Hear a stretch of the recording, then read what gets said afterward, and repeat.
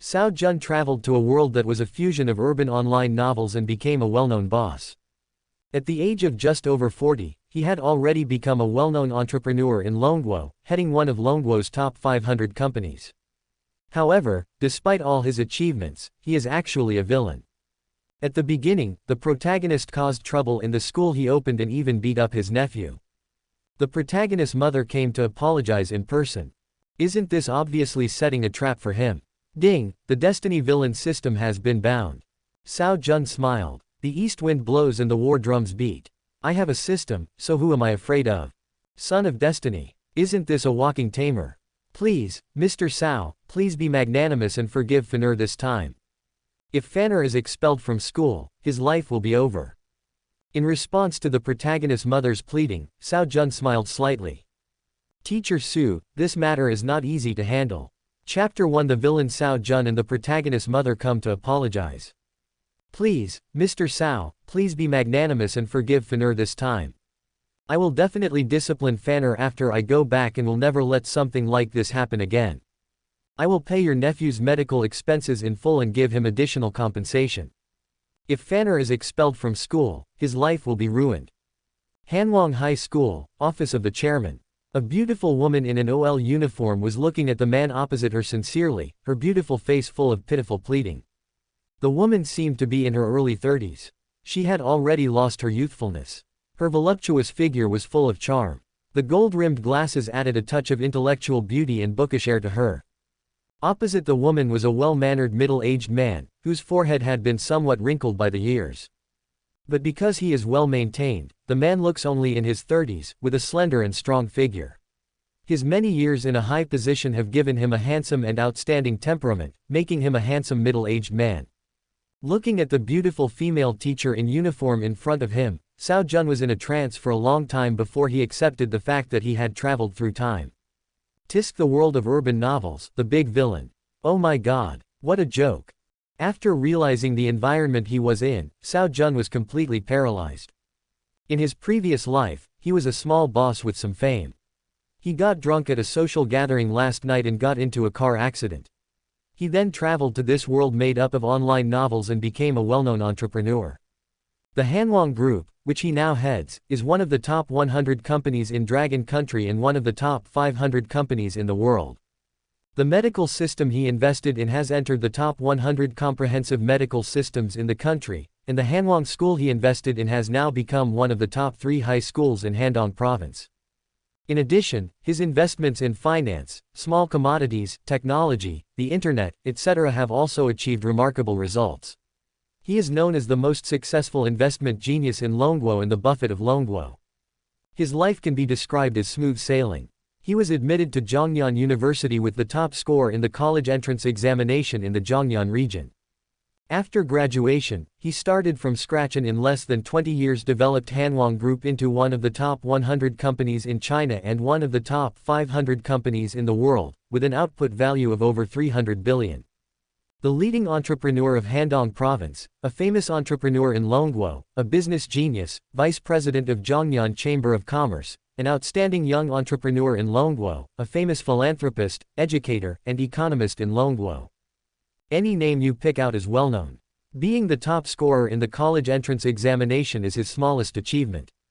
Even at the lowest point and most confused period of his life, there was still 2 billion cold dollars lying in his account balance. In short, his life experiences in the first few decades were completely like cheating, the kind that even reading cool articles makes you feel uncomfortable. However, God seemed to be playing a joke on him. With such a legendary experience, he is actually a big villain. This thief is not a human being. Cao Jun cursed in his heart. The destined villain is the stepping stone for the destined protagonist. No matter how powerful the villain is, he can never be the opponent of the protagonist. The protagonist of destiny, the son of luck, is an existence that defies nature and is unreasonable. Just looking at the 500 urban novels he had read in his previous life, the villains ranged from the little yellow-haired boy to the king of the Dragon Kingdom and even the god of creation. No matter how powerful they were, they would eventually be hung up and beaten by the destined protagonist. The key point is that he can't hide even if he wants to. As soon as I crossed over, big trouble came. The stunningly beautiful and charming female teacher in front of him is called Su Wanru, a famous beautiful teacher in Hanwang School. Although she is already 38 years old, she is still extremely beautiful and full of charm, and has countless suitors. At the same time, she is also the mother of the protagonist of this novel world. The protagonist Su Fan is a senior student at Hanwang High School. Not long ago, after Su Fan was beaten up, he awakened an ancestral jade pendant and possessed extraordinary combat power, god-level medical skills and a variety of professional skills. From then on, the high school student began his journey of playing games in Wadu, picking up girls, pretending to be cool and getting slapped in the face. 2 days ago, Lin Mushui, the campus beauty of Hanwang High School, was harassed by a rich second-generation man. Su Fan heroically rescued the beauty and beat up the rich second-generation man. As a result, the rich second generation called the police and detained Su Fan, and also wanted to prosecute Su Fan. According to school regulations, Su Fan will be expelled if he hits someone. It just so happened that this rich second generation was his nephew, and Hanwang School was also an industry he invested in. In order to save her son from going to jail, Su Wanru came to him and begged for mercy. The protagonist's mother, the most beautiful teacher in Hanwang School, came to the villain for help. These three elements combined together. No matter how Cao Jun thought about it, he felt something was wrong. The development of the original work is indeed very similar. He is a well-known entrepreneur, educator, and economist in Long Country. He should have been a wise and steady person, but his true face was revealed. No, it was as if he had cerebral palsy, and he grinned at Su Wanru. "Ma'am, you don't want your son to be expelled, do you?" Chapter 2 Teacher Su, this matter is not easy to handle. As an urban novel that looks frivolous but is actually serious, those incredible daily life plots are naturally impossible to happen. These elements that are easy to make people think of astray are nothing more than the author's means of luring dogs in and killing them. In his previous life, Cao Jun gave it a 5-star rating and offered to pay in installments when he saw it. Ahem, just a joke. After all, the god of harmony is not here to do anything. Back to the topic, facing Cao Jun's threat, Su Wanru had no choice but to agree for the sake of her son's studies. Just when the transaction entered a critical moment, Su Fan dropped from the sky at the right time. As for why Su Fan, who was clearly detained in the detention center, appeared in the school, and how he successfully passed so many security guards and entered the chairman's office, who knows?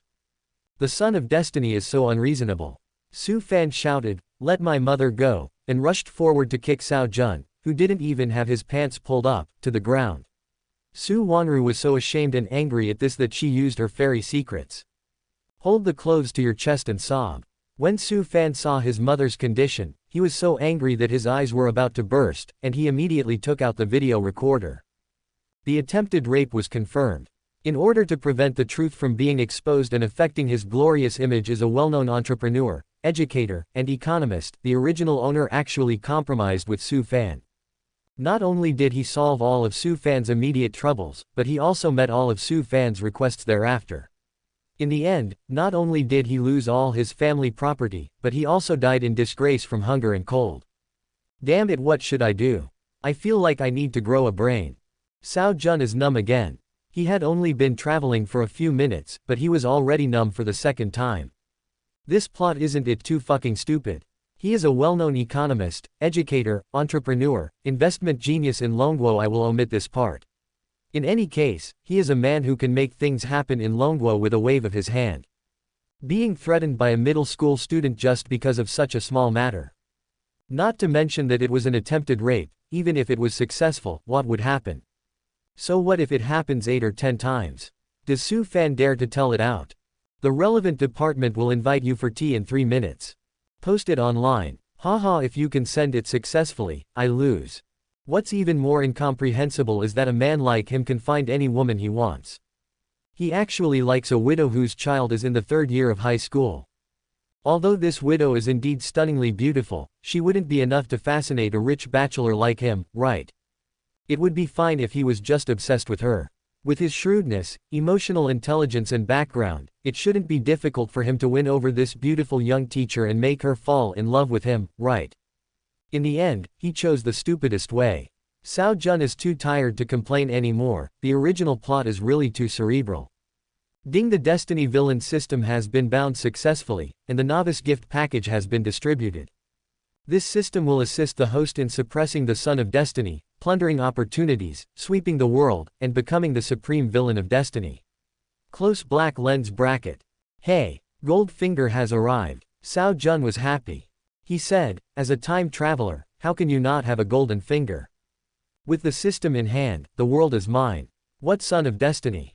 Destined protagonist. Everyone, kneel down and sing, conquer, to me. Mr. Cao, I know you are a good person. Please help me this time because I have worked diligently in the school for more than 10 years. Now you are the only one who can help Fanner.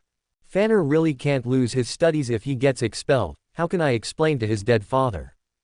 Woohoo! Seeing that Cao Jun didn't speak for a long time, Su Wanru begged again, her eyes slightly red, and her plump and beautiful body wrapped in a suit uniform was trembling slightly.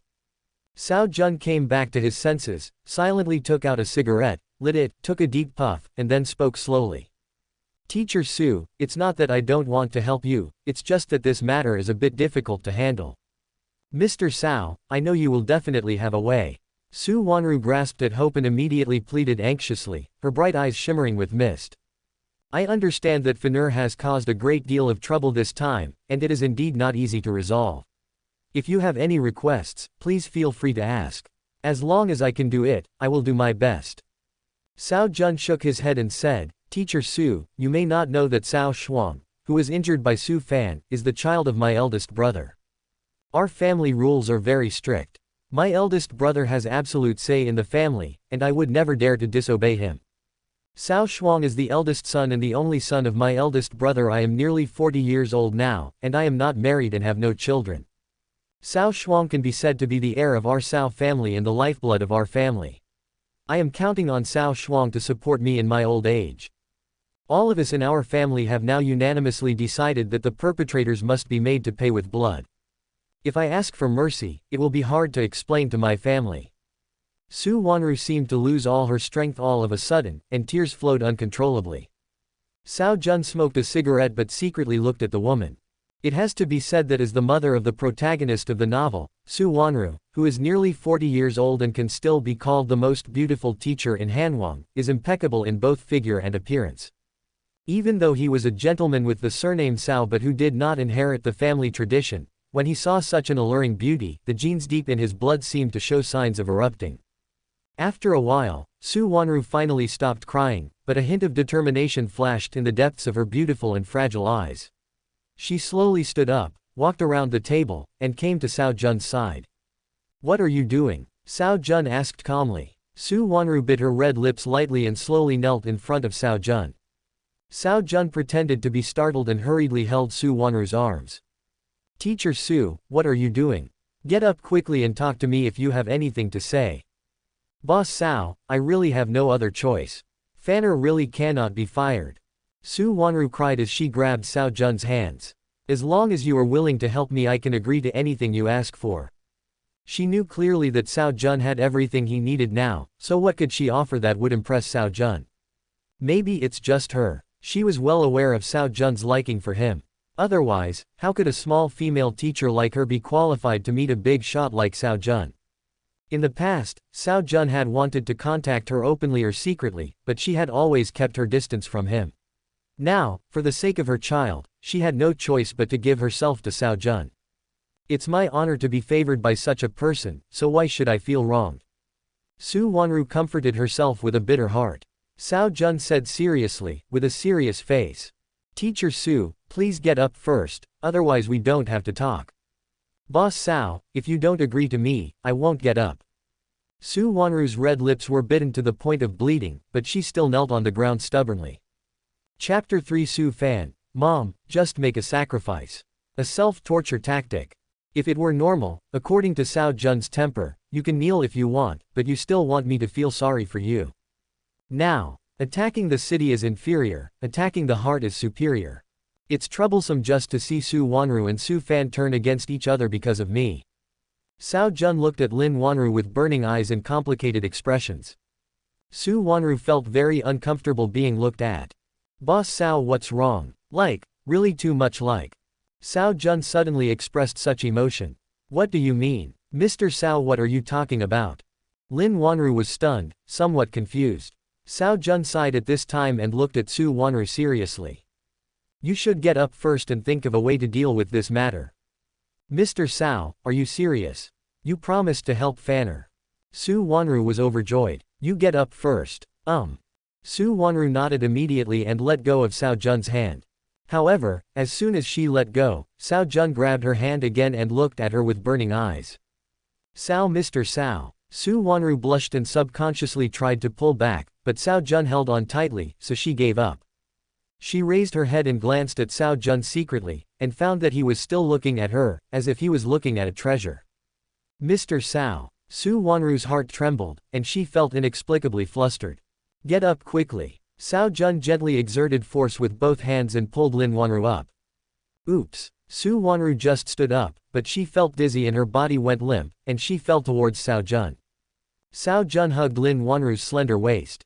Holding the delicate body in his arms, the softness and fullness brought a wonderful touch, and the warmth and alluring fragrance entered his nose. Cao Jun couldn't help feeling refreshed. But he quickly calmed himself down and asked seriously. Teacher Su, are you okay? I'm fine. Oops. Su Wanru's face turned red instantly, and she struggled to break free from Cao Jun's arms as if she had been electrocuted. Because she exerted too much force, she fell in the other direction. Teacher Su. Cao Jun immediately went to grab Su Wanru, but he himself did not stand firmly, and he and Su Wanru fell down one after another. The weak wait for opportunities, the strong create opportunities. The destined protagonist can encounter all kinds of good things wherever he goes, but as a villain, good things will never fall on his head. He must learn to create opportunities for himself. For example, now, because he was not prepared, he was pulled down by Su Wanru and pressed on her body. Isn't it reasonable? Their eyes met, their faces were very close to each other, and both of them were dazed for a while, just looking at each other quietly. Cao, Mr. Cao. Su Wanru was the first to wake up. Her face instantly turned red like a ripe apple and she struggled hard. Bang! At this critical moment, the door of the room was knocked open. A handsome young man appeared at the door, wearing a white shirt, washed-out jeans, and canvas shoes. The standard attire of the son of fortune. It's Su Fan. As soon as Su Fan saw the situation in the room, his eyes turned red. Asshole, let my mom go. Xiao Fan. This voice immediately made the ambiguous atmosphere disappear completely. Su Wanru didn't care about being shy and quickly pushed away Cao Jun who was pressing on her, and said anxiously. No, Xiao Fan, it's not what you think. Let me explain. Mom, you don't have to say anything. I saw everything. With me here, no one can bully you. Su Fan stared at Cao Jun with red eyes. Cao Jun, I must make you pay the price today. Xiao Fan, stop it. Su Wanru immediately stood in front of Cao Jun and scolded him. I told you that things are not what you think, calm down. Mr. Cao didn't bully me, I fell down by myself. Mr. Cao just helped me up, but I pulled him down as well. Mom, you don't have to explain for him. I know you asked him for help because of me. This old thief has bad intentions towards you, so he threatened you anyway. Don't be afraid, Mom. I, Su Fan, am upright and I am not afraid of anyone. And I won't allow anyone to bully you. Su Fan didn't believe it at all and continued to stare at Cao Jun.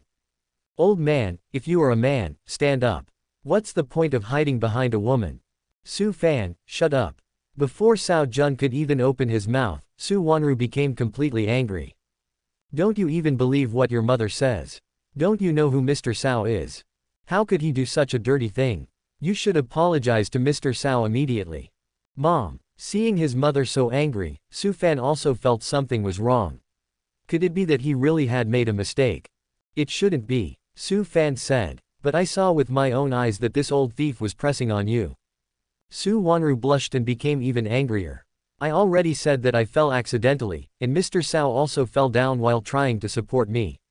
It just so happened anyway, that's what happened. Don't you even believe what I said? Do you want me to pull up the surveillance footage for you to see? Su Fan looked up and saw that there was indeed a surveillance camera. Then, seeing how angry his mother was, he knew in his heart that he might have made a mistake, but he couldn't admit defeat at this time. When he heard that his mother went to ask Cao Jun, the old pervert, for help, he could no longer bear it. Everyone knows how Cao Jun feels about his mother. Now that such a big thing has happened to him and his mother needs his help, how could this old pervert let go of such a good opportunity? In order to prevent his mother from being humiliated, he secretly ran away from the detention center and tried to stop it from happening. In the end, this old thief didn't bully my mother. How is this possible? His original plan to escape from the detention center was to catch evidence of Cao Jun bullying his mother so that he could use it to force Cao Jun to obey his orders. With Cao Jun's help, his prison break was no longer a big deal. Even the problem of him being expelled from school for injuring Cao Shuang could be solved at the same time. It could be said that he killed two birds with one stone. Although it was a bit shameless to do so, and even suspected of using his mother to commit a scam, it was undoubtedly the most beneficial to him.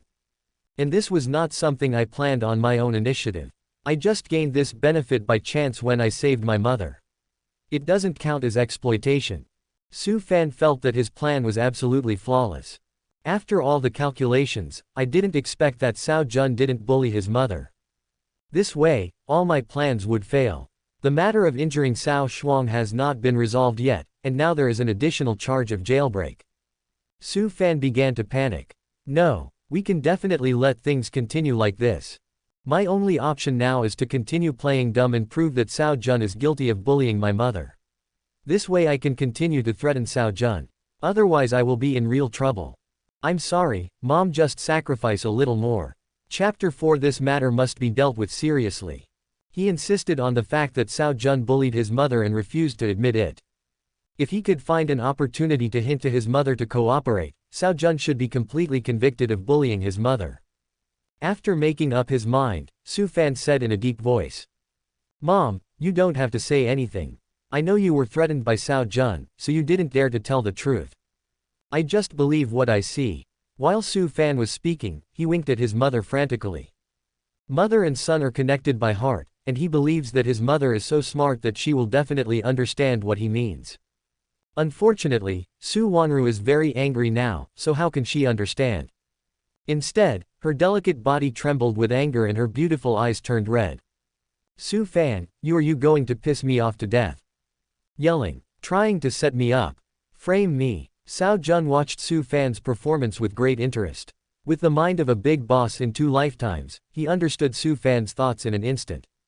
Interesting, how can I, the great boss of Hanwang, be intimidated by you? Cao Jun looked at Su Fan and finally asked. Are you Su Fan? That's right, Su Fan said righteously. Cao Jun stared at him. Shouldn't you be in the detention center? Why are you here?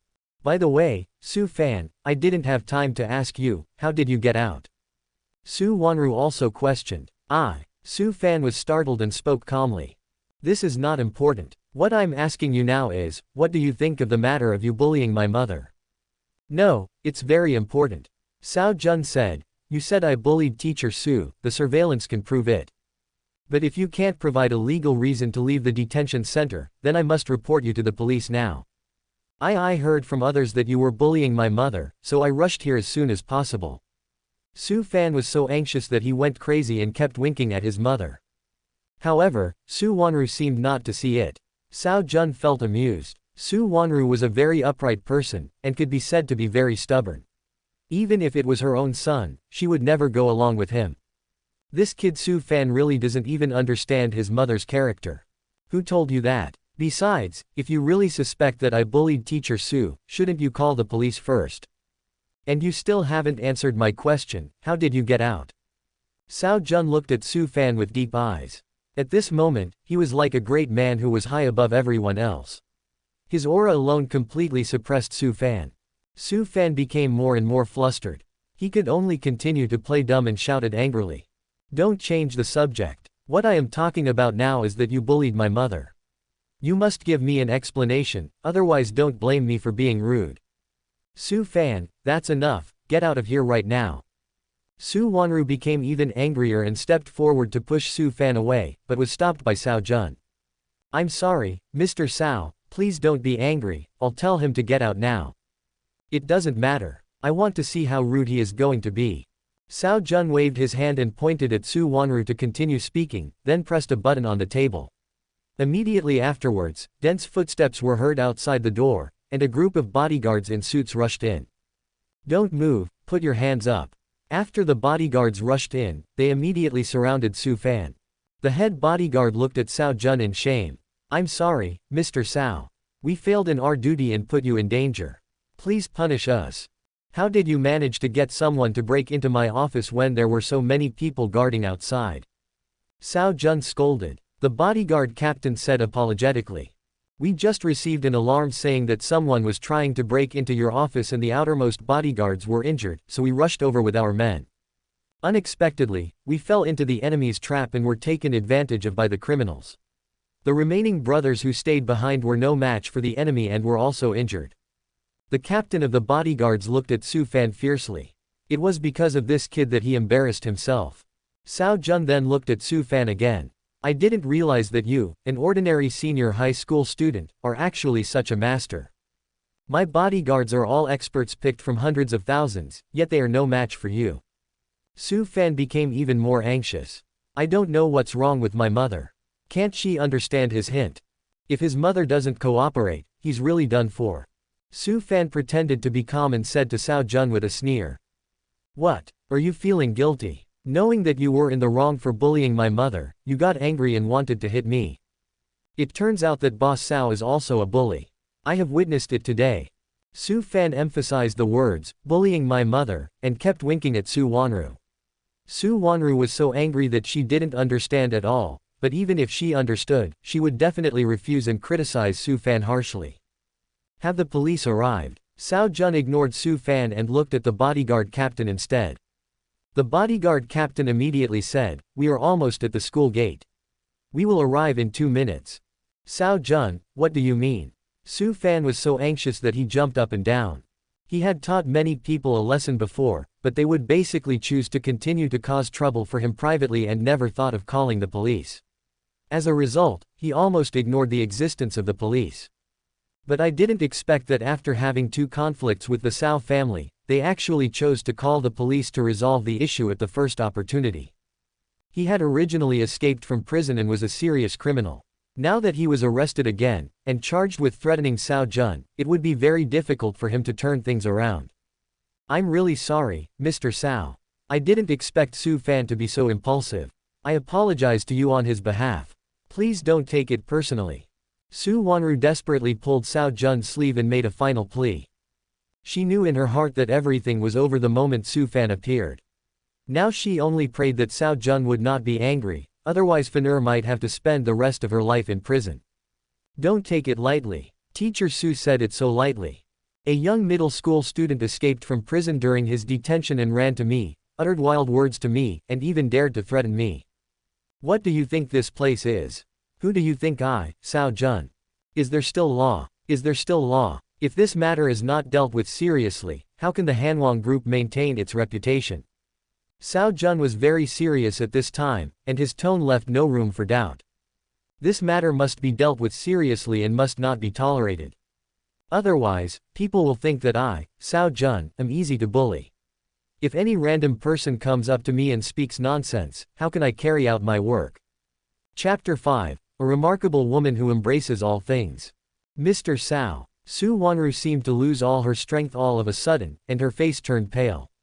Su Fan also gave up. Knowing that his mother would not be able to cooperate with him today, he could only give in temporarily. He will have a good talk with his mother when she visits him in the detention center. Soon the police arrived, subdued Su Fan again, and put a silver bracelet on him. Cao Jun is a well-known figure in the entire Zhongnan province. After hearing that something happened to him, the deputy director of the Zhongcheng Police Bureau personally led a large number of people to rush over. Those who didn't know would think it was a terrorist attack. "I'm really sorry, Mr. Cao. We didn't do our job well. I apologize to you. We will strengthen our vigilance in the future to ensure that this kind of thing will never happen again." The deputy director of the police bureau flattered and apologized to Cao Jun. At this time, Cao Jun also showed his authority as a famous entrepreneur in Longguo and said, "This will not happen again. I hope Chief Inspector Liu will deal with this matter seriously and will not tolerate it." Yes, don't worry, Mr. Cao, we will deal with it seriously." After the deputy director gave his assurance again, he had Su Fan tied up and taken back. "Fanur, Su Wanru wanted to chase after him, but was stopped by two female police officers. Watching her son's receding back, Su Wanru could no longer control her emotions. She collapsed to the ground, covered her face with her hands, and sobbed. Ding! Congratulations to the host for successfully rewriting the plot. The luck value of the lucky son Su Fan is -500, and the host's destiny value is +500. Ding! Su Wanru, the mother of the son of luck, is disappointed with Su Fan.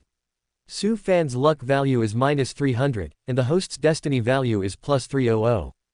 Cao Jun nodded secretly. As expected, as long as the original plot is changed and the opportunity of the Son of Fortune is destroyed, the fortune of the Son of Fortune can be reduced and the destiny value of this villain can be increased. At the same time, as long as the relationship between the Son of Fortune and the important people around him is alienated and the Son of Fortune is deserted by his friends and relatives, Su Fan's fortune can be greatly reduced. Woo woo woo. Cao Jun came back to his senses and his eyes fell on Su Wanru again. At this time, the beautiful young woman was half kneeling on the ground, crying. Her plump and beautiful body was perfectly outlined by the black uniform and short skirt, with charming curves and well-proportioned bumps. Especially now, the sound of her crying added a touch of charming temperament to her. Cao Jun walked up to Su Wanru and slowly extended his hand. You've also seen Teacher Su. It's not that I don't want to help you, it's just that your son is going too far. Boss Cao, please let Fanner go just this once. I know Fanner really went too far this time. I am not qualified to ask for your forgiveness, but I think there is really no other way now. Mr. Cao, as long as you are willing to let Fanner go, I will do anything you ask me to do without any complaints. Woo woo woo. Su Wanru hugged Cao Jun's legs and pleaded with her last hope. I just hope Cao Jun will really fall in love with me. Cao Jun couldn't help but gasp under the pressure of the plump and elastic body. He still said expressionlessly, Teacher Su, I have already promised you to let Su Fan go this time, but you also saw what happened afterwards. The nature of this matter is really too bad. If it is not dealt with seriously, it will have a very negative impact on me, Hanwang School, and the entire Hanwang Group. I'm sorry, Mr. Cao, I didn't educate my child well. Please give him one last chance. I promise this won't happen again. As long as you are willing to forgive Fanner once, I will agree to any request you make. The verbal implication is already obvious. Cao Jun said. Go back quickly, Teacher Su, and let the law handle everything. This will teach Su Fan a lesson. Otherwise, given his personality, he might get into trouble again in the future. Woo woo woo. Su Wanru was completely desperate and knew that nothing she said would be of any use this time. I could only stand up silently and stagger towards the door. 1 step, 2 steps, 3 steps. Cao Jun looked at Su Wanru's back and counted numbers silently in his heart. Until the opponent took the 5th step, Cao Jun said, down, in his heart. The next moment, Su Wanru, who had just walked to the door, fell to the ground with a thud. Teacher Su, what's wrong with you? Cao Jun rushed forward in a pretentious manner and picked up Su Wanru's upper body. As expected, he found that her face was pale, her lips were slightly purple, and she had fallen into a coma. It is so. In the original storyline, Su Wanru herself suffered from heart disease, and once her emotions fluctuated, it would easily cause a heart attack. When I saw Su Wanru walking unsteadily just now, I knew that her illness was about to flare up. Sure enough, Su Wanru fell down when she took the 5th step. Cao Jun now has 2 choices. First, call an ambulance and let your men handle it. What a joke, this is his designated mistress, how could she be touched by other men? Then there is only the second option, to become a miracle doctor yourself. The heroine is seriously ill and in a coma. It's an old-fashioned but very addictive plot. If there is no ambiguous treatment, how can it be justified as the villain? I have to say that Cao Jun's medical skills are still very powerful. Through chest compressions and artificial respiration, Su Wanru's breathing finally returned to normal. She is indeed an extraordinary woman who is open-minded. Cao Jun sighed and casually buttoned her clothes. Anyway, he is saving people, so he has to take emergency measures. Even if Su Wanru woke up, there would be nothing to say. Chapter 6 Cao Jun. They look alike, so alike. Cao Jun put Su Wanru on the bed in the office and was about to call a doctor when Su Wanru woke up. The snow-white face had regained its rosy color, and looked even redder than usual, and there was an obvious flash of shyness in those bright eyes. Cao Jun did not mention what happened just now, but just said, "Teacher Su, are you awake? Are you feeling okay?" "Fine." Su Wanru immediately breathed a sigh of relief, and her panicked and shy mood calmed down a lot. Putting the erotic treatment just now behind her, she looked at Cao Jun, her words full of gratitude. "Thank you, Mr. Cao. If it weren't for you, I would really be in danger. It's just a small favor." Cao Jun took a glass of water and handed it to Su Wanru. After Su Wanru took it, Cao Jun sighed. "I didn't know you were not feeling well, otherwise you wouldn't have said it so harshly." "Mr. Cao, please don't say that. This is my own fault. It has nothing to do with you." Su Wanru said apologetically, "If I hadn't kept pestering you, the following things wouldn't have happened. A big shot like you must be very busy, but I delayed you for so much time." "What's there to be busy about? I'm just a bachelor in his 40s with no family." Cao Jun suddenly made such a self-deprecating remark and then said, "You should rest for a while. I've called the emergency number and the doctor will be here soon." Su Wanru was in a daze, savoring the words, "He is just a bachelor who is 40 years old and has not yet married."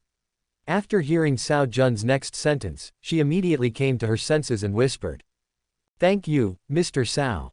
Cao Jun looked at Su Wanru again and sighed. "Like, really too much like. What do you mean? Mr. Cao, what are you talking about?" Hearing this again, Su Wanru became even more confused. Cao Jun shook his head at this time. "Nothing, just lamenting about the past." "Oh." Su Wanru nodded, becoming even more curious about Cao Jun. The doctor came soon and Su Wanru lay on a stretcher. Before leaving, Cao Jun suddenly said, "Teacher Su, take good care of yourself when you go to the hospital, and don't worry too much about other things. Water will naturally straighten itself out when it reaches the bridgehead. No matter how troublesome the problem is, there is always a solution." "Yes, I know. Thank you, Mr. Cao." Su Wanru just took it as a simple consolation and didn't take it seriously. Acting is so tiring. The door closed again, and Cao Jun sat back in his chair with a smile on his face. The first scene was over like this, and a seed was planted in the heart of this beautiful young woman. All that was left was to follow the plan, and the seed would soon grow and bear fruit. In fact, as long as he agreed to Su Wanru's request, he could immediately taste this sweet and delicious peach. But he didn't do that. If he did that, the relationship between him and Su Wanru would become a deal, and Su Wanru would not be completely devoted to him, but would instead hate him in her heart. He can still distinguish between feeling happy once and feeling happy every time. Lao Cao wouldn't do this kind of one-time deal. He not only wants this woman's body, but also her heart. Completely conquer her, experience the fusion of souls, unlock more postures. This is the highest level of picking up girls. Of course, this is only a secondary reason. The more important reason is that he is a different villain from other ordinary villains. He is a well-known entrepreneur, economist, social activist, educator, philanthropist, and the head of a Fortune 500 company in Longguo. He has been called an outstanding youth, a five good youth, a good man of Zhongyan, and many other titles. It can be said that he is a benchmark figure in the entire Longguo. He must take care of his reputation. We certainly cannot act as recklessly as those villains who have the words, "I am a bad guy," written on their faces. Do you know about the traitor who appears loyal? Do you know about the sweet words and treacherous heart? Do you want to know what sanctimoniousness means? I understand the beast in human form, but I don't need to understand this. In short, Cao Jun believes that as a villain, he must have some style. First of all, he must disguise himself well and make everyone think that he is a good person. Even if one day all the bad things he had done were exposed, no one would believe that he was a bad person. This is the highest level of villain he pursues. It's a bit tiring to do this, but it gives you a great sense of accomplishment. Moreover, his personality and character also determine that he must take the route of a villain who is extremely treacherous but appears loyal. Therefore, he couldn't force himself on Su Wanru. Instead, he had to use some tricks to make this beautiful young woman fall in love with him completely. System: open the newbie gift pack. After coming to his senses, Cao Jun finally had time to check the system rewards. Ding, the novice gift package has been opened. Congratulations to the host for obtaining Villain's Heart 1, Villain's Halo 1, True Explanation of Martial Arts, *1, Top Grade Marrow Cleansing Pills 2, Destiny Points 500. Skills: Medical Proficiency 100, driving proficiency 100, firearms proficiency 100. Physical fitness improvement achievements 2. Level 4 of being able to drink 1,000 cups without getting drunk and level 4 of being able to hold one's gun firmly. Top security personnel 2. Close black lens bracket. System panel. Host name, Cao Jun. Constitution, 75. Appearance, 75. Temperament, 85. Identity, Chairman of Hanwang Group, Vice President of Longguo Entrepreneurs Association, President of Zhongnan Province Entrepreneurs Association, Head of a Fortune 500 company, a well-known Longguo economist, entrepreneur, educator, philanthropist, social activist, host of the universe's super invincible villain system. Villain talent, villain's heart, villain's aura. Skill, none. Cultivation level, none. Medical proficiency, 100. Driving mastery, 100. Firearms proficiency, 100. Physical achievement, can drink 1,000 cups without getting drunk, can hold a gun without falling 4 levels. Life points balance, 1700. System mall, opening. System backpack. Martial arts solution 1, marrow cleansing pill * 2. After seeing the novice gift package given by the system, even Cao, who claims to be knowledgeable, couldn't help but exclaim, wow. Generous. So generous. Each of these things is a true treasure. He is rich and powerful. But there are some things that money can't buy. For example, the true explanation of martial arts and the cleansing marrow sutra. The world he lives in now is different from his previous life. Martial arts exist in this world and have been perfectly integrated with modern society. Even though modern society is already an era of informatization and hot weapons, the status of warriors is still very high. After all, no matter how powerful thermal weapons are, they are external forces and are essentially tools that require human control. The combat power of a powerful warrior who controls thermal weapons is extremely terrifying. Martial artists need to practice to gradually become stronger. This book on the true meaning of martial arts is the most powerful technique in the entire martial arts world. No doubt about it, this top-grade marrow cleansing pill is also a rare treasure. A warrior must first cleanse his bones and marrow before practicing. This is the foundation. The more thorough the marrow cleansing, the more solid the foundation will be, and the higher the achievement in practicing martial arts will be. The marrow cleansing pill is the most powerful marrow cleansing treasure in the legend. Now the refining method and materials have been lost. The last time a marrow cleansing pill came into the world was 100 years ago. Even though it was only a low-grade marrow cleansing pill, it had already caused a bloody storm in the entire martial arts world and even indirectly led to a war on the entire Blue Star. 2 top-grade marrow cleansing pills. Cao Jun was grinning so hard that his mouth almost burst into pieces. If the true explanation of martial arts and the marrow cleansing pill had already made Cao Jun very happy, then the treasure he saw next made him exclaim, who else? Villain's heart. A synonym for calmness and wisdom, it can ignore all interference from luck and make the most rational judgments and decisions. It can also allow the owner to see through the protagonist's luck, know both oneself and the enemy, and never be defeated in 100 battles. Villain halo, can be immune to the interference of the son of luck's halo, and can also prevent other important people from being disturbed by the luck within the range of the halo. When the strength of the villain's aura is greater than that of the luck aura, the host will no longer be disturbed by the luck aura when killing the son of luck, and can also plunder the reputation and luck of the son of luck and convert it into destiny value. Close black lens bracket. Awesome, really awesome. The villain's heart, the villain's aura. With these 2 things, why would you be afraid of the son of luck? Single quote. As a villain, what worries him most is the son of destiny's incredible luck and survival ability. No matter where he goes, beautiful women will throw themselves at him. He can seize opportunities with his eyes closed. No matter how desperate the situation is, he can escape or even kill the enemy with a sliver of health left. If that's the case, then no matter how powerful this villain is, it will be useless and he will still fail in the end. It's a different story if you have the villain's heart and the villain's halo. These 2 things can make you immune to the influence of the luck halo, and at the same time can also spy on the luck of the son of luck and the people around you. It can be regarded as a real eye. The villain halo can even prevent others from being affected by the intelligence-reducing effect of the luck halo. Without the halo of the protagonist on which he depends for survival, the son of luck is nothing but a waste. He can then boldly plunder the protagonist's luck and finally send the protagonist to the crematorium. As for medical skills and driving firearms, these are the most basic skills. Generally speaking, if these skills can reach 100, it is already a first-class human level. The system will almost max out these 3 survival skills from the beginning. That ability to drink 1,000 cups without getting drunk and that golden spear that never falls ahem. Well, how should I put it, these 2 things can actually be obtained after practicing martial arts to a certain level. The system has now rewarded you at a certain level, so it can be considered an advanced benefit. Chapter 7 Su Wanru's Gratitude. Finally, there are 2 top security personnel, or to put it bluntly, 2 top bodyguards. This is also one of the things Cao Jun needs most. As a big villain, safety comes first. Although the current bodyguards are loyal, they are still not up to the task when facing the Son of Fortune. For example, this time, Su Fan managed to sneak in easily.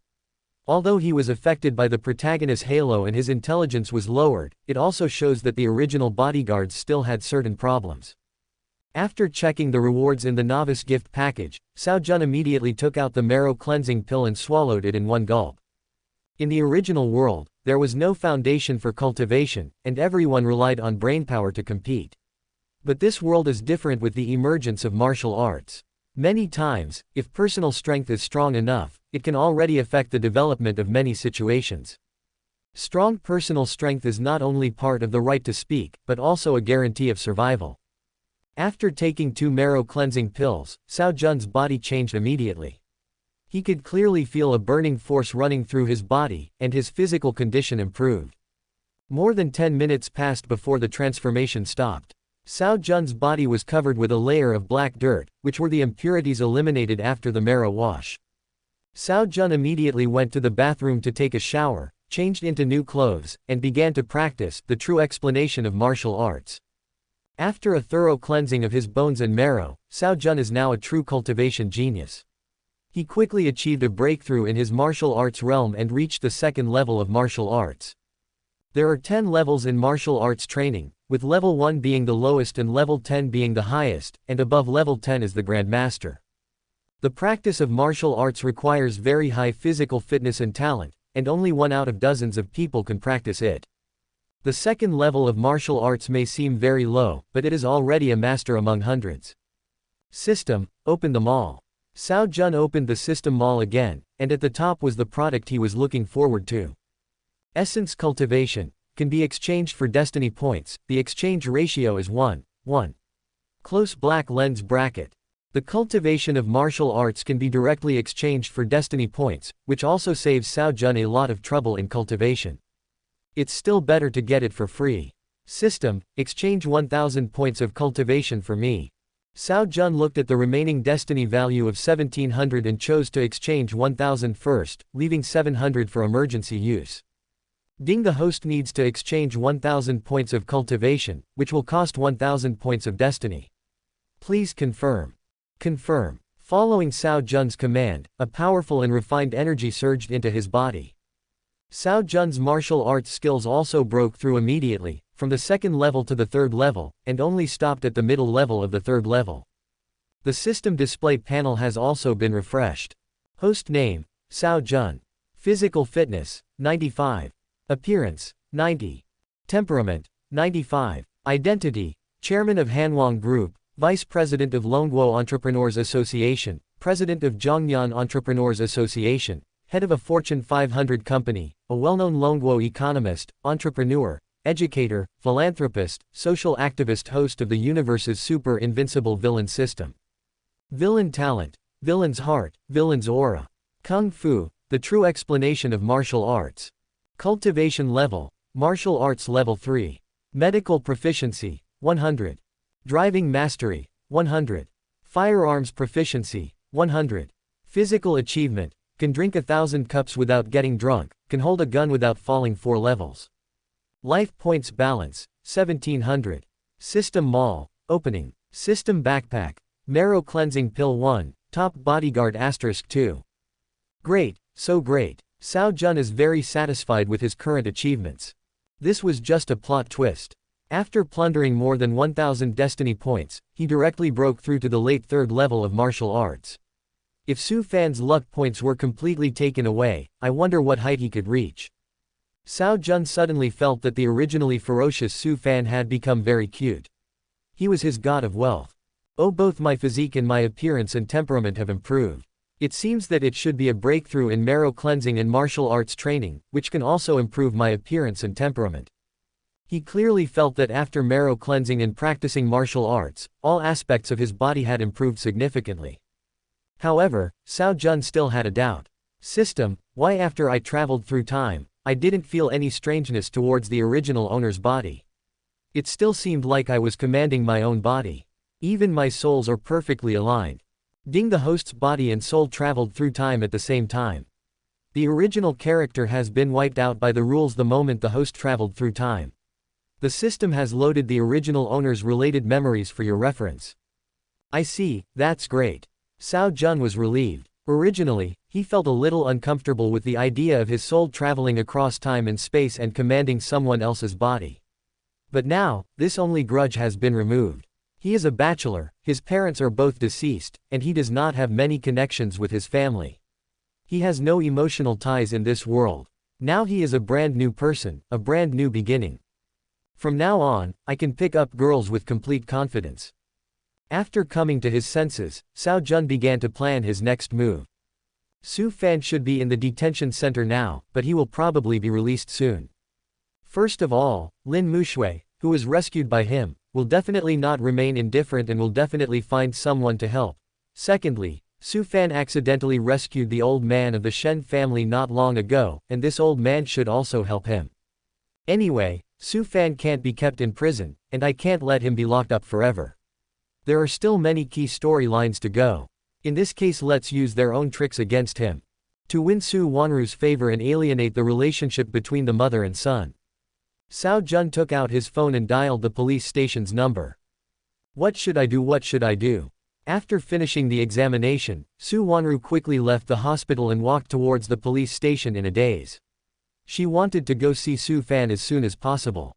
This time, Su Fan really went too far, and she no longer had the face to beg Mr. Cao for help. Thinking that her son might have to stay in prison for the rest of his life, Su Wanru felt so heartbroken that she wanted to cry. But now she has no choice but to do it, and it is even unknown whether she can see her son. Ding-a-ling. Just then, Su Wanru's cell phone rang. It was a call from the police station. Su Wanru quickly answered the call. Hello. Is it Ms. Su Wanru? This is Zhongcheng Police Station. Your son Su Fan can leave now. Please come and claim him. What? You said Su Fan can leave? Su Wanru said in disbelief. That's right. The prosecution has withdrawn the criminal charges against Su Fan. We have also criticized and educated Su Fan. You can now go through the formalities to take him away, Ms. Su. Ms. Su, are you listening? Yes, I'm listening. This sudden good news made Su Wanru lose her composure and she asked in a trembling voice. Excuse me, did Mr. Cao withdraw the charges? Mr. Cao doesn't intend to investigate my son's fault. I'm sorry, Ms. Su. According to relevant regulations, we cannot disclose the identity information of the plaintiff or the accuser at will. If there is no problem, please come and complete the procedures as soon as possible. Okay, I'll come right over, thank you. After Su Wanru hung up the phone, she held the phone tightly against her chest, shed tears of joy and couldn't help muttering to herself. Mr. Cao, thank you so much. Chapter 8. After struggling all your life, it's time to enjoy yourself.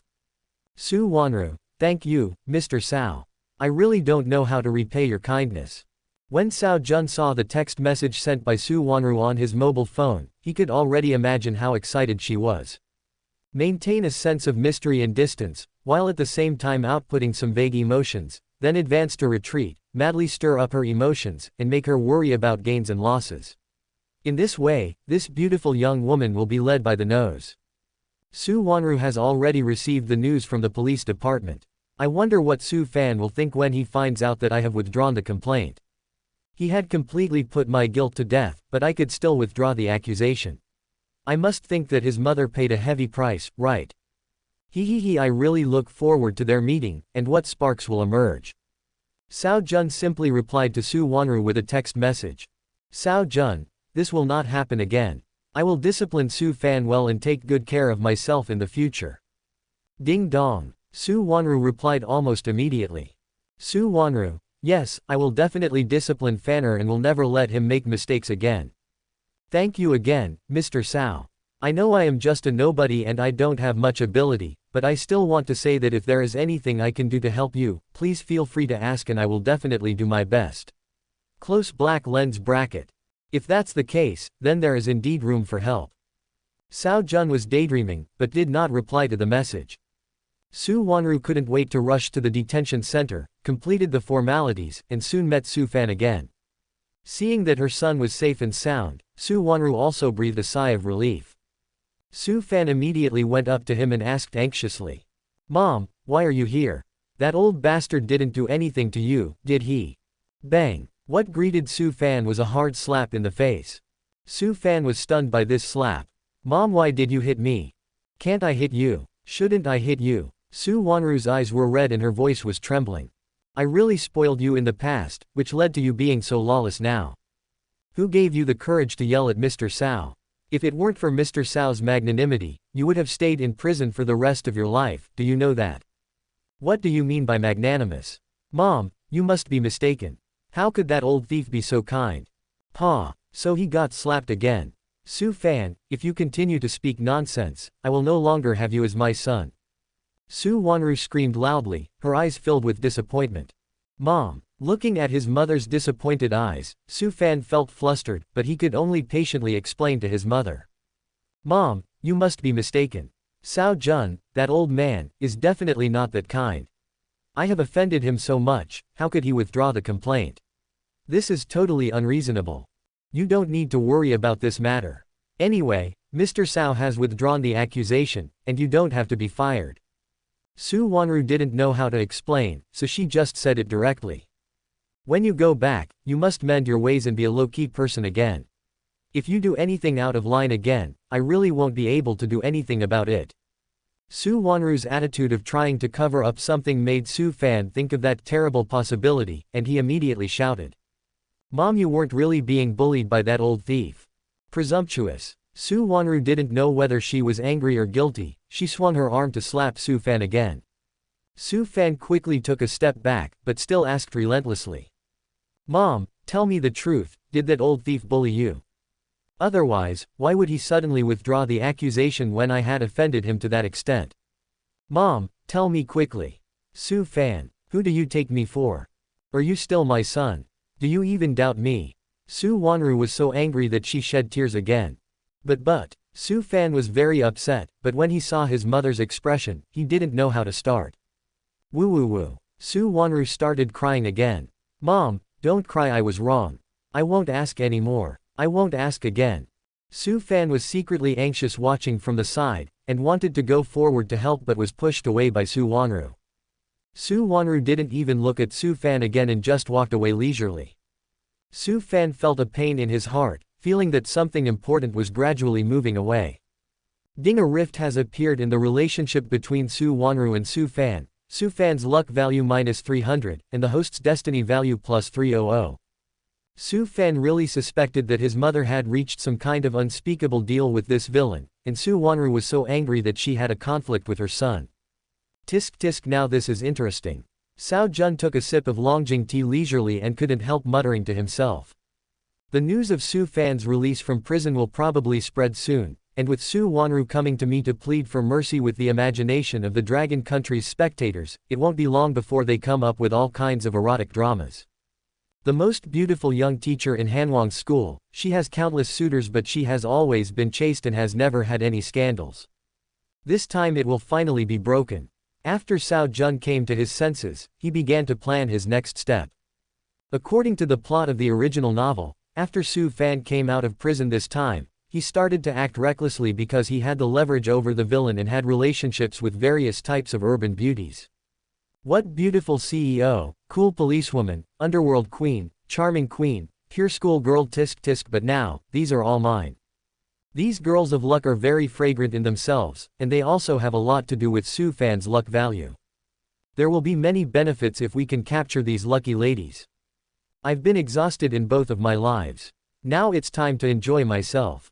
An evil smile appeared on Cao Jun's lips, and he was looking forward to the wonderful and erotic life as a villain. But before that, Li Shang, Cao Jun shouted softly, and soon the office door was pushed open. A burly man walked in. He was Cao Jun's bodyguard captain. "Mr. Cao, you're looking for me," Li Shang said respectfully. Cao Jun took a sip of tea and said, "You have been following me for 5 or 6 years, right?" Replying to Mr. Cao, "It has been 6.5 years. Li Shang replied, 6.5 years, how many 6.5 years are there in a lifetime? Thank you for your hard work over the years and for helping me resolve many crises." Cao Jun sighed. Li Shang immediately said, "Mr. Cao, you are too kind. These are all my responsibilities. I am a person who clearly distinguishes rewards and punishments. I have seen your efforts over the years. It is time to reward you according to your merits." Cao Jun said this. Li Shang's face lit up with joy. "Mr. Cao, what do you mean? The company is developing its business recently and is short of manpower. You are loyal, careful, down-to-earth and hard-working, so I decided to promote you." Cao Jun said, "At present, the company has launched a strategic cooperation with some enterprises in the Yinsuzhou area. As you know, that place is quite chaotic and needs a strong person to take charge. I plan to step down and serve as the president of the Silver Four Corners region of Hanwang Group." Chapter 9: A Rose with Thorns. Lu Hanyan. Li Shang is a pretty good person, honest and loyal to the original owner, but unfortunately he is not very reliable in doing things. It would be too disappointing to ask him to face the Son of Destiny. More importantly, Li Shang had been in close contact with the original owner for a long time and knew him very well. He knew that this impostor was his own, both in body and soul, and had nothing to do with the original owner. If he continued to let Li Shang follow him, it would be easy for him to be exposed. Anyway, the system has rewarded 2 new bodyguards, who are definitely more useful than Li Shang. "Mr. Cao, are you telling the truth?"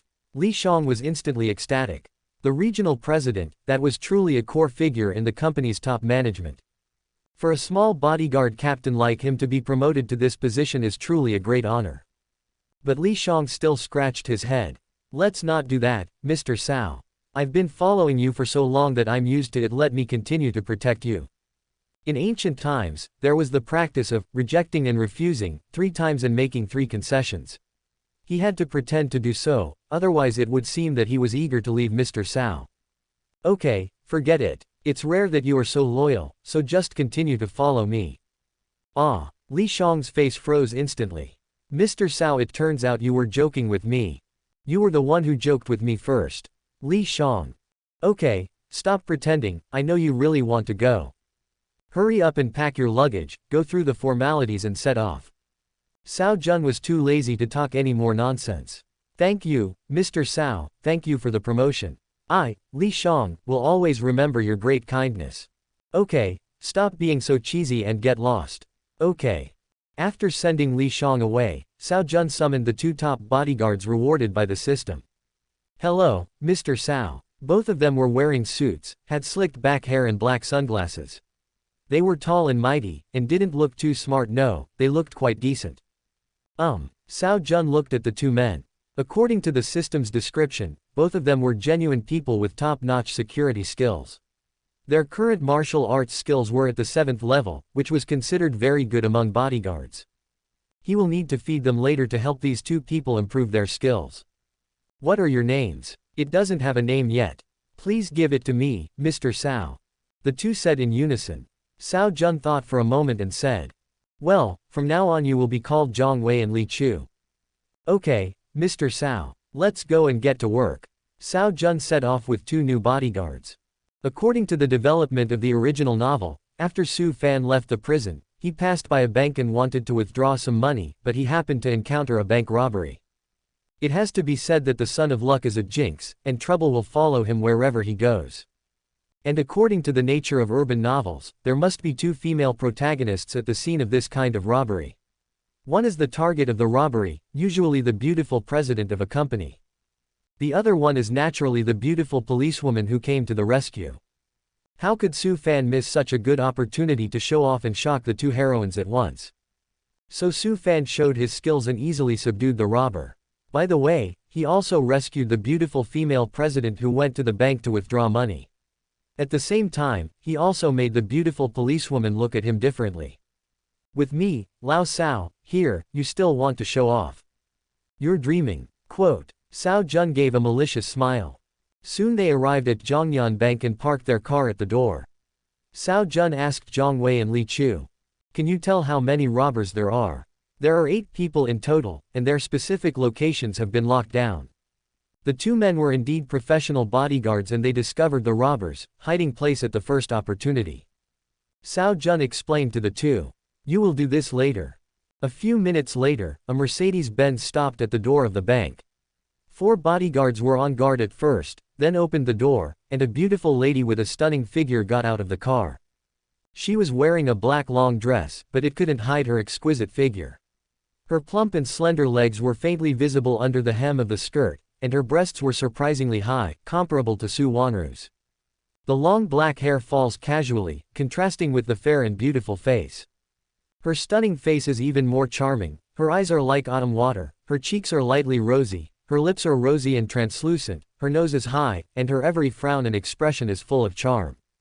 However, when faced with this charming beauty, the people around her lowered their heads and dared not look at her. Many of them even had a clear fear. Lu Hanyan, the president of Union Group, the most famous beauty CEO in the entire Zhongyan province. At the age of less than 30, she became a wealthy man who was in charge of a multi-billion-dollar enterprise. However, compared to her fame in business, Lu Hanyan is more famous for her unpredictable style of doing things. You may be smiling one second and turn hostile the next, and while chatting and laughing, you may drain the other person's property. If someone tried to take advantage of her, there was a high probability that her body would appear in the Yangtze River the next day. This is a rose with thorns. Many people are very beautiful, but we can only admire them from afar and cannot touch them. There is no doubt that she is the heroine in Su Fan's template. And she is one of the most important heroines. The relationship between Su Fan and Lu Hanyan was established during this heroic act of saving the beauty. After the 2 established their relationship, almost all of Su Fan's business and capital were handed over to Lu Hanyan for management. Lu Hanyan eventually became a famous business queen in Longguo and even the world. A nice secretary, I want one. Cao Jun felt that he was lacking a secretary. With Lu Hanyan's joining, he could boldly become a hands-off boss and enjoy the life of a villain. A rose with thorns. Boss Cao, I just like to play things that have some thorns. Not long after, Su Fan also walked into Zhongyan Bank. Seeing this, Cao Jun put on sunglasses and entered the bank under the escort of Zhang Wei and Li Chu. At this moment, there were many people in the bank hall and the robbers were hiding in every corner. Lu Hanyan just came down from the VIP reception room on the 2nd floor at this time, and her bodyguard was carrying 2 large boxes in his hands. Get started. Upon seeing this, the robbers immediately took action and fired 3 shots at the ceiling. Oh no, someone is robbing. The entire bank immediately became a mess, and everyone was trying desperately to escape, but 2 robbers were already guarding the door and they shot and killed the 2 fastest ones. Everyone get the fuck down, or you'll die. No one dared to disobey the robbers' command, and they all squatted on the ground with their heads in their hands. The robbers had a clear division of labor. 4 of them confiscated ordinary people's belongings in the hall, and 4 of them rushed towards Lu Hanyan. Lu Hanyan's bodyguards were obviously professionally trained. 2 of them immediately stood in front of their employer, and the other 2 rushed forward shouting. Who are you, criminal? Stop your rampage. Bang. 2 gunshots were heard, and the 2 bodyguards fell in a pool of blood. What a beautiful woman. Su Fan in the crowd did not feel the slightest sense of crisis. Instead, he looked at Lu Hanyan with burning eyes. Ever since he awakened the jade pendant, he has seen too many dangerous situations like this and has long been accustomed to them. No, it would be a shame if such a beautiful woman was killed. I must take action. Who knows, maybe this beautiful lady has a crush on me. Damn it, done, just a few little thieves. Having made up his mind, Su Fan shouted angrily and rushed towards Lu Hanyan. Let go of that girl. Chapter 10 Su Fan, it's unfair, I am wronged. Let go of that girl. The robbers were stunned by the shout, but soon they sneered and raised their guns at Su Fan. Bang! The individual strength of the robbers was very strong, but they had no martial arts skills and were at best only at the first level of martial arts. However, Su Fan was a martial arts master and had a quick reaction speed. When the robber raised his hand, he made an evasive move. Both bullets missed. He's actually a master. The robber's face changed and he shot again immediately. However, Su Fan had already rushed to 5 meters away from them, and with his slender movements, the robber had no way to aim. Die. Su Fan let out a sinister grin and pounced forward. Although he only had the second level of martial arts cultivation, it was easy for him to crush these ordinary people. Even if the other party had a gun, their reaction speed was too slow and they could not threaten him. However, at this critical moment, something strange happened.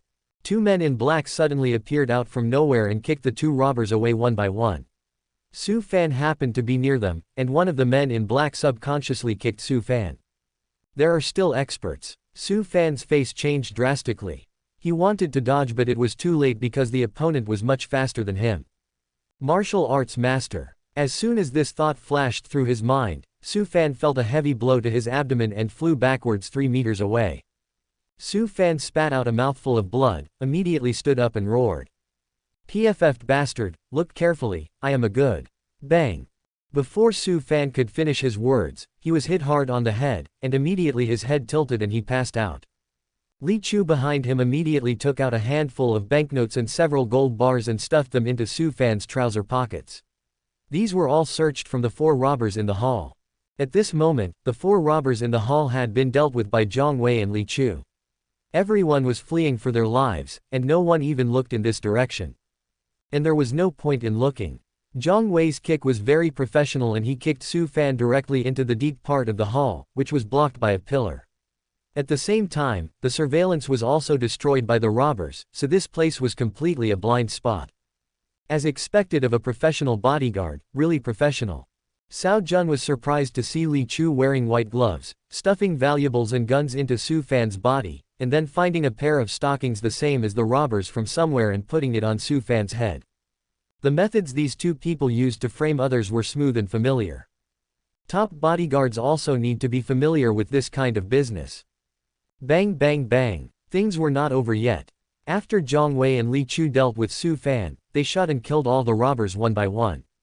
Then he rushed forward again and killed the 2 robbers who were chasing Lu Hanyan. Now there is no evidence. Sure enough, professional. Cao Jun gave a thumbs up. He is indeed a professional bodyguard. After everything was settled, the police finally arrived. After Zhang Wei and Li Chu stepped forward to explain the situation, the police captain immediately walked quickly to Cao Jun and said in panic, "Mr. Cao, I'm really sorry for scaring you. It's our fault that we didn't do our job well. It's nothing. Be careful next time and try not to let this happen again." Cao Jun waved his hand majestically, and the police captain immediately agreed. Yes, don't worry, Mr. Cao, we will handle this matter seriously and guarantee to give you a satisfactory answer. After the police captain left, Lu Hanyan also came over. The moment she saw Cao Jun, Lu Hanyan's eyes lit up. She clearly felt that Cao Jun was now much younger than before, and more handsome and more elegant. Even someone as picky as her had to admit that Cao Jun was indeed a very charming and handsome man. Lu Hanyan smiled sweetly, her chest rising and falling rapidly, a few strands of hair stuck to her forehead, and it was obvious that she had been quite frightened just now. "Boss Cao, thank you so much. If you hadn't ordered your men to take action, I would be in danger today." Lu Hanyan spoke sincerely, her voice as clear as a silver bell, yet with a kind of captivating charm. "Fairy." Cao Jun gave his evaluation in his heart, but said with a smile. "Ms. Hanyan is here too. Is she okay?" Cao Jun's headquarters is in Zhongcheng, and he often interacts with Lu Hanyan, so the 2 of them know each other. "I'm fine. Fortunately, Mr. Cao's men acted in time, otherwise there would be no way to explain it." There was a hint of fear in Lu Hanyan's tone. Cao Jun waved his hand and said casually, "You're welcome. It's just a small matter. I'm glad that everyone is all right. No matter what, it was you, Mr. Cao, who saved my life. I will treat Mr. Cao to a meal after this is over, and I hope you will honor me with your presence." Lu Hanyan said sincerely. Cao Jun joked, "It's rare for Miss Lu to invite you." "No problem. Cao will definitely come when the time comes." "Mr. Cao, it's too polite for you to say that. It's an honor for Hanyan to be able to invite a big shot like you. Besides, you are my savior. If you need me in the future, just let me know and I will do my best. Lu Hanyan smiled at him charmingly, with a very alluring look. Okay, since Miss Hanyan said so, I will take it as my duty. Cao Jun laughed. Lu Hanyan felt that Cao Jun's smile was somewhat malicious, but since he was her lifesaver, she didn't think much about it and smiled sweetly. Of course I'm also worried that Mr. Cao won't take it seriously. Let me go quickly, I'm not a robber, I'm just doing something righteous, someone is framing me. Cao Jun was chatting and laughing, but Su Fan was in a miserable situation. After waking up from a coma, he was found with blood all over his head and looked disheveled. He was also handcuffed and a large amount of banknotes and gold bars were found on his body, and the charge of robbery was almost confirmed. A sexy policewoman with a hot body is interrogating Su Fan. The policewoman is 175 centimeters tall, and her long legs still look well proportioned and round even under the uniform. Her explosive figure is something that a woman cannot control. Her beautiful face is cold and unparalleled, and her brows are full of pride and seriousness. It was the other female protagonist at the scene, the beautiful policewoman Shen Qingyan. Chapter 11 Robber Su Fan. Shen Qingyan said expressionlessly. With all the evidence, what else can you say? Su Fan, I never thought you were in the same boat with the robbers. Just wait to be punished by the law. You were mistaken. These gold bars and money were stuffed into my hands by others. I don't know who put the stockings on my head. I was framed. You said that frame up is a frame up. Can anyone prove it? You can go and interrogate the robbers. I don't even know them. They have all been shot dead. You are the only one left alive. Then surveillance can always prove it, right? The surveillance was destroyed long ago. Then there must be witnesses, right? There must have been someone who saw it at the time. Someone saw you rushing towards Miss Lu's location, but no one knows whether you were acting bravely or helping your companions. But I just got out of the detention center, you know that, how could I be involved with the robbers? According to my experience, 80% of criminals will choose to commit crimes again after being released from prison. You already have a criminal record and are very strong, so the possibility of you committing a crime is very high. You just got out of the detention center and have a good alibi, so no one will suspect you anymore. This makes it easier for you to commit the robbery, right? But okay, you don't need to say anything. Now the evidence is conclusive. Just wait to be punished by law. Shen Qingyan interrupted Su Fan coldly, turned around and left to do other things. Su Fan was completely at a loss for words. This script is wrong. I am clearly a hero saving the beauty, so how did I become an accomplice of the robbers? This is unscientific. Ah bastard, which bastard is hurting me? Su Fan roared in anger, but he could only helplessly be tied up and thrown into the prison for serious criminals. Ding, the host successfully destroyed Su Fan's chance. Su Fan's luck value -800, the host's destiny value +800. Ding, a gap has arisen between Lu Hanyan, the girl of luck, and Su Fan. Su Fan's luck value is -500, and the host's destiny value is +500. Ding, the relationship between Shen Qingyan, the daughter of luck, and Su Fan breaks down. Su Fan's luck value -1000, the host's destiny value +1000. When Su Wanru learned that her son was caught again for bank robbery, she felt like the sky was falling. The matter of offending Cao Jun had not yet been completely resolved when he was involved in a bigger storm. Robbing a bank, killing people, how is this possible? Su Wanru was so frightened that she turned pale. She couldn't connect these two words with her son even if she was beaten to death. However, the police said they had sufficient evidence. Su Wanru didn't know how she came to the police station, let alone how to cooperate with the police investigation. After all the procedures were completed, she still sat in the lobby of the police station as if she had lost her soul. Teacher Su, why are you here? A familiar voice sounded in my ears. Su Wanru looked up and saw that it was Cao Jun. But compared to this morning, Cao Jun now looked more handsome, younger, and more elegant. Su Wanru came back to her senses and asked in a daze. Boss Cao, why are you here? I encountered some problems at noon, and now I come here to cooperate with the record. Where are you, Teacher Su? Why are you here? I remember that Su Fan wasn't imprisoned in this place, and it's been so long, so he should be released, right? Cao Jun said doubtfully. Woo. Su Wanru could no longer control her emotions and burst into tears. She cried so hard that she was dizzy, tears streaming down her face, and her body was shaking so badly that she couldn't even stand steadily. "Teacher Su, what's wrong with you?" Seeing this, Cao Jun hurried forward and hugged her. Su Wanru seemed to have found someone to lean on.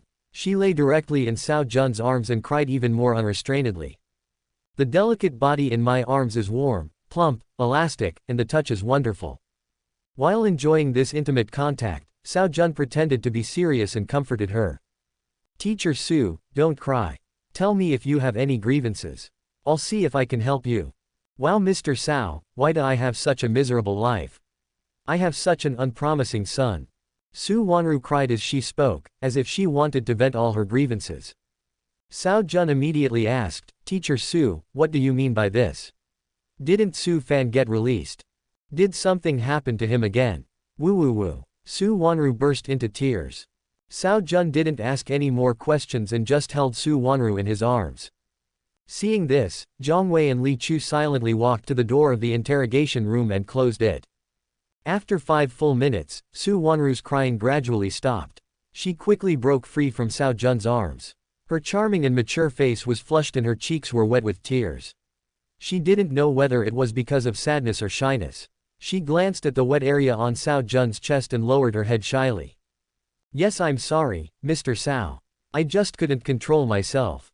It's okay. I know you feel wronged and stressed. Just cry it out." Cao Jun smiled slightly, reached out and wiped away the tears from the corners of Su Wanru's eyes with his thumb. "Mr. Cao." Su Wanru's delicate body trembled, and she immediately took a step back.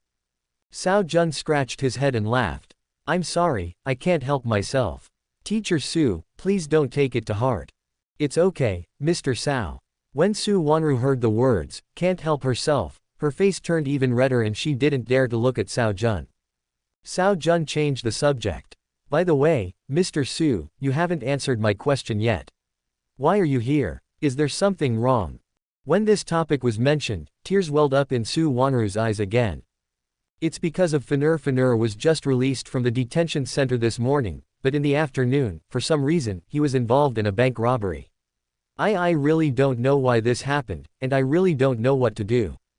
Su Wanru was already incoherent, and it was obvious that she had indeed suffered a great blow. Cao Jun was shocked. "There is such a thing. How could this happen? Didn't you go to the police to explain the situation?" "I told you, but the police said the evidence was irrefutable and showed me pictures. Su Fan was holding a gun and wearing a face scarf, and a large amount of money was found on him." "Is that so? I didn't even notice that Su Fan was among the robbers." Cao Jun muttered to himself. "What?" Su Wanru asked excitedly, as if she had found a life-saving straw. "Mr. Cao, you said you were also at the scene." "Yeah, it was really unlucky. I went to Zhongyan Bank to handle business at noon, and I encountered robbers. My bodyguard killed the robbers to protect me, and I am here to make a statement." Cao Jun sighed. "I didn't expect that Su Fan was among the robbers. 8 of the 9 robbers are dead, and Su Fan is the only one alive. He is lucky." Chapter 12. Su Wanru wants to commit suicide. Su Wanru's newly raised hope was instantly shattered. She had originally hoped that Cao Jun could testify to clear Faner's name, but now it seemed that she had been daydreaming. Cao Jun had seen it with his own eyes, so how could he be wrong? Faner is really one of the robbers. Su Wanru seemed to have lost all her strength and her expression became dull.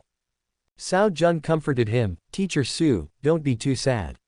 Things have already happened and you have to accept the reality. Let's wait for the results of the police investigation.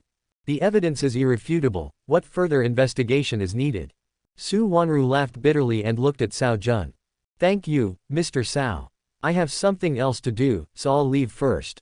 "Are you sure you're okay, Mr. Su? I see you're not in good condition." Cao Jun said with concern. "I'm fine. Like you said, things have already happened. We have to accept reality, right?" Su Wanru forced a laugh. Cao Jun looked at Su Wanru deeply and just nodded slightly. "Well, be careful."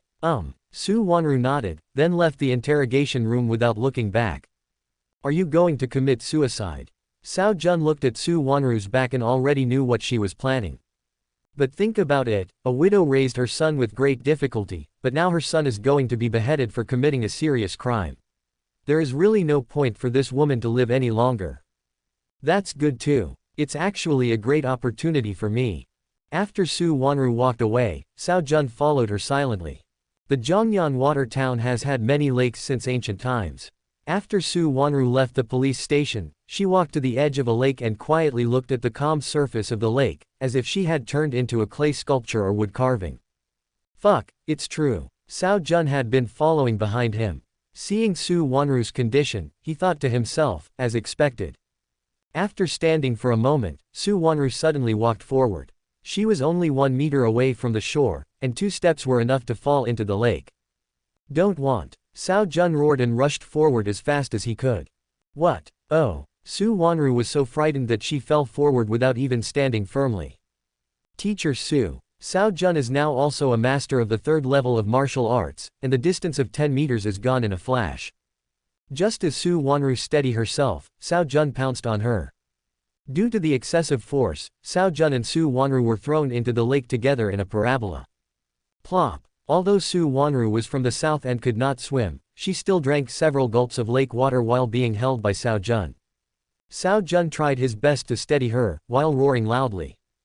Teacher Su, please don't be depressed. Life is beautiful and the future is worth looking forward to. You have to be strong. I gurgle. As soon as Su Wanru opened her mouth, the lake water poured into her mouth. Actually, Cao Jun did this on purpose. As a 3rd-level martial arts master, it was not impossible for him to save a person from the water, or even to drag up a buffalo. Of course, he didn't need to support the buffalo. The reason why Su Wanru drank the water was naturally because Cao Jun did it on purpose. Scientific research shows that more than 90% of people who have committed suicide will not attempt suicide a second time and will cherish their lives even more. Only by experiencing death can you feel the preciousness of life. In order to make Su Wanru give up the idea of suicide and at the same time make her feel how difficult it was to be rescued and thus be more grateful to him, Cao Jun had no choice but to let her suffer a little. Cao Jun tried his best to grab her and continued to yell. Su Wanru, calm down. If you want to die, then die. Don't try to drag me down with you. I gurgle, let go quick. Seeing that Su Wanru was almost full, Cao Jun put his arm around her waist with one hand and supported her round buttocks with the other, and quickly swam to the shore. As expected, Su Wanru fell unconscious again. Cao Jun began to press with ease. Since they were in the wild, he did not untie the clothes on his chest. He also did not perform artificial respiration. After all, the lake water that Su Wanru vomited. It's a little disgusting. Su Wanru woke up soon. Cao Jun controlled the situation very well, so Su Wanru didn't drink much water. Teacher Su, how are you? Cao Jun held Su Wanru in his arms, his expression showing unprecedented anxiety and concern, and his acting was just like the real thing. Su Wanru opened her sleepy eyes and saw Cao Jun's anxious expression, and she couldn't help feeling dazed. Mr. Cao. Teacher Su, are you awake? Are you okay, Teacher Su? You have to be strong, and don't let yourself get depressed anymore. Mr. Cao. Looking at Cao Jun's extremely concerned expression, Su Wanru's heart was deeply touched, and 2 tears rolled down from the corners of her eyes. Cao Jun wiped away the tears from Su Wanru's eyes. Teacher Su, you have to be strong. Su Fan's situation is not without room for maneuver. As long as you are alive, there is hope. Su Wanru suddenly burst out laughing, and this smile was like the blooming of daffodils, so beautiful and moving. Mr. Cao, you misunderstood. I never thought of committing suicide. I was just looking at the scenery by the lake. Cao Jun was a little confused, looking at the scenery. But I clearly saw you take 2 steps forward, weren't you going to jump? I just saw a pretty little flower on the shore and wanted to pick it, but who knew you would suddenly rush up to me? Cao Jun was completely speechless. What to play? If you don't want to commit suicide, why are you making such a dead face? It caused me to make a wrong judgment. Cao Jun smiled awkwardly. I'm sorry, Mr. Su, I didn't understand the situation clearly and implicated you. It's okay, Mr. Cao. I know you care about me. Su Wanru looked at Cao Jun with a gentle gaze, mixed with other emotions. Thank you, Mr. Cao, thank you for caring about me so much.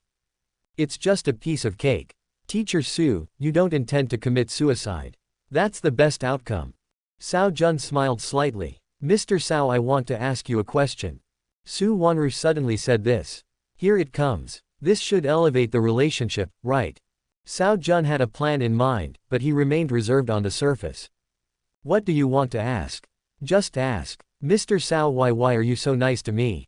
Su Wanru finally asked the question that most concerned her, but her face turned red and she lowered her head shyly.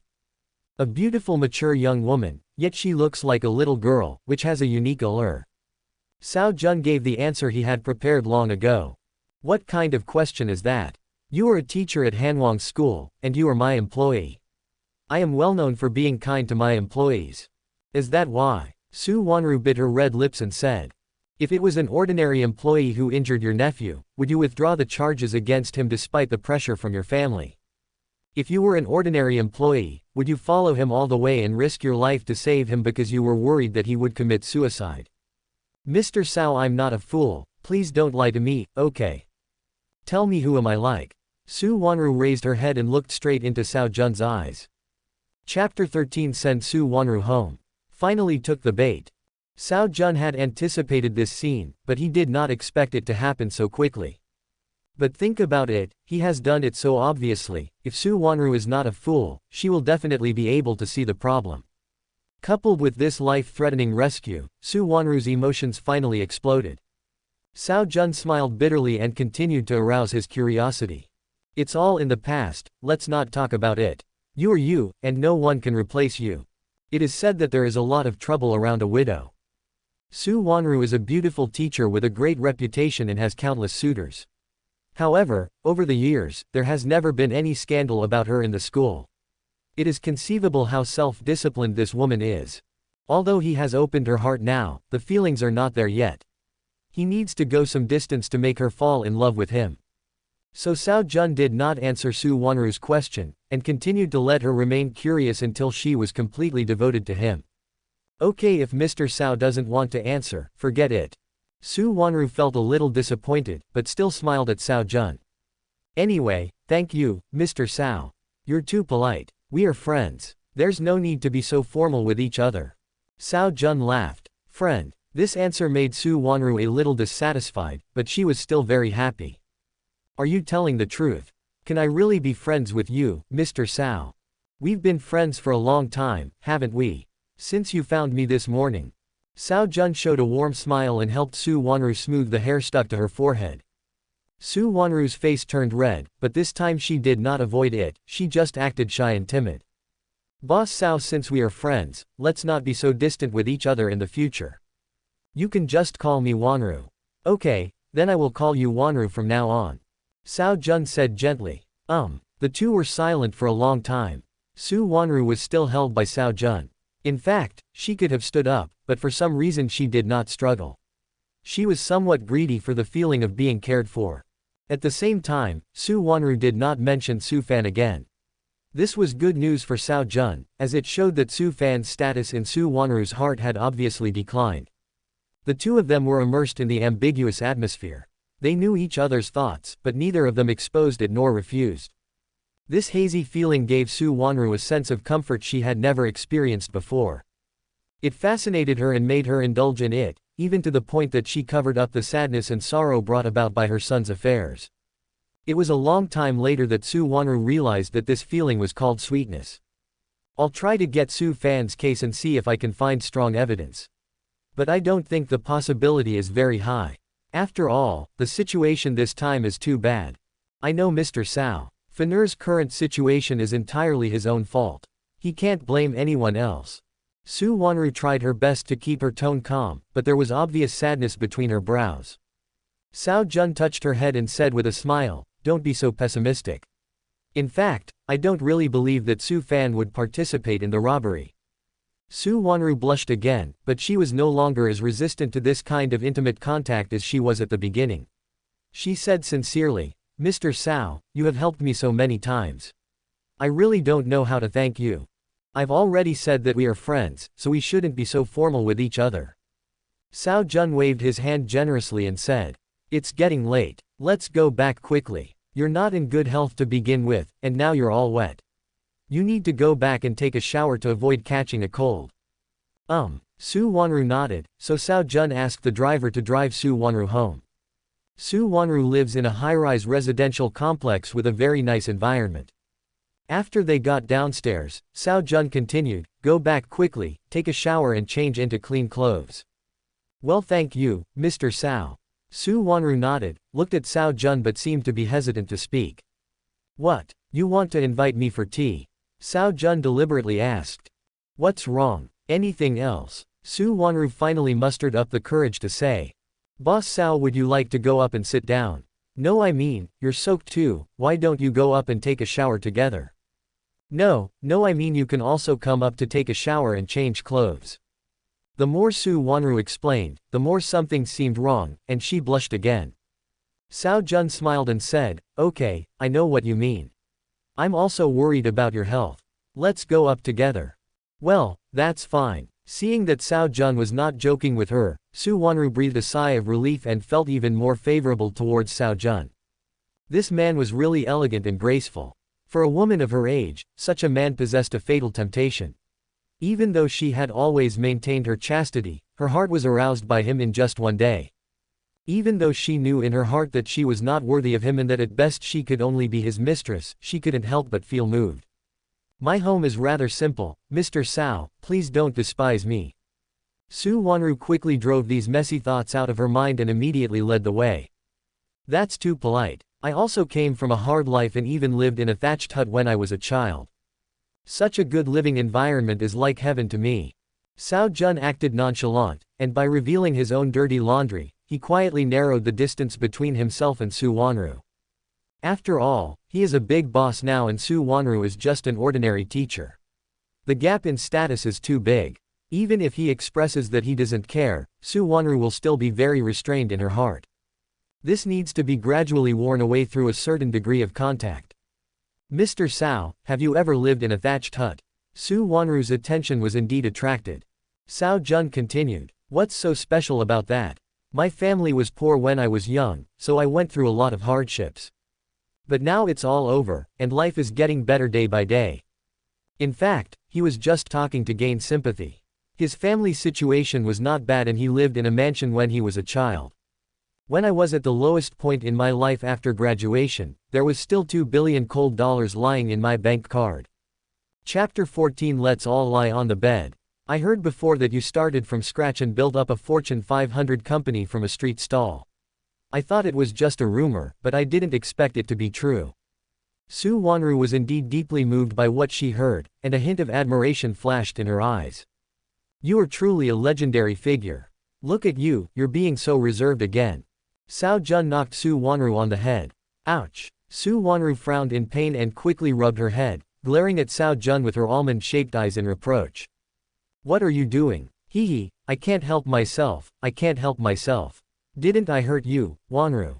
Cao Jun scratched his head like a big boy who had made a mistake, like a young college student. Women are all emotional, especially mothers, who are full of maternal radiance.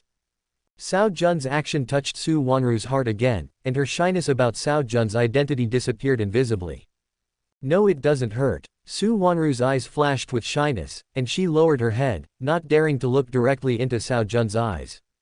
Soon, the two of them entered the room one after the other. Su Wanru took the initiative to find a topic again. "The room is a bit messy, Mr. Cao, please don't laugh at me." "Wanru, you are being modest again. It's so clean and tidy, yet you say it's messy. If your place is a mess, my place will be a doghouse." Cao Jun looked at the clean and tidy room and shook his head helplessly. Su Wanru is a very delicate woman. The room looks like it has just been renovated. It is spotless and everything is arranged in order. "You're teasing me again. You must have a lot of servants cleaning your place, so how could it be so messy?" Su Wanru expressed her disbelief. Cao Jun smiled and said, "No matter how much you clean it, I can't stop it from being a mess. Besides, the servants only clean the outside. No one is allowed to enter the place where I actually live.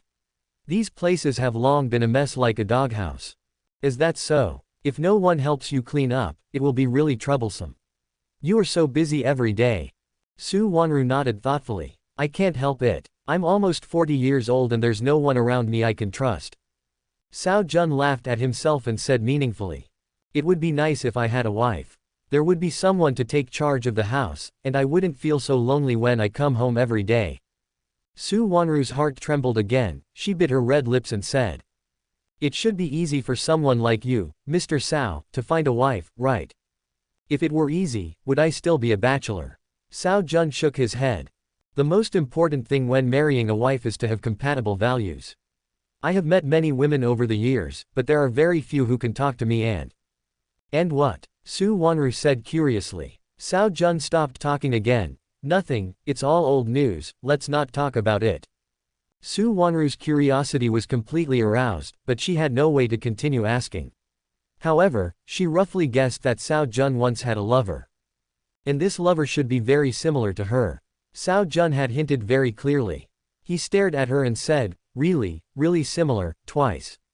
Then he helped her in various ways and even risked his life to save her after she fell into the water. This is also abnormal. I am just an ordinary female teacher, and Cao Jun is a big boss. No matter how beautiful I am, I can't let someone like Cao Jun treat me so well. Combining all the possibilities above, the only possibility is that her existence reminds Cao Jun of an old friend. Considering that Cao Jun was nearly 40 years old and had not yet married, this old friend was most likely Cao Jun's former lover. Do I really look like Cao Jun's ex-lover? Su Wan couldn't help but think tenderly, her heart feeling a little complicated, with curiosity, joy, sweetness, and loss. Looking at Su Wanru's expression, Cao Jun knew that she had started to associate under his guidance. Cao Jun always believes in humans' ability to imagine. With just a little guidance, your thoughts will soar. Now Su Wanru should have begun to feel that she looks like her first love. This was the result Cao Jun wanted, and it also gave him a completely reasonable reason to approach her. Coupled with the good impression he had gained from her this day, Su Wanru's vigilance towards herself should be greatly reduced. Cao Jun picked up a cup of hot water and handed it to Su Wanru, saying, "Okay, Wanru, drink some hot water to warm yourself up, and then go take a shower. It's been delayed for so long, don't catch a cold." While picking up the cup, Cao Jun had already put a drop of unknown liquid into the water. Su Wanru was still daydreaming and didn't notice Cao Jun's little action at all. Because she had just drunk a lot of water and vomited, Su Wanru was dehydrated, so she took the cup and drank it all. "Then I'll go. Mr. Cao, please sit down for a while. I'll be there soon." Cao Jun looked at Su Wanru's back, with a hint of ill intent flashing in his eyes. It seems that Su Wanru has completely trusted him. She actually left him alone in the living room and went to take a shower alone. In such an environment, if nothing happened, wouldn't it be too unworthy of his identity as a villain?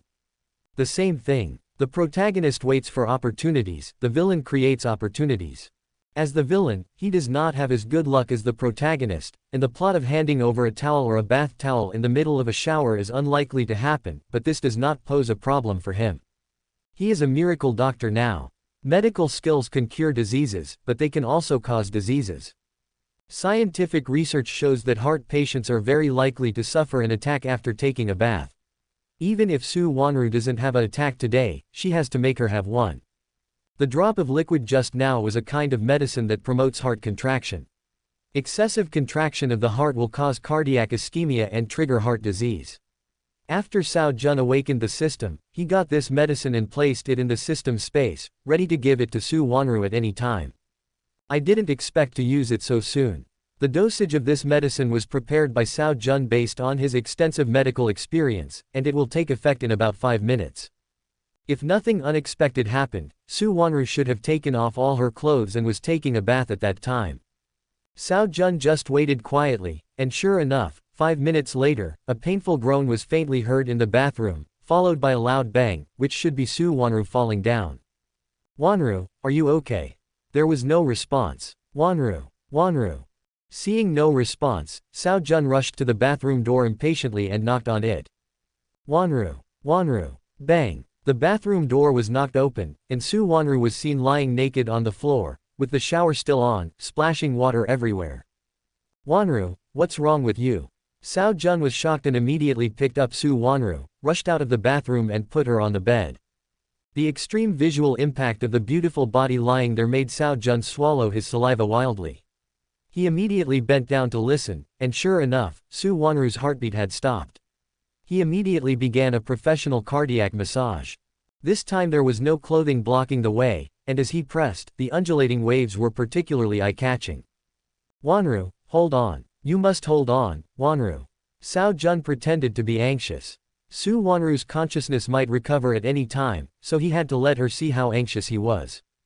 Call. While pressing, Cao Jun also pried open Su Wanru's mouth and blew hard. The four lips touch each other, feeling the ultimate softness and sweetness, while continuing the treatment without forgetting the original intention. Ding the host successfully had an intimate relationship with Su Wanru, and the life value was plus 300. Chapter 15 Su Wanru, but I took it seriously. After 5 minutes of rescue, Su Wanru murmured and slowly opened her hazy eyes. Wanru, are you awake? It's great that you finally woke up. Cao Jun was overjoyed, and took Su Wanru's upper body into his arms. Mr. Cao, please let me go first. Oh, I'm sorry Wanru, I was too excited. Cao Jun finally reacted and immediately let her go. It's okay, Mr. Cao, thank you, you saved me again. Su Wanru was very shy, but she was deeply moved in her heart. If it weren't for this man, I would have died twice today. It's nothing, as long as you are safe. Cao Jun said with lingering fear, Wanru, you must pay attention to your health. Heart attacks are too frequent. Fortunately, it was discovered in time today. If it was discovered later, the consequences would be very serious. It's an old problem. It rarely occurred before. It may be that the stimulation I received in the past 2 days is too great, so it has occurred continuously. Su Wanru was also frightened. No matter what, you have to take your illness seriously. It's better to be safe than sorry. Cao Jun said solemnly, now that Su Fan is not here, it is actually very dangerous for you to live alone. Let me contact Hanwang Hospital, and you go to Hanwang Hospital to receive professional treatment. You must cure your illness completely. No need, I know my body, and there's nothing serious going on. And my disease can only be controlled at present, but there is no cure yet. Su Wanru shook her head in disappointment. That's because the medical knowledge you've been exposed to is not good enough. In fact, the latest medical research has found a radical cure. It just so happens that Hanwang Hospital has already introduced this technology, so you can receive treatment with peace of mind. Really? Su Wanru's eyes lit up, but then quickly dimmed again. This treatment should be very expensive. Cao Jun grabbed Su Wanru's hand and said, don't worry about the money, we are friends. I can't bear to see you suffer from the pain, just be at peace and receive treatment. Su Wanru's face turned red, and she subconsciously tried to pull it out, but Cao Jun held it very tightly. Su Wanru struggled slightly and then gave up, just letting Cao Jun pull her. That won't do. Mr. Cao, you've helped me enough. How can I ask you to pay more? Forget it, I'll just go to a regular hospital for some treatment. Su Wanru was very determined and was unwilling to spend Cao Jun's money. What a strong woman. Cao Jun had long anticipated Su Wanru's attitude. This woman was very stubborn by nature, and his expression darkened. It turns out Wanru never considered me a friend. No, I've already considered you a friend. Su Wanru quickly explained, but even though we are friends, I can't spend your money. This is my principle. Actually, this doesn't count as spending my money. This technology is still in the experimental stage. I can sign you up as a volunteer, and you can receive treatment for free. But if you really want to repay me, it's not impossible. Aren't you an English teacher? When you recover from your illness, please give me some English lessons. It just so happens that I am developing international business recently, and poor English will be a disadvantage. Haha, just kidding. Can. Before Cao Jun finished speaking, Su Wanru responded. Cao Jun was stunned for a moment, then laughed and shook his head. I'm just joking, don't take it seriously. I took it seriously. Su Wanru spoke with a firm tone, looking at Cao Jun with her bright eyes. Boss Cao, if you don't let me reject you, please don't reject me again, okay? And I can also help you clean up your room. If you can trust me. When she said the last sentence, Su Wanru blushed and lowered her head. Hey, finally took the bait. Cao Jun immediately said, that's great, I'm worried that I can't find someone I can trust. Wanru, if you are willing, that would be perfect. After getting a positive answer, Su Wanru was delighted and lowered her head silently. It was not until then that she realized that her delicate hand was still tightly held by Cao Jun. Su Wanru blushed and quickly pulled her hand away. Mr. Cao, do you trust me so much? Of course. If I don't trust you, who can I trust? But we have only known each other for 2 or 3 days, and And the reason for the acquaintance was also very unpleasant. It doesn't matter how long you've known each other, what matters is fate. I feel like you and I have a special bond. I don't know why, but I always have an inexplicable trust in you. No matter how many holes there are, flattery will never wear out. No matter how sweet a woman is, she is always sentimental and likes to hear some sweet words. After hearing Cao Jun's answer, Su Wanru's heart beat even faster and she lowered her head shyly. Thank you. Look at you, you're being so reserved again. Cao Jun waved his hand and said. You take a rest first. I'll go take a shower too. I feel a little uncomfortable being wet all over. Su Wanru finally reacted and said. I had forgotten all about this. Go ahead. Cao Jun turned around and went to the bathroom. It's just that Cao Jun was a little forgetful today. Wanru, help me get a towel. Wanru, help me get a bath towel. Wanru, can I use this soap? I'm sorry, Wanru, I got your cool clothes wet. The bathroom door opened and closed, making Su Wanru wet. My body is wet. It was a full 15 minutes later that Cao Jun finished his shower and came out of the bathroom. His original clothes were already dirty, and the clothes he asked the bodyguard to deliver had not arrived yet, so he could only wrap his lower body in a bath towel and walked out of the bathroom. Her figure is perfect. Su Wanru was stunned, staring at Cao Jun with her beautiful eyes without blinking. Chapter 16. Let's lie on the bed together. Naturally, this dress was also placed next to Su Wanru by Cao Jun in advance. As I said, the protagonist waits for opportunities, while the villain creates opportunities. Originally, Su Wanru was still worried about her outfit, wondering if it would be inappropriate if Cao Jun saw her. But after Cao Jun came out, her attention was completely attracted by Cao Jun's figure. It was not until Cao Jun walked in front of her that Su Wanru suddenly woke up, blushed, lowered her head, and said in a trembling voice. Why did you come out without any clothes on? There's nothing I can do. My old clothes are too dirty to wear. I asked Zhang Wei and his friends to buy new clothes but they haven't come back yet. I can only make do with the bath towels for now. Cao Jun walked to the bedside nonchalantly, casually picked up the cup and took a sip of water.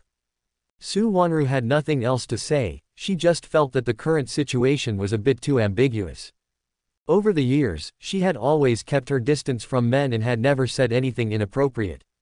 It was unimaginable for her to be in the same room with a naked man. However, when she thought that this person was Cao Jun, she didn't seem to be so resistant, just a little shy. I just want to take a nap after taking a shower. I'm pretty tired after a busy day. Cao Jun looked at Su Wanru and said, I'll lie down on the chair for a while. Call me if you need anything. There are other rooms here. If you are tired, go to the next room and rest first. It is so uncomfortable to lie on a chair. Su Wanru said with concern. Cao Jun flatly refused, that won't do. I was in the hall for a while just now, and you suddenly lay down. If I hadn't heard the sound, the consequences would have been serious. You are not out of danger yet, I must stay in the same room with you. Su Wanru's eyes flashed with a hint of emotion. Cao Jun really cared about her. She said in a gentle tone. Then you should just lie on the bed. I'll just sit in the chair for a while. As she said this, she was about to stand up. Cao Jun immediately stopped him. That won't work. You are a patient now and you must stay in bed. I can just lie on the chair. But the chair is too small and uncomfortable to sit on. You should just lie on the bed. You've had a hard day. Besides, I don't think there is any big problem right now. It's okay to sit for a while. I'll call you if there is anything. No need to say anything. I'm a grown man, there's no way I'll let you, a woman, sit while I lie down. Let's just leave it at that. Cao Jun waved his hands with a firm tone. Su Wanru was even more moved. She bit her red lips lightly and finally made up her mind. Forget it, just lie down on the bed. It's big anyway, so it's okay for you to lie on one side and I can sit on the other. That won't work either. Your condition has just improved. You must lie down and can't sit for long. Cao Jun said generously. The bed is big anyway, we can lie on one side each, it won't have any impact. After saying that, Cao Jun went to the other side of the bed and lay down. Well, okay then. Su Wanru felt that it was not appropriate for two people to lie on the same bed, but she couldn't refuse. She was indeed uncomfortable sitting down. Cao Jun seemed to be really tired. After lying on the bed, he made a big pose and closed his eyes tiredly. Soon his breathing became steady.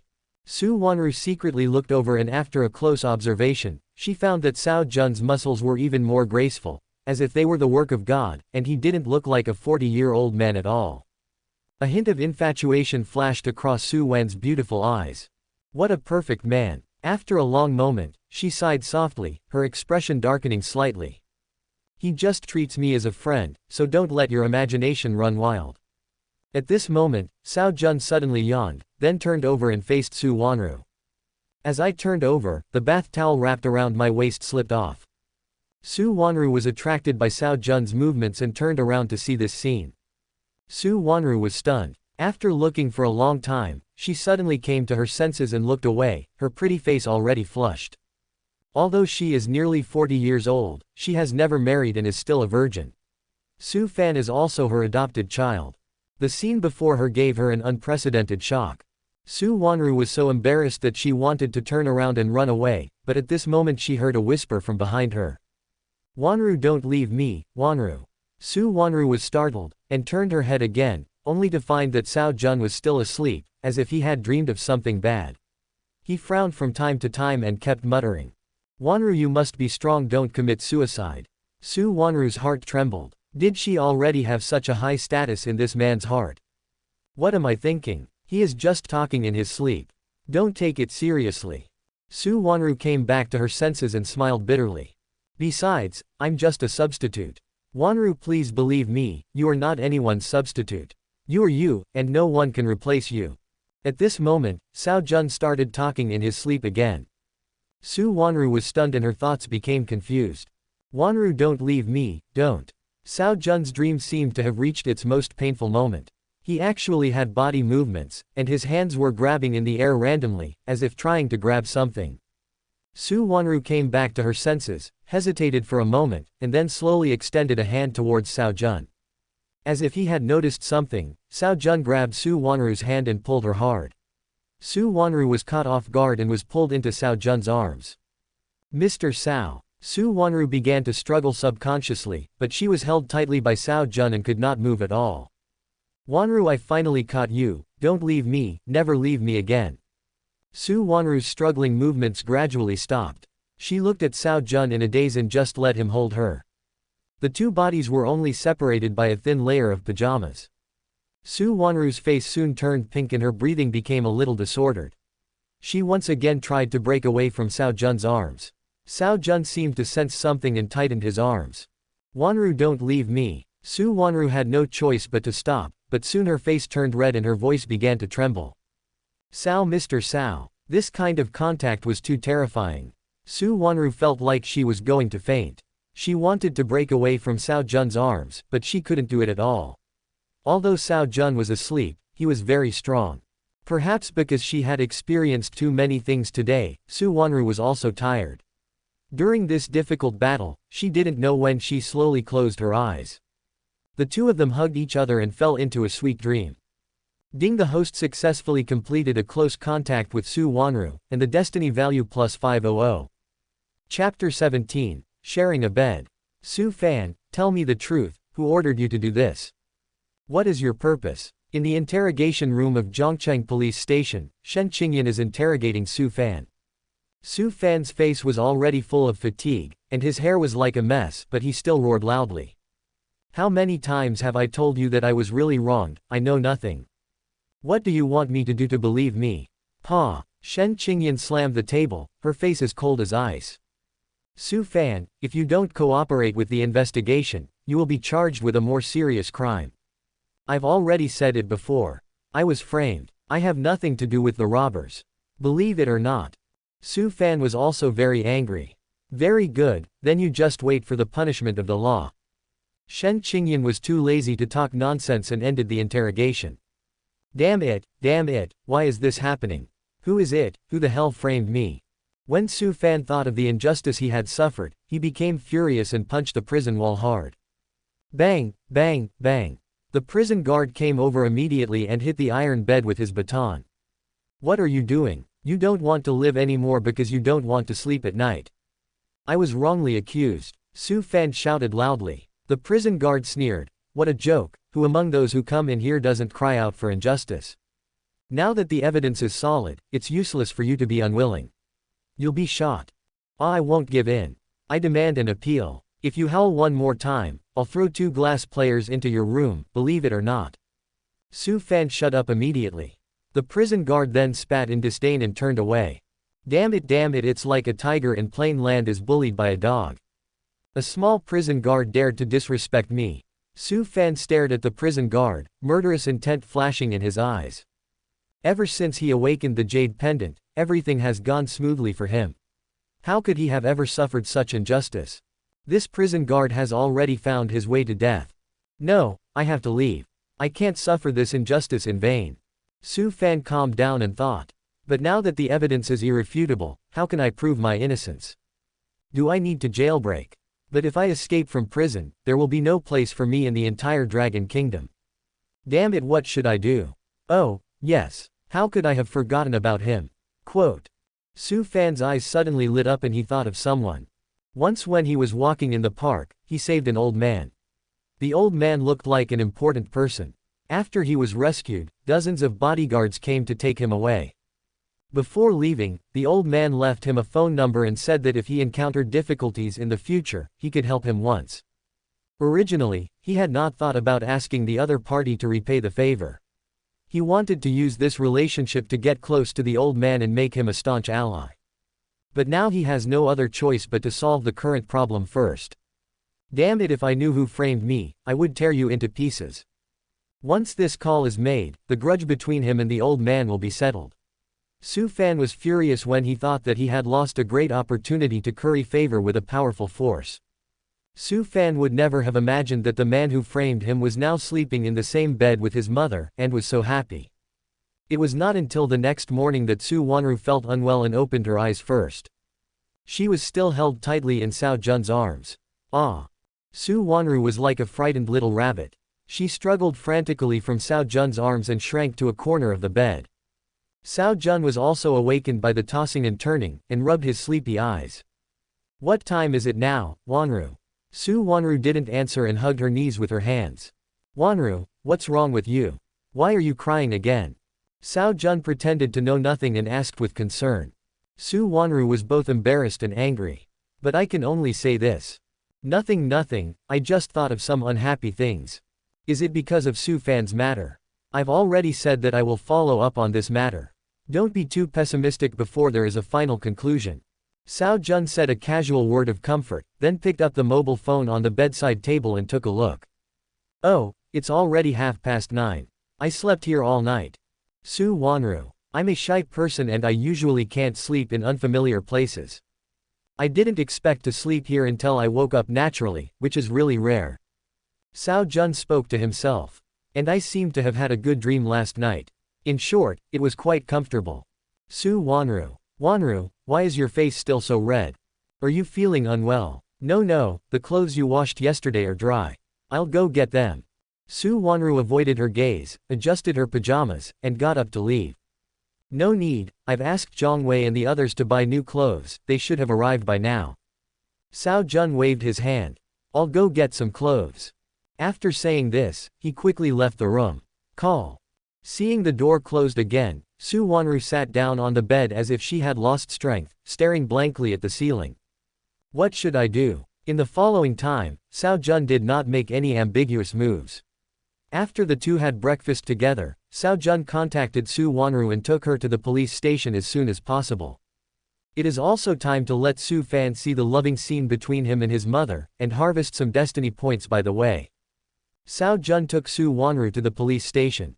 After a brief meeting, he met Su Fan smoothly. As soon as Su Fan saw his mother and Cao Jun coming in together, his excitement instantly cooled down. Chapter 18 Su Fan's anger. Mom, why are you with Cao Jun? Do I need your permission to be with someone? As soon as Su Wanru saw her son, she burst into tears and her expression was full of disappointment. Su Fan, you have been acting mysteriously recently. You didn't tell me anything when I asked you. I didn't expect you to do such a thing. Are you worthy of me? Are you worthy of your dead father? What on earth do you want to do? It's not like that, Mom. I was framed. You have to believe me. Su Fan had no intention of paying attention to Cao Jun at the moment and was shouting loudly to explain. Su Wanru said bitterly. The facts are in front of you, how else do you want to explain? Even if I believe it, will the police believe it? Su Fan, you really disappoint me. No, Mom, I was really framed, how could I rob a bank? You have to believe me, Mom. Looking at his mother's disappointed expression, Su Fan felt heartbroken. At this time, Cao Jun stepped forward and put his arm around Su Wanru's shoulders. Don't be too sad, Wanru, your health is important. Get your dirty hands off me, asshole. Seeing this scene, Su Fan's eyes instantly turned red. Su Wanru was a little shy at first, but when she heard her son's voice, she immediately scolded him. Just shut up. If you continue to yell at Uncle Cao like that, I don't blame me for not recognizing you as my son. Mom, what did you say? Su Fan took 2 steps back, his face full of disbelief. I am your biological son. You are going to break up with me for this old man, for this outsider. After all, he was her son of more than 10 years, so Su Wanru felt a little reluctant and explained. If it weren't for Uncle Cao, you would never have been able to leave the detention center last time. Uncle Cao came to see you today and also wanted to help you and see if there is any way to reduce your sentence. As a result, you yelled at Uncle Cao as soon as you arrived. How can you be so heartless? I don't believe he will be kind enough to help me. Su Fan didn't know why, but he had a natural aversion to Cao Jun and absolutely didn't believe that he would help him. Su Fan, that's enough. If you continue like this, Uncle Cao and I will really not care about you anymore. Su Wanru said angrily. Okay, Wanru, don't be angry. I did have some misunderstandings with Fenner before, so it's normal for him to have an opinion of me. At this time, Cao Jun patted Su Wanru's shoulder and comforted her gently. Su Wanru felt more and more guilty, and almost fell on Cao Jun.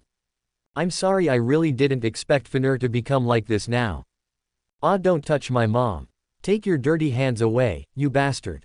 Su Fan was going crazy, he was framed and imprisoned, but his enemy was hugging his mother and showing affection in front of him. What a shame and humiliation. He lost his father when he was young and was raised by his mother, on whom he was deeply dependent. Over time, this dependence even turned into a somewhat pathological possessiveness. Every time he saw others pursuing his beautiful mother, he felt sad and angry. He knew it was wrong, but he had no way to stop such thoughts. Later, when he found out that he was not Su Wanru's biological son, he was shocked, and his possessiveness was like a flood that could no longer be controlled. The role of his beautiful mother in his eyes also underwent a major change. The transformation was horrifying, yet fascinating and painful to him at the same time. Because he couldn't express this forbidden feeling, he could only bury it deep in his heart. Fortunately, his mother had always been chaste and had never had any contact with any man. This gave him great comfort. He felt that he could continue like this and depend on his mother forever. Deep in his heart, he had already regarded Su Wanru as his Achilles heel and would never allow anyone to touch her. However, after Cao Jun appeared, everything changed. The mother, who had always been chaste, actually crossed the bottom line again and again until now, she was hugging Cao Jun in public. Su Fan felt like his heart was bleeding. I won't give in. Cao Jun, you deserve to die. Ding, the son of luck. Su Fan's mentality exploded. Luck value -1000, host's destiny value +1000. Fuck, he's actually a little pervert. Cao Jun was also amazed. Men all understand men. Su Fan's current behavior completely surpassed his concern for his mother. Instead, it seemed like he was being cheated on. This kid, could he have some feelings towards his mother? Wow, I thought I was perverted enough, but I didn't expect this guy to be even braver than me. Whose general is this? Although Su Fan did not grow up drinking Su Wanru's milk, they are at least mother and son. How dare this kid? Awesome. The sparrow pecked the cow's butt. Bird food is awesome. Su Fan, are you trying to piss me off to death? Su Wanru was also shaking with anger. Calm down, Wanru, calm down, your health is important. Cao Jun quickly hugged her, patted her back gently, and then scolded Su Fan. You bastard, do you want to piss your mother off to death? Apologize to your mother immediately. Asshole, you bastard. Seeing Cao Jun showing off in front of him, Su Fan was so angry that he shouted loudly. If he hadn't been locked in an iron cage, he would have rushed out and bit Cao Jun a few times. Hey you bastard, what can I say about you? You've let your mother and I down so much. Cao Jun shook his head. Asshole, asshole, asshole. What the hell do I have to do with you? Why should you be disappointed? Seeing that Cao Jun seemed to be increasingly taking on the role of his father, Su Fan was so angry that he almost fainted, but there was nothing he could do. Cao Jun said, "Okay, stop yelling. I came here with your mother this time to see how you are doing. Secondly, I want to tell you that I hope you can behave yourself in there, and I will try to find a way to reduce your sentence. If you do anything out of line again, your mother and I will really not care about you anymore. Okay Wanru, let's go." After saying that, Cao Jun no longer paid attention to Su Fan, and left the room with his arm around Su Wanru's waist. Su Fan could only look at the closed door in anger. "Ah old thief, you deserve to die." Chapter 19 Professional Bodyguard and Psychological Counseling. I'm sorry, I really didn't expect Fanur to become like this now. Outside the cell, Su Wanru spoke to Cao Jun with a look of self-blame. Don't say that, it's understandable that young people get angry. I am already a grown-up, I won't argue with this kid.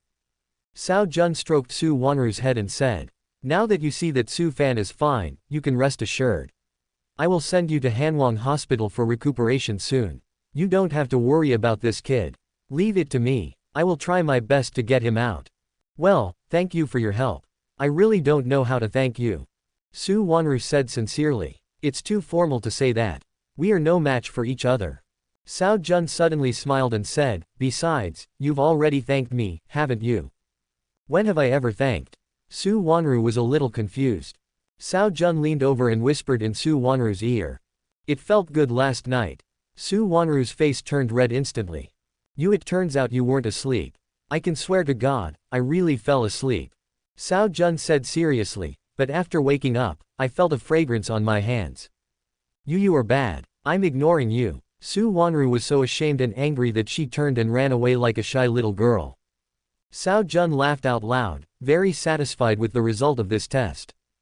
Judging from Su Wanru's reaction, we are not far from winning this beautiful young woman over. After sending away Su Wanru, who was too embarrassed to face anyone, Shen Qingyan came up immediately. "Mr. Cao, are you free now? I would like to know more about the bank robbery yesterday." Shen Qingyan was wearing a police uniform. She looked very tall at 175 centimeters. Her explosive figure was still faintly visible under the loose police uniform. Due to long-term exercise, Shen Qingyan's figure looked very perfect and smooth, and she looked heroic. Her face is not made up, but still fair and flawless. The high nose bridge makes her facial features look more three-dimensional. Her beautiful eyes are sharp and firm, and her brows reveal heroic spirit. A true beauty policewoman. Tisk speak of the devil, and here he comes. I was just about to make some arrangements with you, little girl, and you show up at my door yourself. Cao Jun smiled at Shen Qingyan. "Officer Shen, I just got some information and was planning to hand it over to your police department." "That's great. Mr. Cao, please come this way and let's talk in detail." Shen Qingyan looked delighted and couldn't wait to take Cao Jun to the conversation room. "What, Mr. Cao, are you sure these robbers are from the Owl organization?" After Cao Jun finished speaking, Shen Qingyan was immediately surprised. Cao Jun flicked the ash off his cigarette and said, "That's right. My men have followed the clues and found out the origins of these robbers. They also know their purpose, which is to get Lu Hanyan, or to be more precise, a treasure in Lu Hanyan's hands.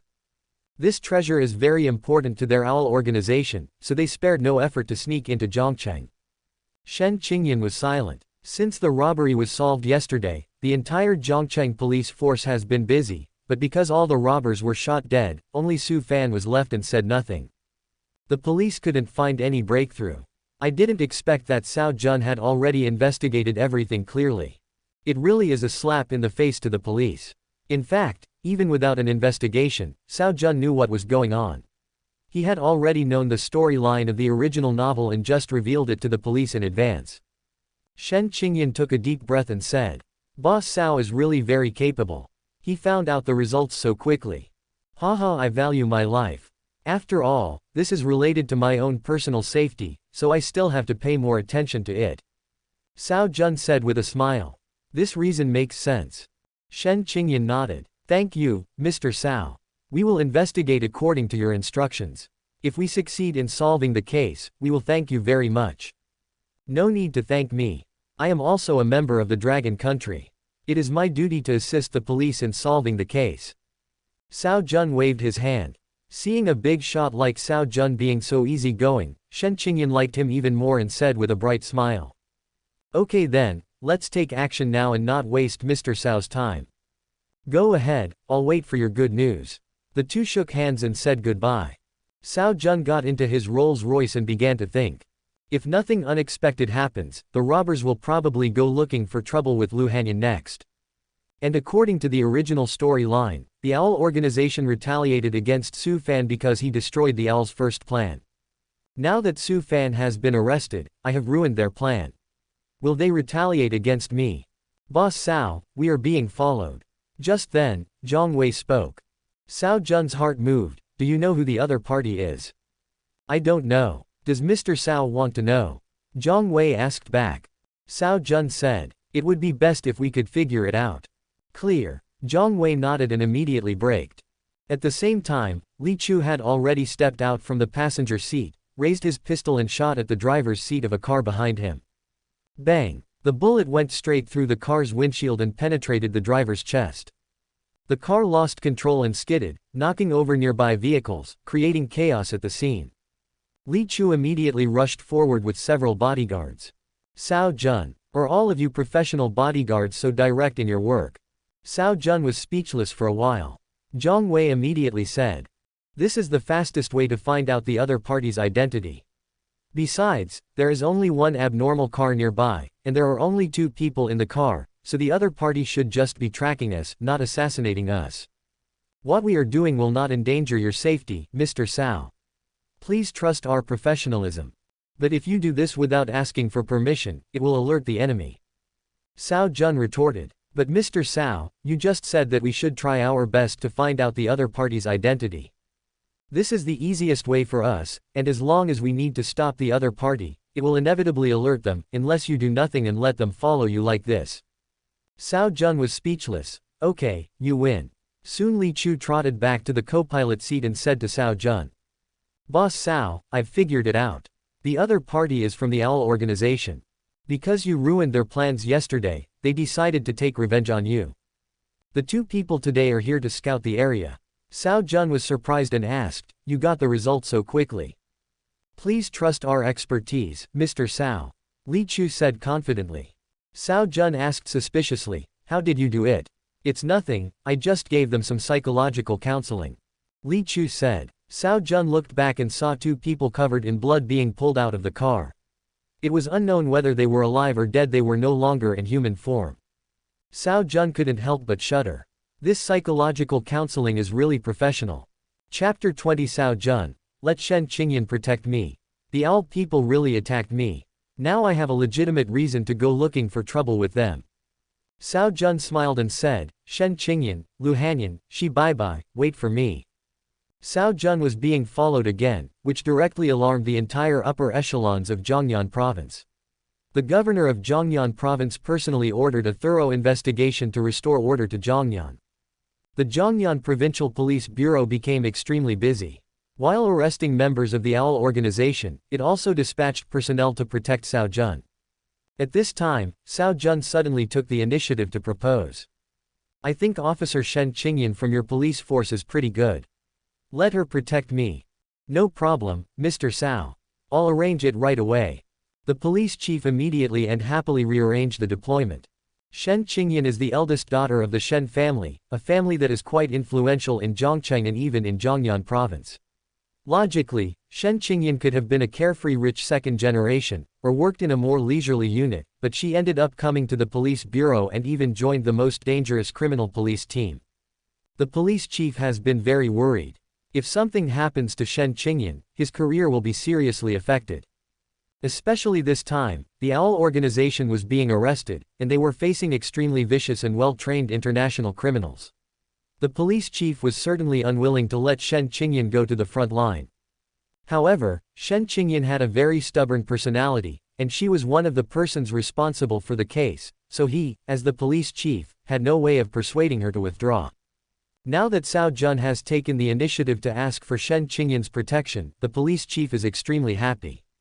Cao Jun naturally understood this point, so he was sure that the police department would not refuse. Soon Shen Qingyan arrived at Cao Jun's villa, but the beautiful policewoman seemed a little unhappy at the moment. Hello, Mr. Cao. I will be responsible for protecting you during this period. Why does Captain Shen look unhappy? Cao Jun said with a smile.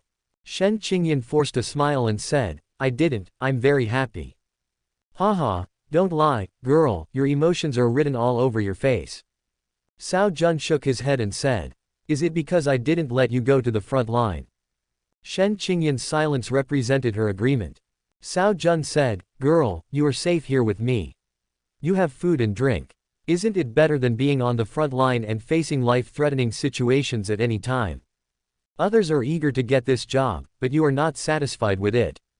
Shen Qingyan frowned slightly. From my first day as a police officer, I have put personal danger aside. Besides, I was originally in charge of this case, but now at this critical moment, I, the person in charge, have withdrawn. How will other colleagues view me? Your idea is wrong. As a police officer, you must first obey the work arrangements of your superiors.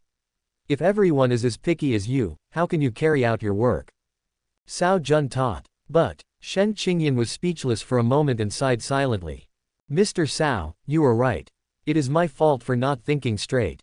Seeing Shen Qingyan's depressed look, Cao Jun also smiled. Okay, stop looking so sad. To tell you the truth, I transferred you to my side specifically because I have an important arrangement. What important arrangements? Shen Qingyan raised her eyebrows. Cao Jun said, I plan to personally take action to destroy the OWL organization. Shen Qingyan was shocked and asked in confusion. Mr. Cao, what do you mean? Our police department has already taken action, and it won't be long before this organization is completely wiped out. Completely wipe them out? Are you so confident? Cao Jun sneered. Longguo has always been known as a forbidden area for mercenaries and terrorist organizations. OWL, a foreign criminal organization, can infiltrate Zhongyan province, the central area of Longguo. Do you think they will be so easy to deal with? Shen Qingyan was speechless. This was also what he was most worried about. In fact, she also knew that the OWL organization had gone to such great pains to infiltrate. They must have made perfect preparations, and there must be an insider in the Dragon Country officials. The other party must have been fully aware of their police actions. But Mr. Cao, since you don't trust the police, why did you tell them this information? You can act on your own. Shen Qingyan was still arguing. Cao Jun said, make a feint to the east and attack in the west. Mr. Cao means you are using the police as a cover. Shen Qingyan immediately understood what Cao Jun meant, and her expression turned even uglier. Don't be angry, it's not that I don't trust you, it's mainly because there are too many people in the police station and there are too many eyes. No matter how careful your deployment is, it will definitely be leaked. I just made preparations for both situations. It would be great if the police can successfully wipe out the OWL organization. If not, I will just give them one more blow. Cao Jun said with a smile, you have also seen that the OWL organization has set its sights on me. I value my life very much, and I will nip any danger in the bud. Therefore, I must wipe out the OWL organization completely, otherwise I won't be able to sleep well. But even so, you should continue to report it and request support from Zhongyan province or the capital. If you act on your own, you may violate the laws of the Dragon Kingdom. Although Cao Jun explained, Shen Qingyan was still somewhat dissatisfied. Captain Shen, do you think the OWL organization can cross the border without an insider? I only believe in myself. Shen Qingyan was speechless again, but still said, then you shouldn't do it yourself, it's not good. Cao Jun said, who said I would do it myself? I am a good citizen of Longguo, a famous entrepreneur, and an economist. I must act in accordance with the law. So what are you going to do? Shen Qingyan was confused again. Cao Jun looked at Shen Qingyan, look for someone you can trust. A trustworthy person. Shen Qingyan's heart moved, and she probably realized what Cao Jun meant. Cao Jun slowly stood up and walked to Shen Qingyan, patting her shoulder solemnly. Officer Shen, you are the person I trust the most. Shen Qingyan was in a daze for a long time before she took a deep breath and spoke in a complicated tone. Boss Cao, do you trust me so much? Aren't you afraid that I'm the culprit? Cao Jun laughed out loud. I, Cao, may not have any other abilities, but I'm very good at judging people. Although I haven't had much contact with you, I know what kind of person you are. You said you were OWL's spy, but it would be more credible to say that I am the spy. Shen Qingyan was very satisfied with this answer and finally smiled. Thank you Mr. Cao for your trust. Mr. Cao, what are you going to do? Just say it. Chapter 21 Anxious Shen Qingyan. Okay, that's great. I like your personality, girl. Cao Jun patted Shen Qingyan's shoulders. From his perspective, she looked really spectacular, probably not inferior to Su Wanru. He really didn't know what this girl grew up on. I have been asking my men to monitor the owl organization's every move at all times, and now we have basically determined their real hiding place. When the time is right, we will catch them off guard and wipe them out. Great. In that case, let's take action now. Shen Qingyan couldn't wait. Cao Jun shook his head. Don't be in a hurry. Let the bullets fly for a while. Acting too early will alert the enemy. Then we can prepare in advance, and take action directly when the time is right. Shen Qingyan said excitedly. Look, it's urgent again. Cao Jun said calmly. I can't guarantee that I am not under surveillance here. What if the noise is too loud and the other party notices it? Am I being impatient, or is it that Mr. Cao has considered everything carefully? Only then did Shen Qingyan calm down. Come, sit down and have some tea. Cao Jun picked up the teapot and poured a cup for Shen Qingyan. The owl organization is very brutal and cunning. In the original novel, they actually took advantage of the police's siege and went out in full force to snatch the treasure from Lu Hanyan. And this time, there was a martial arts master among the people they dispatched, and Shen Qingyan was accidentally injured during this operation. The wound was naturally on the chest, there was no doubt about that. After all, she is the heroine. It would be strange if the location of her injury was not private. Boss Cao, we found out they've taken action. After 2.5 hours, Zhang Wei finally came in to report. Before Cao Jun could speak, Shen Qingyan immediately stood up. Where did they go? Some people are attracting the attention of the police. More people are heading towards the city center. Their target should be the Union Group. There's a traitor among us. Although she had expected this, Shen Qingyan's face was still full of frost when she heard Zhang Wei's report. Cao Jun stood up slowly and stretched. It's almost time, let's act. As soon as she finished speaking, Shen Qingyan ran out impatiently. Cao Jun was speechless for a while. These female police officers always do things in such a hurry. Meanwhile, downtown, a white Wuling van stopped at the gate of Union Group, and 13 people got out of the car one after another. These people put on stocking hoods and rushed towards the Union Group. Gunshots rang out and the scene immediately became chaotic.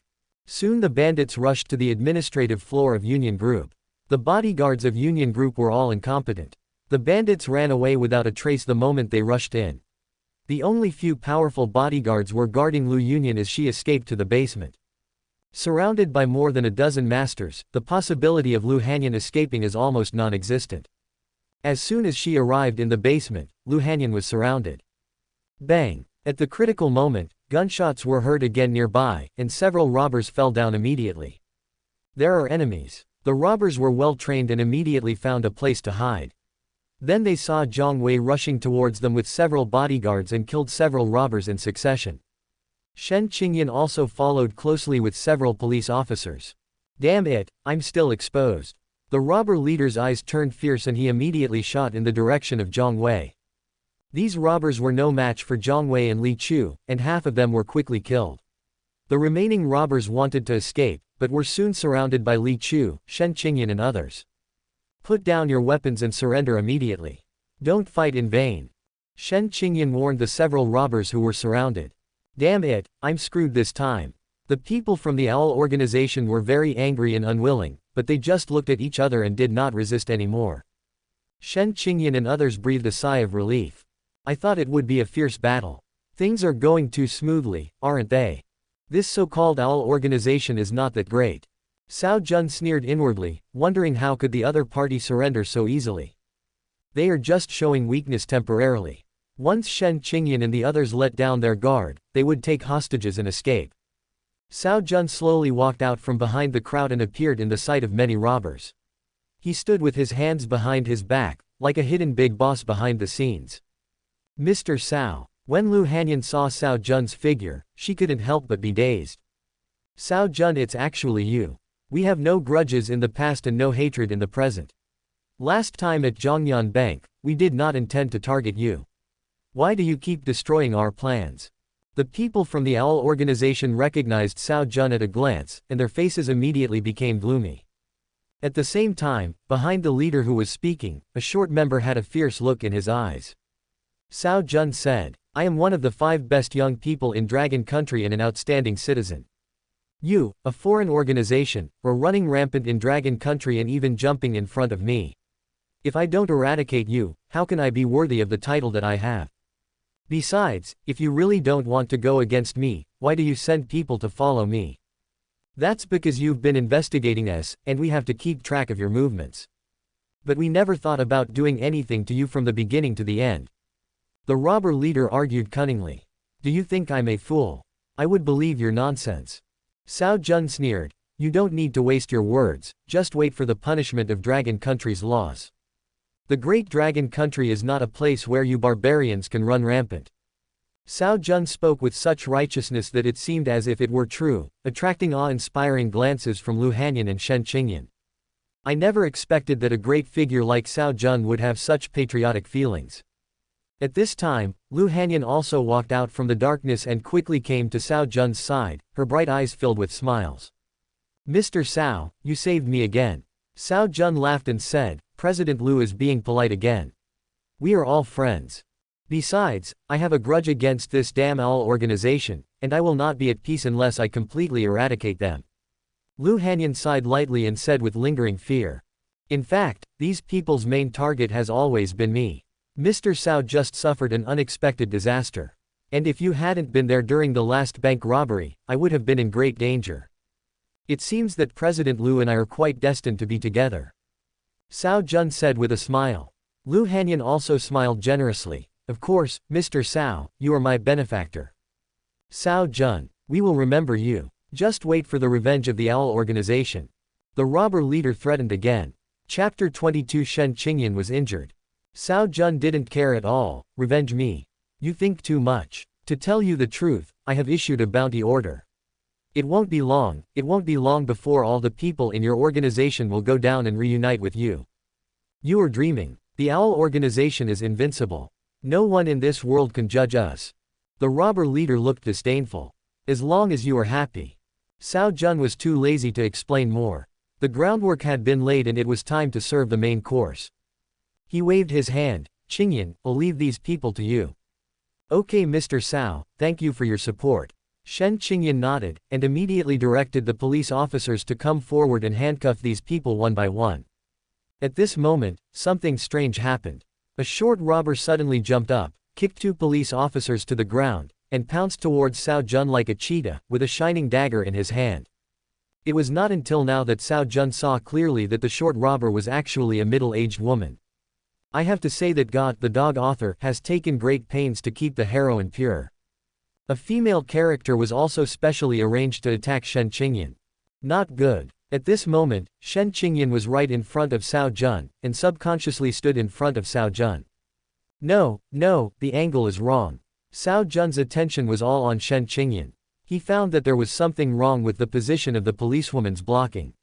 If the robber's attack fell, there was a 90% chance that it would only injure Shen Qingyan's shoulder.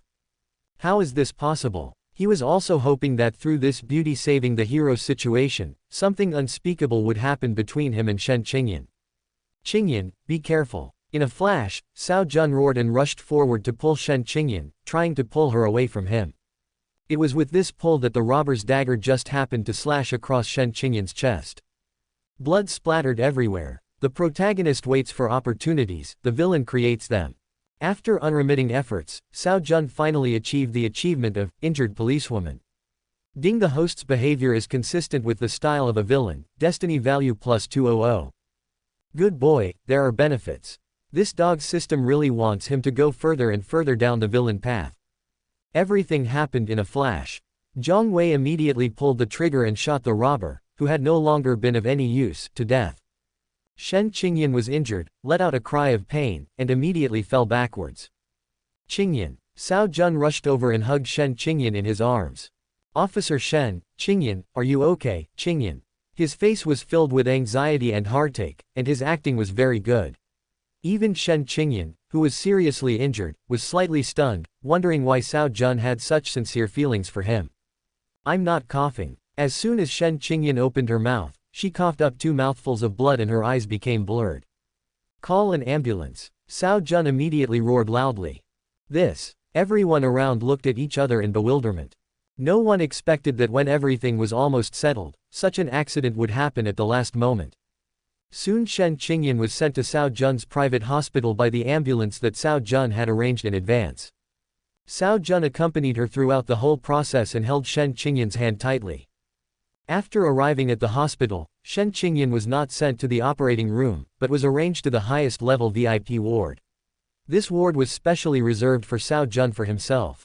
It was fully equipped and luxurious. After Shen Qingyan lay on the hospital bed, Cao Jun hesitated for a moment and then his eyes became firm.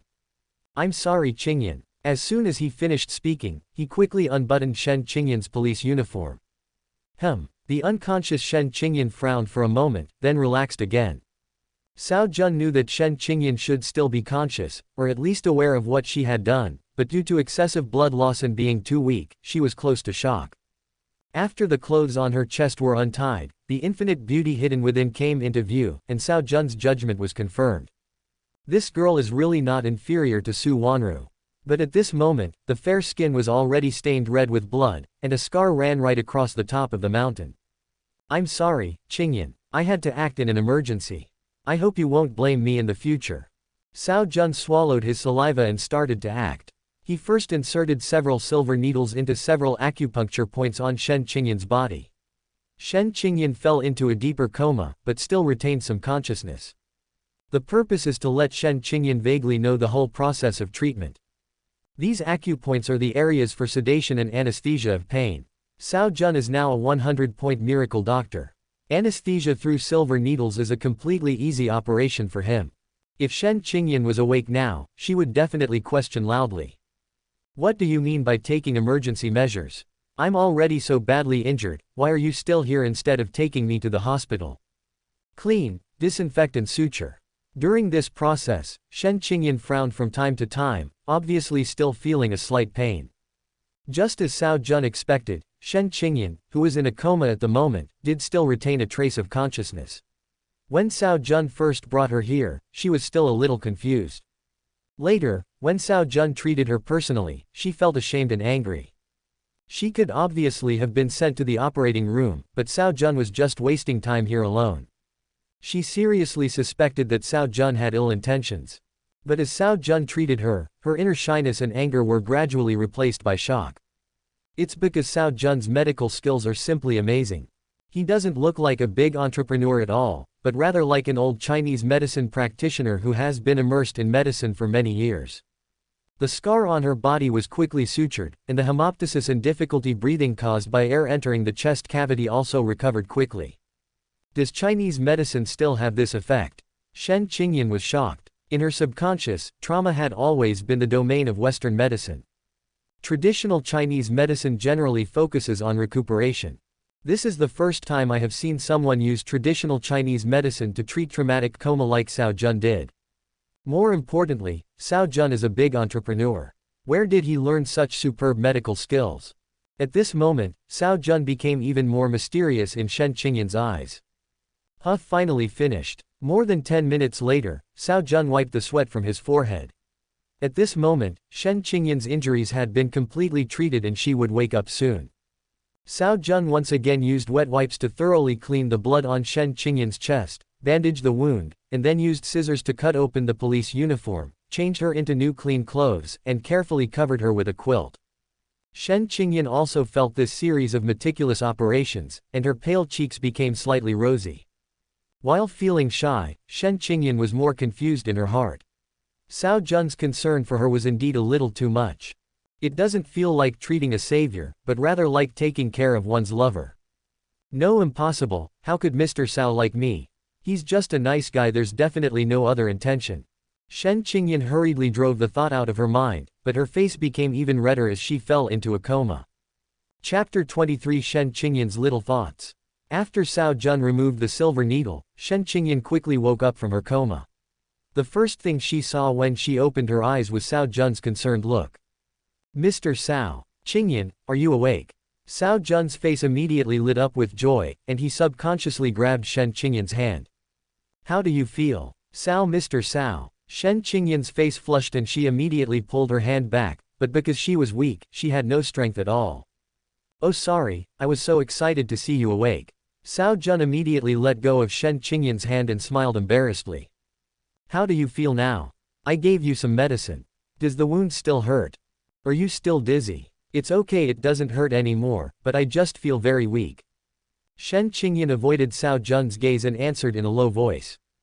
That's good. If anything unexpected happens to you, I, Cao, will feel so guilty. Cao Jun said with emotion again. If it weren't for you, I, Lao Cao, would have to confess today. You saved my life. Mr. Cao, please don't say that. As a police officer, it is my duty to protect citizens. Shen Qingyan was very weak, but her tone was firm. Besides, the main responsibility for today's accident is still mine. If we had subdued them all earlier, the following incident wouldn't have happened. I should be the one apologizing to you. This girl has a strong sense of justice. Cao Jun immediately shook his head. That's not the case. If I hadn't stayed out of my way and wasted my time talking to those bastards, they wouldn't have had the chance to attack me. Ultimately it's my problem. Alas, it's no use saying all this now. You should take good care of your injuries here. This is my private ward. No one can disturb you here. Don't worry about work. I will negotiate with your director. Thank you for your kindness, Mr. Cao, but.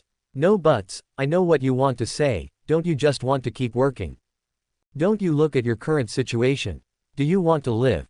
Besides, isn't it irresponsible for you to work despite your serious injury? Cao Jun waved his hand and interrupted Shen Qingyan. Don't think about work anymore. Just stay here and recover from your injuries. Shen Qingyan was speechless and couldn't even find a reason to refute. At the same time, she felt something strange in her heart. I didn't have much interaction with Cao Jun before, why does he care about me so much? Is it really just because I saved him? Shen Qingyan took a deep breath, pushed those messy thoughts out of her mind, and immediately changed the subject. Boss Cao, I never thought you had such amazing medical skills. Hey, how do you know I know medicine? Cao Jun played dumb. Shen Qingyan lowered her head. When you were treating me just now, I was actually able to sense the outside world. Hey, what a mistake. I thought you were really unconscious, so I didn't give you deep anesthesia. Cao Jun looked annoyed. Shen Qingyan asked in confusion, Mr. Cao, since you know medical skills, why do you hide it? Cao Jun sighed and said, to be honest, I started out as a medical student, and it was completely an accident that I became an entrepreneur. I am a person who values life very much and I am quite cautious. After I made money, I paid special attention to my health. At the same time, I don't trust others very much.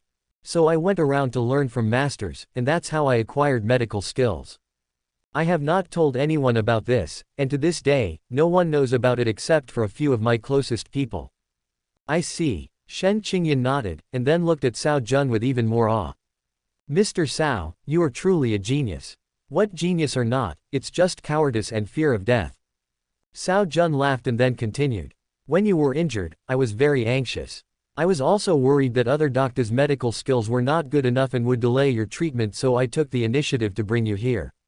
You won't blame me, right? Shen Qingyan's doubts were finally resolved, but at the same time she couldn't help but have wild thoughts in her mind. Feeling very anxious, worried about unexpected events during other people's treatment. So do it yourself. Are you willing to expose your cards for this? Do I really have a different status in Cao Jun's heart? How could that be, Mr. Cao? It's my honor that you would personally treat me. That's good. I was worried that you would suspect that I had impure motives, haha. Shen Qingyan. Officer Shen, no one else knows that I have medical skills. I hope you can keep it a secret for me.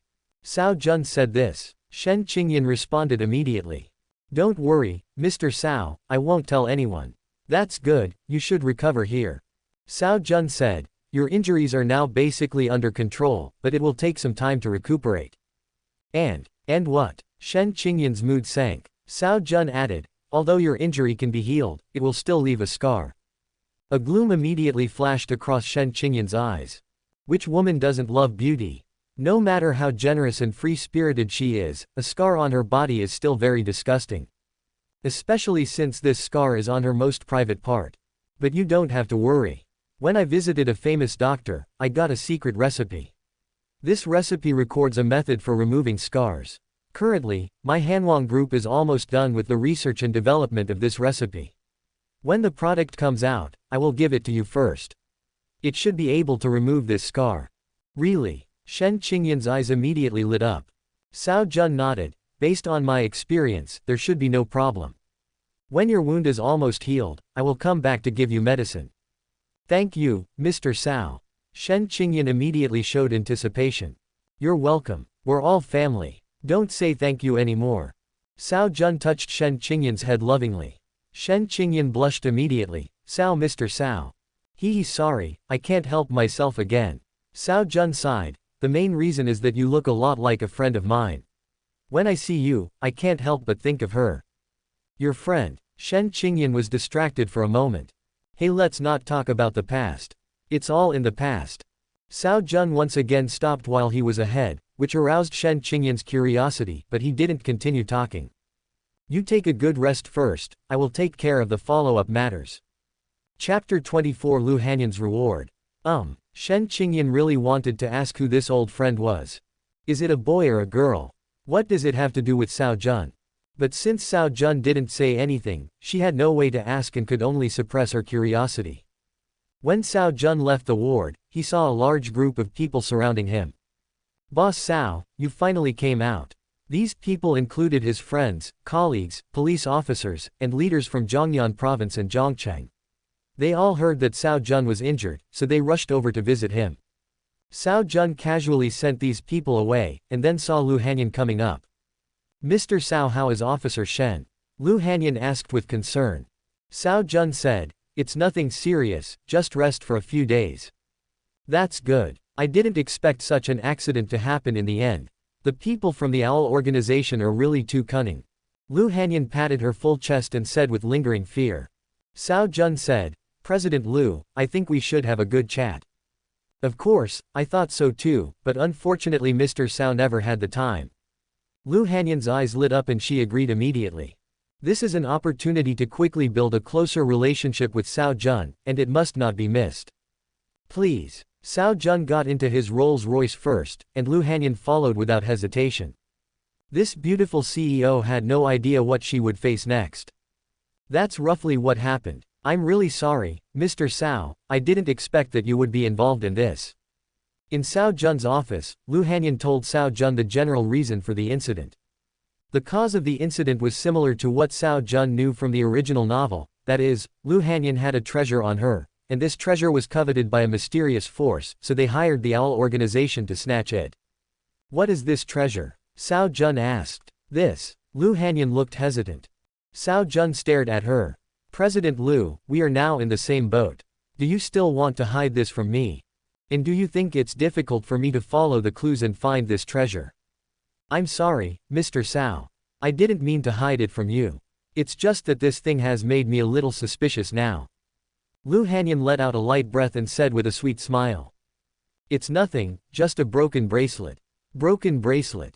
Cao Jun was surprised. Lu Hanyan's expression became complicated. The origin of the bracelet involves some of my life experience, I'm sorry I can't tell you. In short, some people wanted to get this bracelet, and I absolutely couldn't lose it, so they paid a large sum of money to invite people from the Owl organization to rob it openly. Cao Jun still looked at Lu Hanyan and spoke. So what are you going to do next? I hope to cooperate with Mr. Cao. Lu Hanyan said solemnly. Cao Jun looked at her and asked, how do we cooperate? Lu Hanyan stroked her hair and said, whether it's the owl or the buyer behind them, they won't give up until they get the jade bracelet in my hand. I am weak and alone now, so I hope Mr. Cao can help me resist these two organizations, and it would be best if I could eliminate these people directly.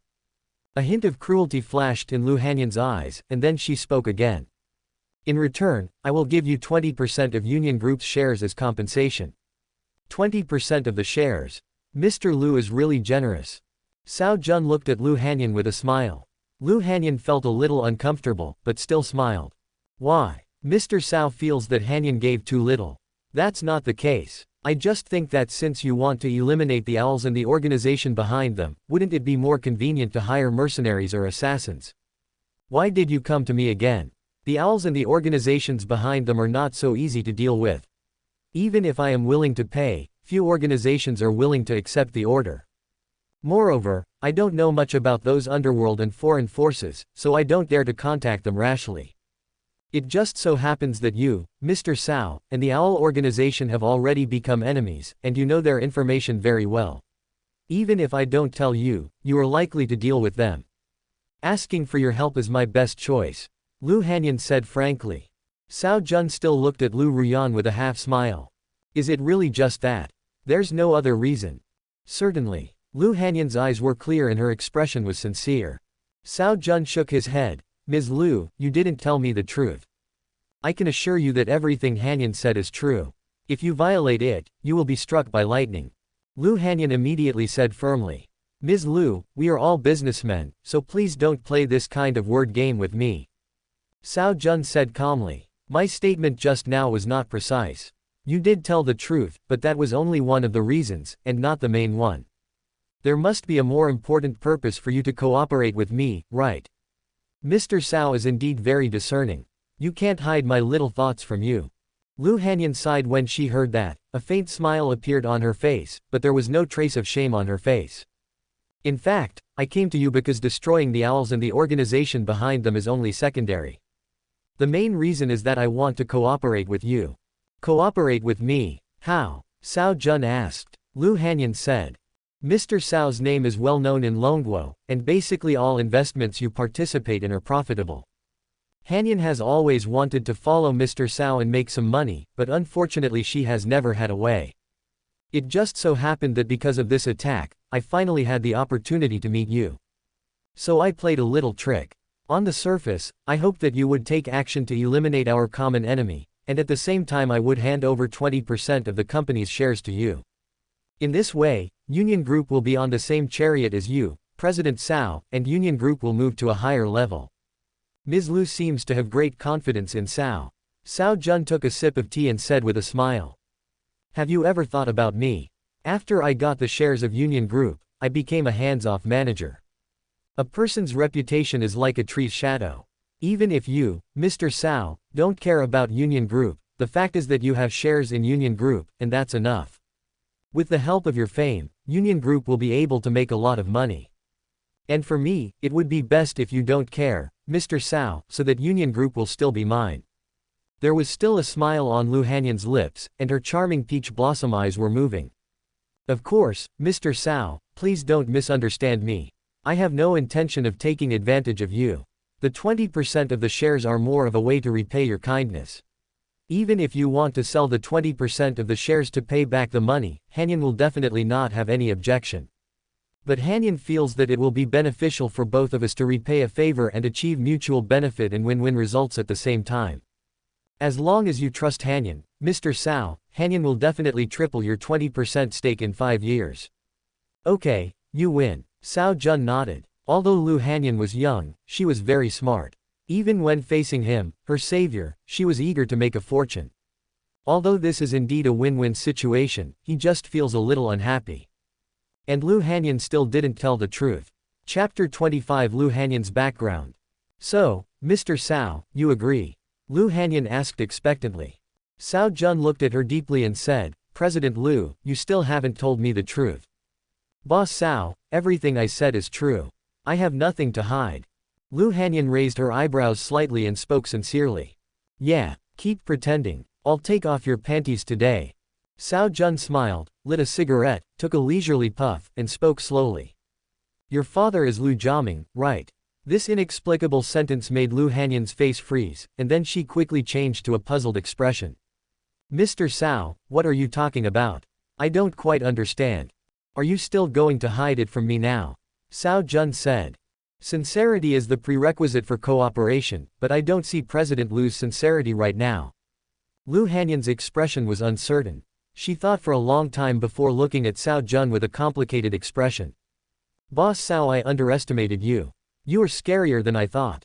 Thank you for the compliment. Cao Jun said with a smile. Lu Hanyan asked in a low voice. May I ask, Mr. Cao, how do you know my background? There are no secrets in this world. As long as you pay attention and investigate, you can know everything you want. Cao Jun's tone was calm.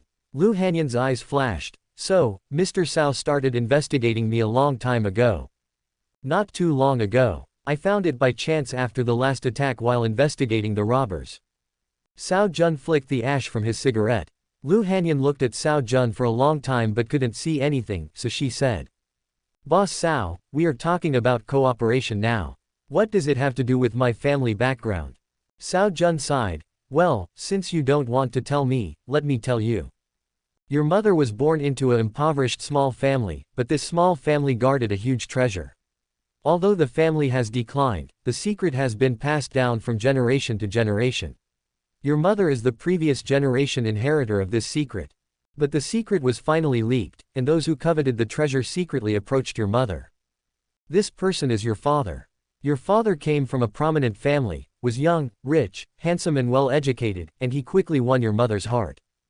The two got married soon, and within a year, you were born. Your father was very calm and never revealed his true thoughts. Unfortunately, the truth could not be hidden. Finally one day, your mother realized the real purpose of your father's marriage to him and broke off with your father. When your father saw that his years of hard work had come to nothing, he completely turned against your mother and even threatened your mother to hand over the whereabouts of the treasure at the cost of your young life. But your mother would rather die than give in, and in the end she never revealed a single thing. Maybe your father still had a conscience, or maybe he didn't give up.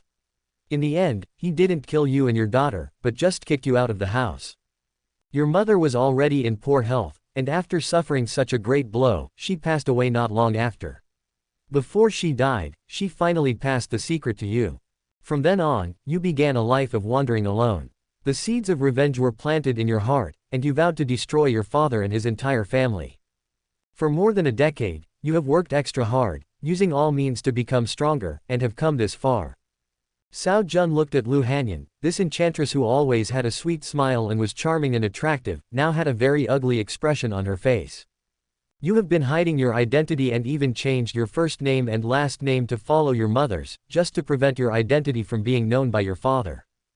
Unfortunately, your father eventually found out about you, and not long after, you were assassinated by the Owl organization. Lu Hanyan. At this point, everything is clear. What the Owl organization is looking for is the secret of the treasure in Lu Hanyan's hand.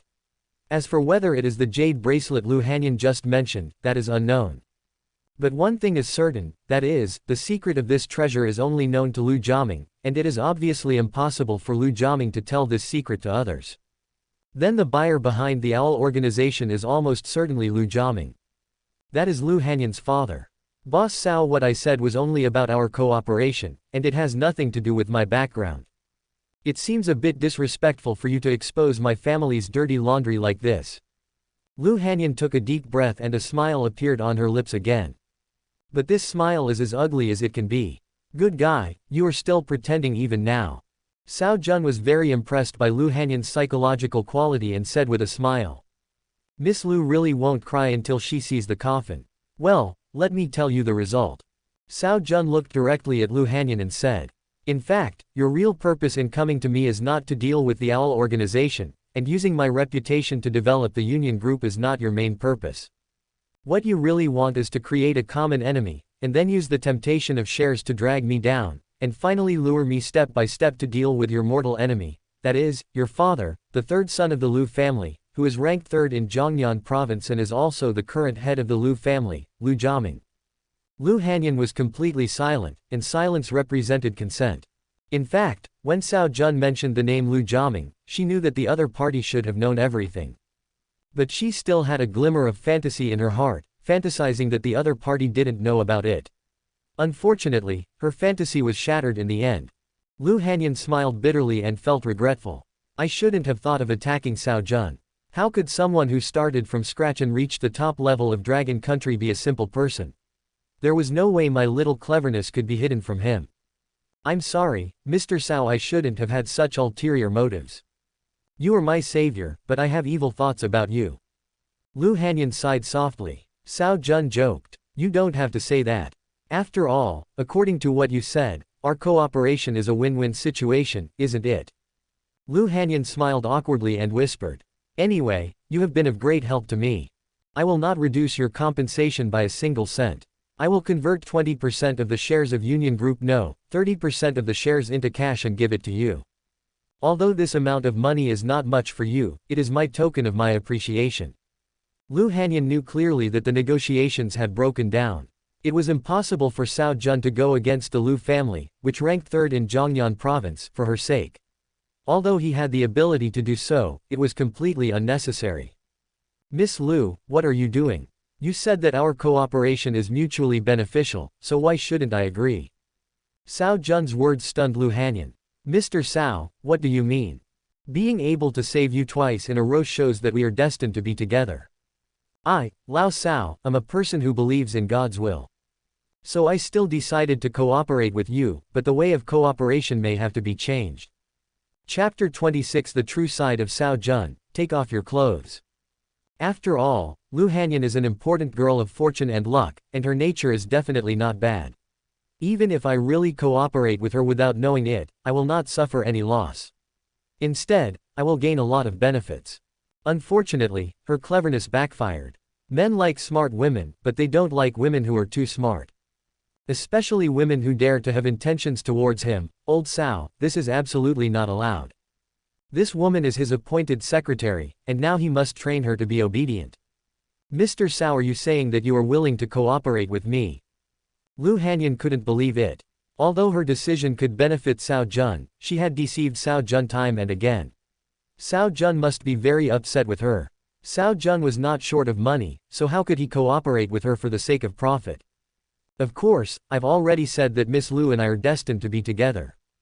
After receiving a positive answer, Lu Hanyan's face lit up with joy. Mr. Cao, what do you want?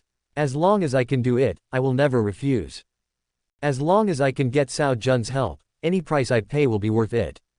What I want is not much. You said before that you would let me help you deal with the Owl organization and the Lu family, and there would be no problem in giving me 20% of the shares of Union Group. But I need to add one more. Cao Jun looked at Lu Hanyan. I still need Miss Lu to be my secretary. Mr. Cao, are you serious? Lu Hanyan's face immediately froze. Cao Jun said with a smile. Do I look like I'm joking? I have seen Miss Lu's abilities and have appreciated you for a long time. I want to recruit you to my side. Today is such a good opportunity, I can't miss it. Lu Hanyan was speechless again. She thought of many possibilities, but she never expected Cao Jun to say such a thing. Become his secretary. Boss Cao, you know, I have a deep blood feud and I also manage the Union Group. It seems inappropriate for someone like me to be your secretary. There's nothing inappropriate about it. As long as the blood feud is avenged, Union Group can find someone to manage it, and you just focus on being my secretary, Cao Jun tempted. The market value of my Hanwang Group has exceeded 300 billion, plus Hanwang Healthcare, education, investment, insurance. How can the output value not reach 500 billion or more? I also like to be a hands-off boss. In such a big business empire, you can almost be considered half the boss. Managing such a large business group is much more enjoyable than the small piece of land of Union Group. Don't you want to experience it, Miss Lu? Cao Jun's words were very persuasive, and Lu Hanyan couldn't help but be moved, but she quickly shook her head. Boss Cao, I know my abilities. If you give me so much power all at once, I'm afraid it will be difficult for me to handle it. I've already said that I, Cao, don't have any other abilities, but I'm very good at judging people. I said you can, and you can. Cao Jun said with a smile. Lu Hanyan lowered her head in silence, her beautiful eyes flashing quickly. What happens if I refuse? Lu Hanyan finally asked this. Then our cooperation will be completely broken, and no one knows what we will face in the future. Cao Jun's tone was light, but contained a strong threat. Lu Hanyan finally sighed and looked at Cao Jun with a complicated expression. Everyone says that Mr. Cao is upright, kind and generous, and an absolutely good person. I once believed it, but today I have seen another side of you. It was not until then that she realized that the moment she got into Cao Jun's car, there was no way back. Or to put it more exaggeratedly, the moment Cao Jun appeared at Union Group and rescued her, her fate was already sealed. What Lu Hanyan didn't know was that ever since Cao Jun awakened the system, the arrival of this moment was only a matter of time. Cao Jun smiled and said, that's because the world is so far away from me that they can only see the side I want them to see. The real me can only be seen by opponents at the same level as me. Lu Hanyan was silent. She didn't want to admit that she was just like an ordinary person before. She really thought that Cao Jun was a good person. Now it seems that she was just too far away from Cao Jun. Once Cao Jun becomes interested in her, she will show her truest side. Mr. Cao, I suddenly realized that I kind of like you, too. Lu Hanyan suddenly raised her bright eyes and revealed a captivating smile. Her beautiful face was like a dream. Oh, why? Cao Jun became interested. Lu Hanyan smiled. Because I suddenly felt that we seemed to be the same kind of people. Miss Lu, you understand now. It seems that I disguised myself too well before. Even a smart person like Miss Lu was fooled. Cao Jun laughed. Welcome to join my camp, my secretary Lu. Mr. Cao, I hope you will bear with me if I fail to do my job well in the future. Lu Hanyan also stood up confidently and shook hands with Cao Jun with a smile on her face. There was no resistance at all on her delicate and beautiful face, as if nothing had happened just now. Done. For Cao Jun, the long-awaited drama is finally about to begin. Then my good secretary, take off your clothes. What? Lu Hanyan's face froze again, and then two blushes quickly appeared on her face. She glared at Cao Jun in reproach. Boss Cao, I just started working here. It's scary that you're joking with me like this. Do you think I'm kidding you? Cao Jun stared at Lu Hanyan, his eyes revealing undisguised desire. He looked like a real pervert. Lu Hanyan finally panicked. She finally realized that Cao Jun was not joking with her. But she's still trying. Mr. Cao, don't do this. This is not good. What's wrong with that? There is also a letter of surrender for surrender. Miss Lu is such a smart person, and she agreed to my excessive request so easily. I may not be able to trust you immediately. We need to quickly establish a friendly relationship, and of course we need some physical communication. With a wicked smile on his face, Cao Jun took a step forward and hugged Lu Ruyan's slender waist. And as the saying goes, what is the state of work as a successful boss? The secretary does the work when there is work to do, and the secretary does the work when there is nothing to do. I have finally found such a perfect secretary. If I don't enjoy her, it would be a big loss. Chapter 27: A cordial exchange between the boss and the secretary. Mr. Cao, you'd better stop joking with me. This joke is not funny. Lu Ruyan had a stiff smile on her face, but she kept struggling. Cao Jun hugged her tighter. I advise you not to struggle, this step will come sooner or later anyway, you have no way to resist, so why bother to struggle in vain? I am not afraid to tell you that I am attracted to you because of your work ability, and on the other hand, I just fell in love with your body. Mr. Cao. Lu Hanyan's face quickly turned red. Please let me go first, we need to talk things over. You're doing this too suddenly. Before she could finish her words, Cao Jun kissed her beautiful red lips. Lu Hanyan's delicate body stiffened, and she immediately began to struggle more violently, but it was obviously futile. Soon the clothes were scattered all over the floor. Cao Jun finally completed his first kill after traveling through time. Ding! Congratulations to the host and the girl of luck Lu Hanyan for completing a cordial and friendly exchange, destiny value plus 3000. Ding! The host successfully won the important female protagonist, Su Fan's luck value minus 2000, the host's destiny value plus 2000. Wow, so many rewards. Cao Jun exclaimed that it was so exciting. Isn't this forcing me to go down a path of no return? But this road is quite comfortable. It's finally out. While Cao Jun was feeling relieved, Su Fan also went through a lot of hardships to be bailed out from prison. This also consumed the favor that the old man owed him. The crime he committed was too serious, and even with the old man's ability, it took a huge price to get him out. He and the old man became strangers from now on. Damn it, I must find out who framed me. I want this bastard to be torn into pieces. So frustrating. Unprecedented frustration. Ever since he awakened the Jade Pendant, he has been smooth sailing and has never suffered such humiliation.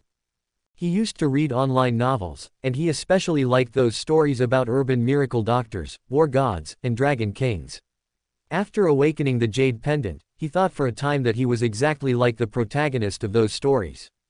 Play the pig and eat the tiger, and you will get the beauty. Who knew that he had only been enjoying himself for a few days before he was framed and sent to jail? Even my own mother. When Su Fan thought of the intimacy between his mother and Cao Jun, he felt his heart bleed. Unforgivable. Absolutely unforgivable. His mother can only belong to him, no one else can take her away from him. In Su Fan's mind now, Cao Jun's evilness is already at the same level as the person who framed him. Cao Jun, and you bastard, dare to bully my mother, you have already found your way to death. Just wait for my revenge. 2.5 hours later. Lu Hanyan lay on Cao Jun's chest, in a trance. She never imagined that she was just negotiating a business deal with Cao Jun, but somehow she became his secretary and somehow she gave up her innocence. Do you regret it? I don't regret it that much. At least she didn't hate this man. Instead, she was curious about him and even had a little respect for him. After all, this man is a legend in the entire Dragon Kingdom and has always been her role model. Especially today, although she was led by him by the nose all the way, she did not hate him at all. Instead, she liked him even more, because only such a strong and intelligent man was qualified to be her, Lu Hanyan's. The only thing that made her a little confused was this guy's fighting ability was really terrifying. Isn't it said that men's energy declines after they reach 30? Why is this guy still so fierce at the age of 40? Made myself. Lu Hanyan didn't dare to think any further. She slowly propped herself up and glared at Cao Jun with her peach blossom eyes. Boss Cao, I really misjudged you. You are totally different from the image you give to the outside world. Cao Jun said with a smile.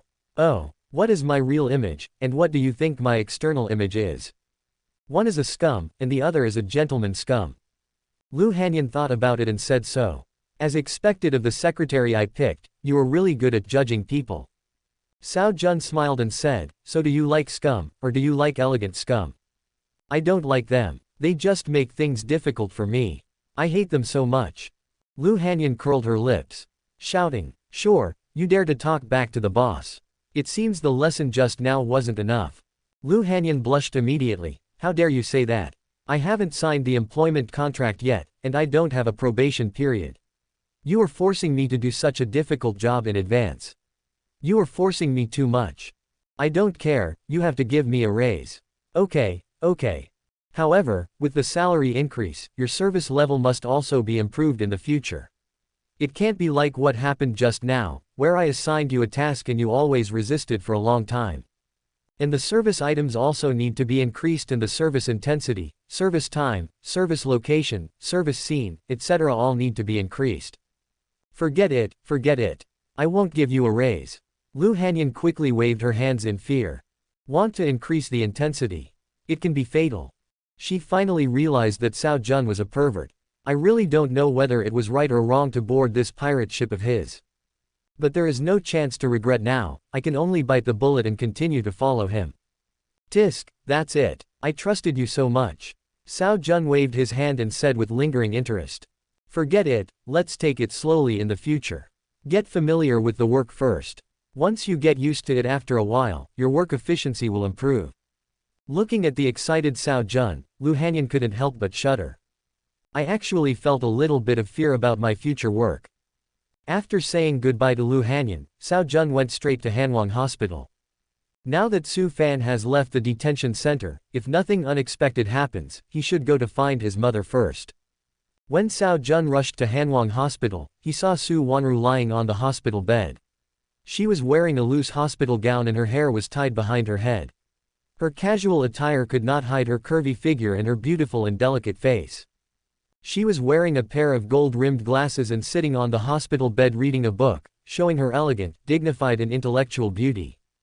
Mr. Cao, you're here. Seeing Cao Jun coming in, Su Wanru quickly put down the book and a happy smile bloomed on her face. Cao Jun walked over and sat on the chair beside the bed. He took Su Wanru's hand and asked with concern.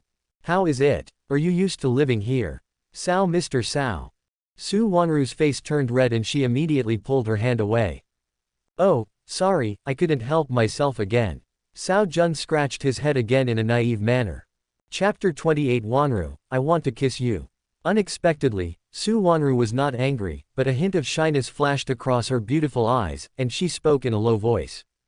Fortunately, the environment here is very good, and the doctors and nurses are very caring towards me. That's good. I was worried that you wouldn't be used to staying here alone. I'll come to see you as soon as I finish the work at hand, Cao Jun said in a gentle tone. Su Wanru was even more moved when she heard this. It's okay, I'm very comfortable here, you don't have to worry about me. You still have so much work to do every day, if you delay your work because of me, I'll be really embarrassed. No, I'm not as busy as you think. I can leave many things to my secretary and consultant. Cao Jun couldn't help but sigh. Sometimes I think about how much money I have to make more money. It's simply not clear. In comparison, I am more concerned about your health now. Su Wanru was moved and bit her red lips and said. Thank you, Mr. Cao. I told you, don't be so polite. Oh, I have another good news for you. Cao Jun smiled and said, Su Fan's problem has been solved. If nothing unexpected happens, he will be able to leave the detention center soon. Really? Su Wanru's eyes immediately lit up and she asked anxiously. Are you saying that Fanur is okay? He doesn't have to go to jail anymore. No, Cao Jun said, and with my guarantee, he can continue to go back to Hanwang School. Su Fan should have left the detention center by now with the help of some important figure he had treated before. Naturally, the credit was taken by Lao Cao for himself, which helped to improve his mother's favorability. Not only that, he also wanted Su Fan to return to Hanwang School. Su Fan has many interesting storylines in Hanwang School, and an important girl of luck is involved. These are all his destiny points, and he cannot just waste them like that. Thank you so much, Mr. Cao. I really don't know how to thank you. Su Wanru excitedly held Cao Jun's hands. Cao Jun said with a smile, you are being so formal again. We are all family. This is what I should do. Mr. Cao. Su Wanru was so moved that she couldn't express it in words. Cao Jun was really so good to her. Su Fan was guilty of robbery and murder, how could it be so easy to get away with it?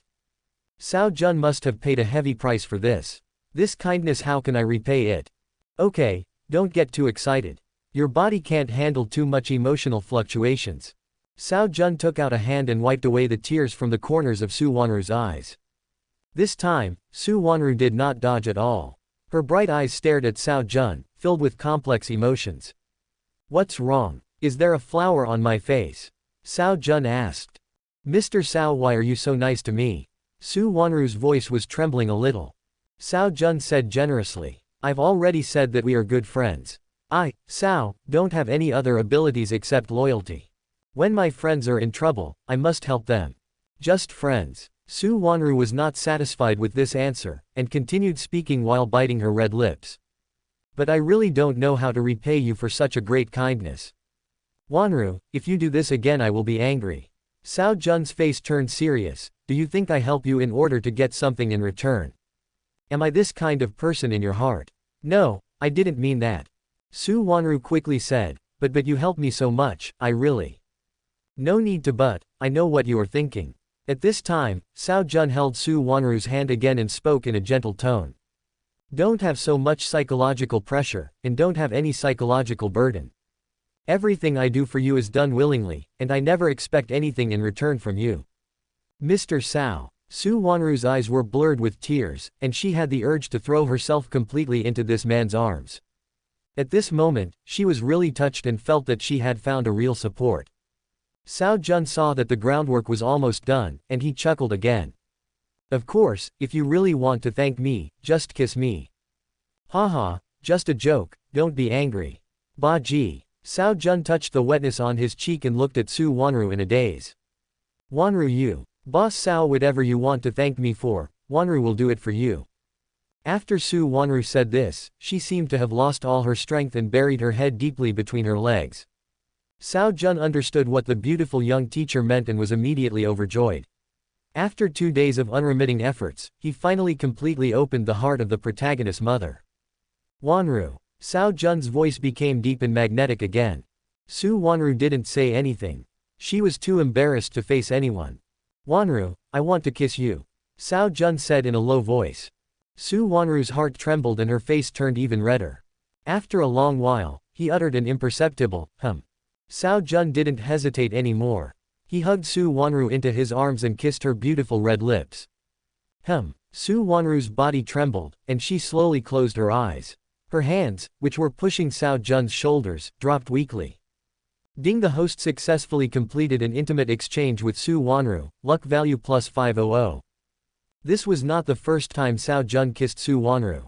During the first 2 artificial respirations, he had clearly felt the softness of her lips. However, Su Wanru was in a coma during those 2 times. But this time it was different. Both of them were in a sober state, and Cao Jun could clearly feel the response from the other party. That kind of passionate yet shy, greedy yet restrained emotion affected Su Wanru's every move. The wonderful taste is not something that can be told to outsiders. Su Wanru's mind was also blank. More than 30 years of single life and more than 30 years of repression were completely ignited at this moment. The feeling was like a flood bursting through a dam, like a volcano erupting. The suppressed passion could no longer be controlled, and at this moment she just wanted to throw herself deeply into Cao Jun's arms. "Mom, what are you doing?"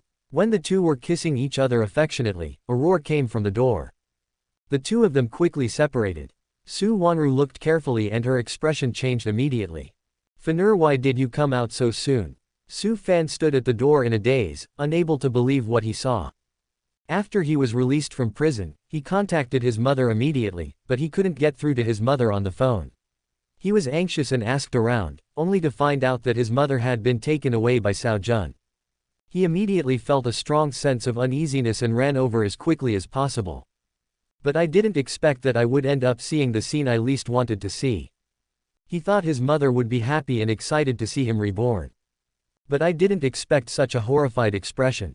What made him even more heartbroken was his mother's question, "Why did you come out so soon? Mother, does she dislike herself so much? Do you think you've disturbed her fun? Her son is still in prison, but she doesn't care about him and is just busy having sex with her lover." Su Fan was filled with rage, but in the end he let out a miserable laugh. "Mom, are you unhappy that I came out? Or do you think I'm disturbing your happiness?" Chapter 29 Su Wanru, be respectful to your Uncle Cao. Su Wanru was originally very shy and embarrassed, not knowing how to explain, but Su Fan's questioning made her so angry that she no longer cared. "Su Fan, you finally got out of prison, just to come here to piss me off. Who is mad at whom?" Su Fan said angrily. "I have been wrongly accused and have been in prison for so long, but not only did you ignore me, you even brought my enemies to show off in front of me. Now that I have finally gotten out of prison with great difficulty, I came to see you out of concern for your safety. As a result, you had an affair with this old thief without any mediation and now you start questioning me. Do you still have me, your son, in your heart? Su Fan, don't be so presumptuous." Su Wanru felt a little embarrassed by what she said, so she could only change the subject and angrily said, "If it weren't for Uncle Cao, do you think you would have a chance to get out of prison for the crime you committed? Uncle Cao is your benefactor, you'd better respect him. Does he deserve it?" Su Fan's face was full of disdain. "I was able to get out because of my own efforts. It has nothing to do with this Cao guy. Su Fan, don't go too far." Su Wanru was so angry that she trembled all over again. "Do you know how much effort Uncle Cao put into getting you out? Is this how you treat your savior? If you continue to be so rude to Uncle Cao, don't blame me for not recognizing you as my son." "Mom." Su Fan was suffocated with heartache. He couldn't believe that his mother wanted to break off relations with him for an outsider. At this moment, he wished he could tear Cao Jun into pieces. But looking at his mother's resolute expression, Su Fan softened his heart and explained. "Mom, you really misunderstood. I was able to get out of prison because of my own connections. It has nothing to do with this old guy named Cao. Don't be fooled by him. If you don't believe me, I can call and prove it right now." How could Su Wanru possibly believe it? If my son had this ability, why did he escape from prison last time? Looking at her son's serious expression, Su Wanru felt only disappointment. "Su Fan, you used to be an honest and decent child, why have you become like this now? I don't recognize you at all. Mom, why don't you believe me? I really got out through my own connections. If you don't believe me, I can call you right now." "Okay, stop talking." Cao Jun interrupted at this time, worried that Su Fan had really made the call, which would be bad if something went wrong. He looked at Su Fan with a stern face and said, "You bastard, don't you know your mother is not in good health? She's still in hospital now, and you're making her angry like this. Apologize to your mother immediately." It would have been better if Cao Jun didn't say anything, but as soon as he opened his mouth, Su Fan became furious. "Shut up, old thief. Su Fan, get out if you keep doing this." Looking at his mother's angry eyes, even though Su Fan was filled with rage, he could only choose to endure it.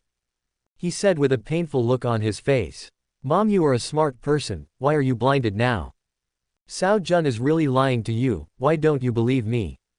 I have my own judgment on what kind of person Mr. Cao is, and I know clearly whether he is deceiving me or not. On the contrary, you Su Fan, my son, I really don't understand you anymore. Su Wanru waved her hand tiredly. Forget it. You're fine now anyway. You can go back first. I'm tired. I need to rest first. Mom. Okay, you bastard, go back now and let your mother calm down. Cao Jun said, I have already told the school that you will not be held accountable for your fault for the time being, and you can go back to Hanwang school tomorrow. But after you return to school, you'd better behave yourself and not do anything out of line, otherwise I won't be able to speak for you anymore. What? You want me to continue going to school?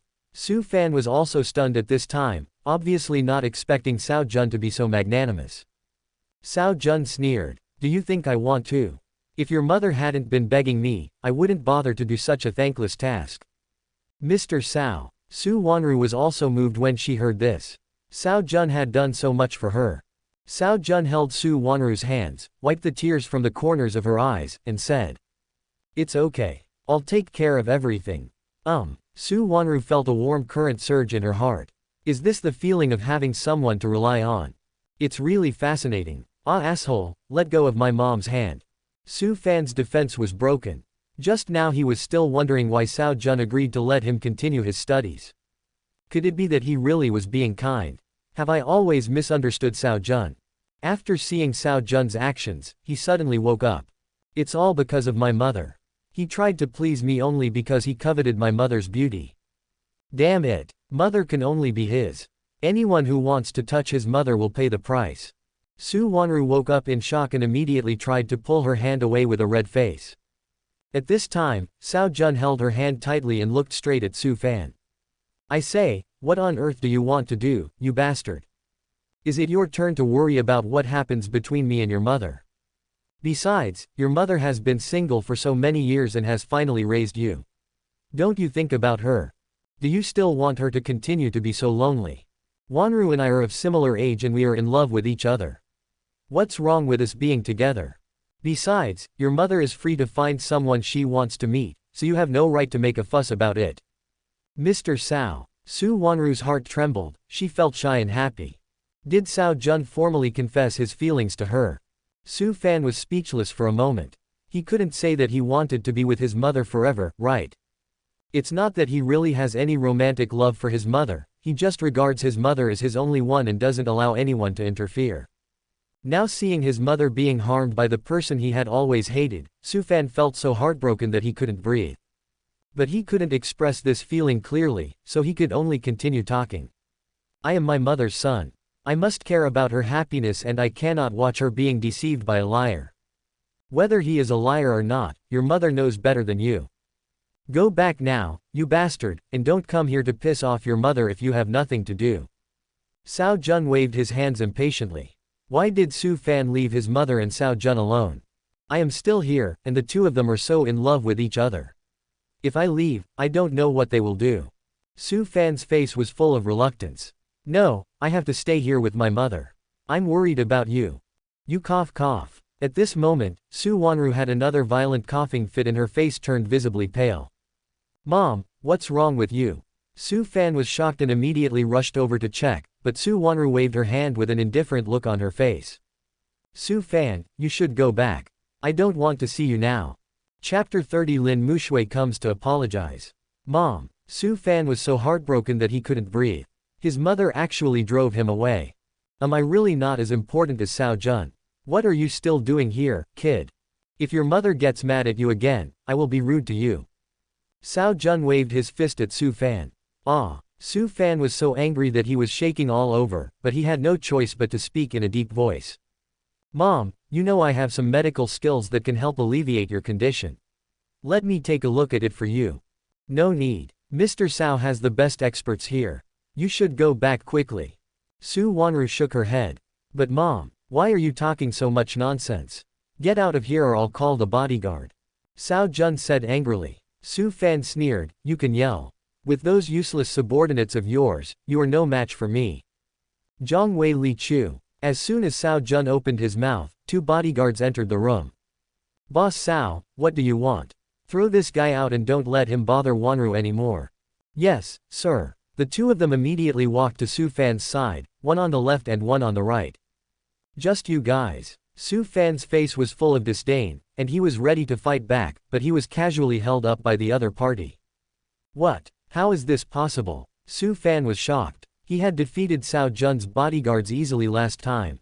Why couldn't he have any power to resist them now? I am at the 2nd level of martial arts.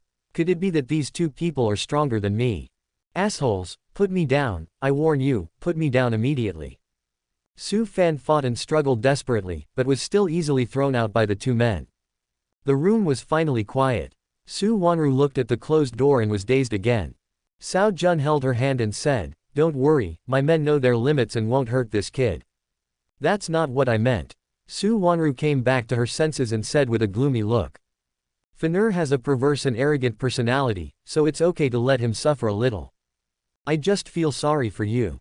You have been so good to us mother and son, but Fenrir is not only ungrateful but also hates you. I really don't know how to face you. Cao Jun smiled and touched Su Wanru's head, saying, you're being too suspicious. I'm a grown man, how could I possibly argue with this brat?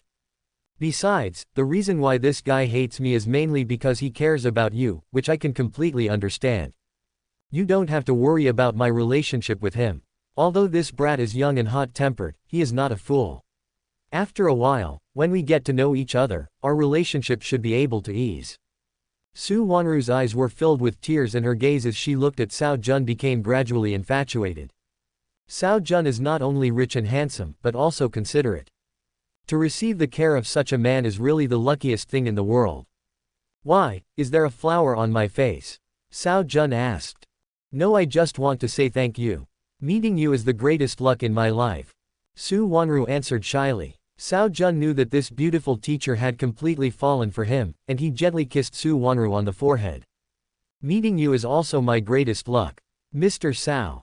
Su Wanru lowered her head shyly. Cao Jun smiled and said, take good care of yourself. When you recover, I will give you a gift. I guarantee you will like it. What gift? Su Wanru blinked her beautiful eyes and asked curiously. Cao Jun smiled mysteriously, I can't tell you now. If you are really curious, you should take good care of yourself. The sooner you leave, the sooner you can know. Su Wanru nodded seriously, I will definitely take good care of myself. Cao Jun chatted with Su Wanru for a while and then left. He had already made his relationship with Su Wanru clear. After she was discharged from the hospital, he would be able to completely win her over. Actually, it's not impossible to wear a hospital gown. Cao Jun couldn't help but think evilly in his heart. After leaving Su Wanru, Cao Jun went to visit Shen Qingyan on the way and expressed his kind care and condolences. The girl is recovering quite well, and once the wound has healed, he can start the plan to remove the scar.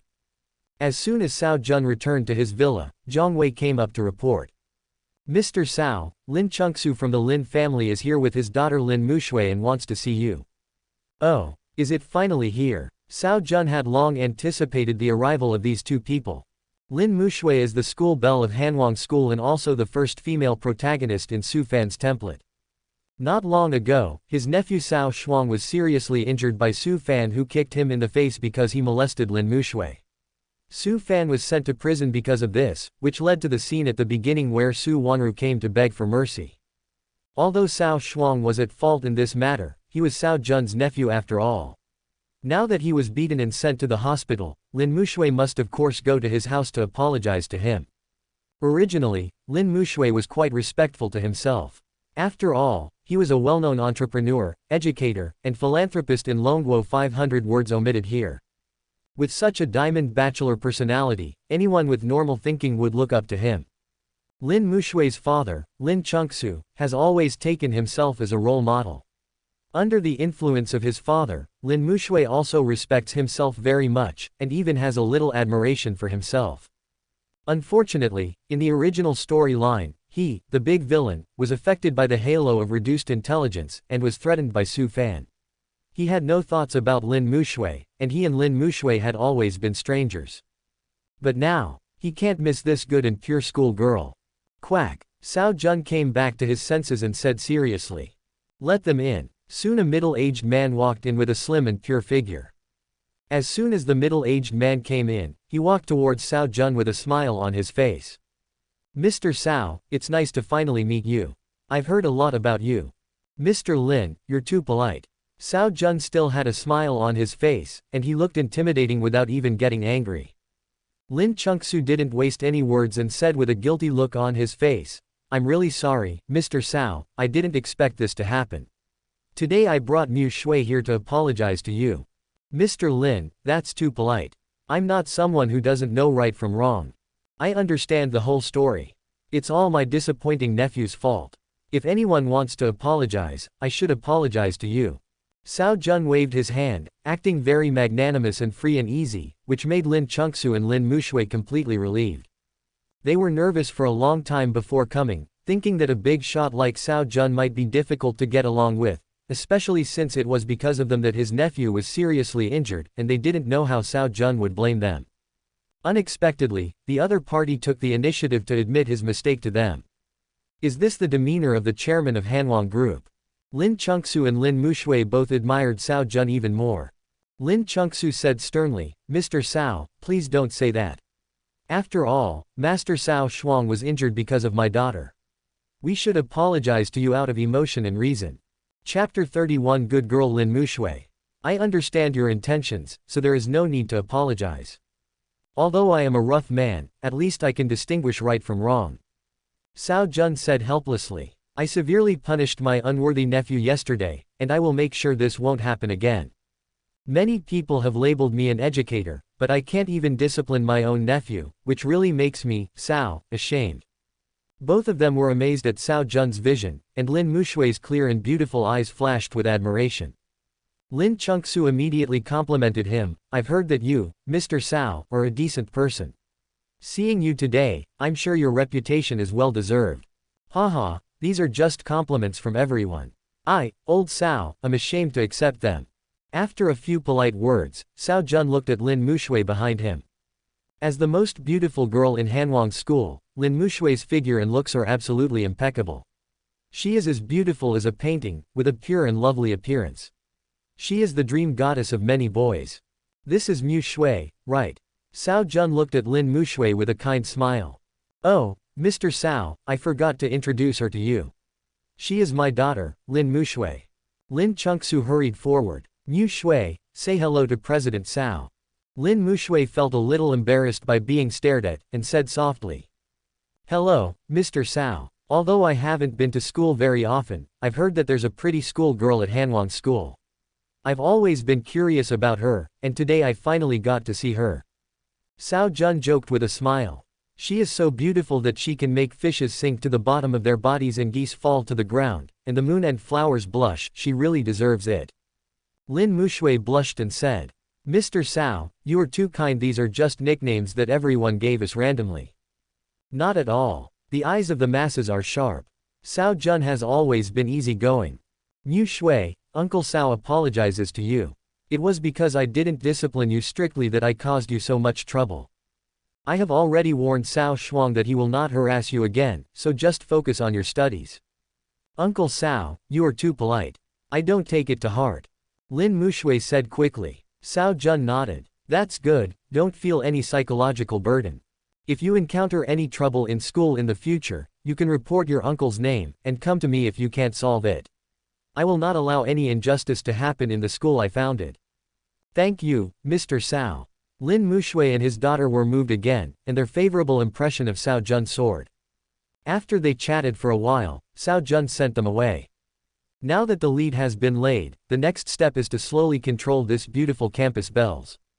Early the next morning, Cao Jun rushed to school again. If nothing unexpected happens, Su Fan should be back to school to attend classes today. The college entrance examination is approaching, and no matter how much this kid hates himself, he will not miss this opportunity to change his destiny. What's more, this guy has always regarded Lin Mushui as his woman and wants to be admitted to the same university as Lin Mushui, so he should be much more low-key before the college entrance examination. However, as a son of luck, it is difficult for Su Fan to keep a low profile even if he wants to. According to the original plot, Su Fan still has several opportunities to show off in Hanwang's school. For example, today, as soon as Su Fan walked to the school gate, he encountered someone robbing Lin Mushui's wallet. Su Fan stepped in and helped Lin Mushui get the wallet back. Lin Mushui was originally a good girl who hated people who picked fights. Although Su Fan helped her last time, she was very grateful to Su Fan, but in her heart she didn't want to have more contact with him. After this robbery, Lin Mushui's feelings towards Su Fan began to change, and then through various bloody plots of heroes saving beauties, their feelings gradually heated up. Cao Jun decided to strike while the iron was hot today and make good arrangements for Su Fan again. Soon Cao Jun arrived near the school. At this time, Zhang Wei, who had been waiting for a long time, got in the car and said, "Boss Cao, according to your arrangement, we have caught several thieves roaming around nearby. I have also explained your instructions to them. There will be absolutely no problem." "That's fine, we'll just watch the show here." Cao Jun laughed. Not long after, two figures were seen walking to the school gate. They were Su Fan and Lin Mushui. Su Fan was still wearing his washed-out jeans, canvas shoes, and out-of-shape white shirt. Lin Mushui, however, was wearing a light blue dress that outlined her perfect figure. She had shoulder-length hair with side bangs, and her delicate face was so beautiful that just standing there was enough to attract everyone's attention. Su Fan followed Lin Mushui happily, but Lin Mushui had a blank expression on her face. She took a step away from him, and impatience flashed in her beautiful eyes from time to time. "Listen to my explanation, Mushui. I was really wrong. You know me well. How could I possibly do something like robbing a bank?"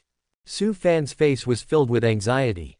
After being thrown out of the hospital by Cao Jun yesterday, he was already very depressed and angry.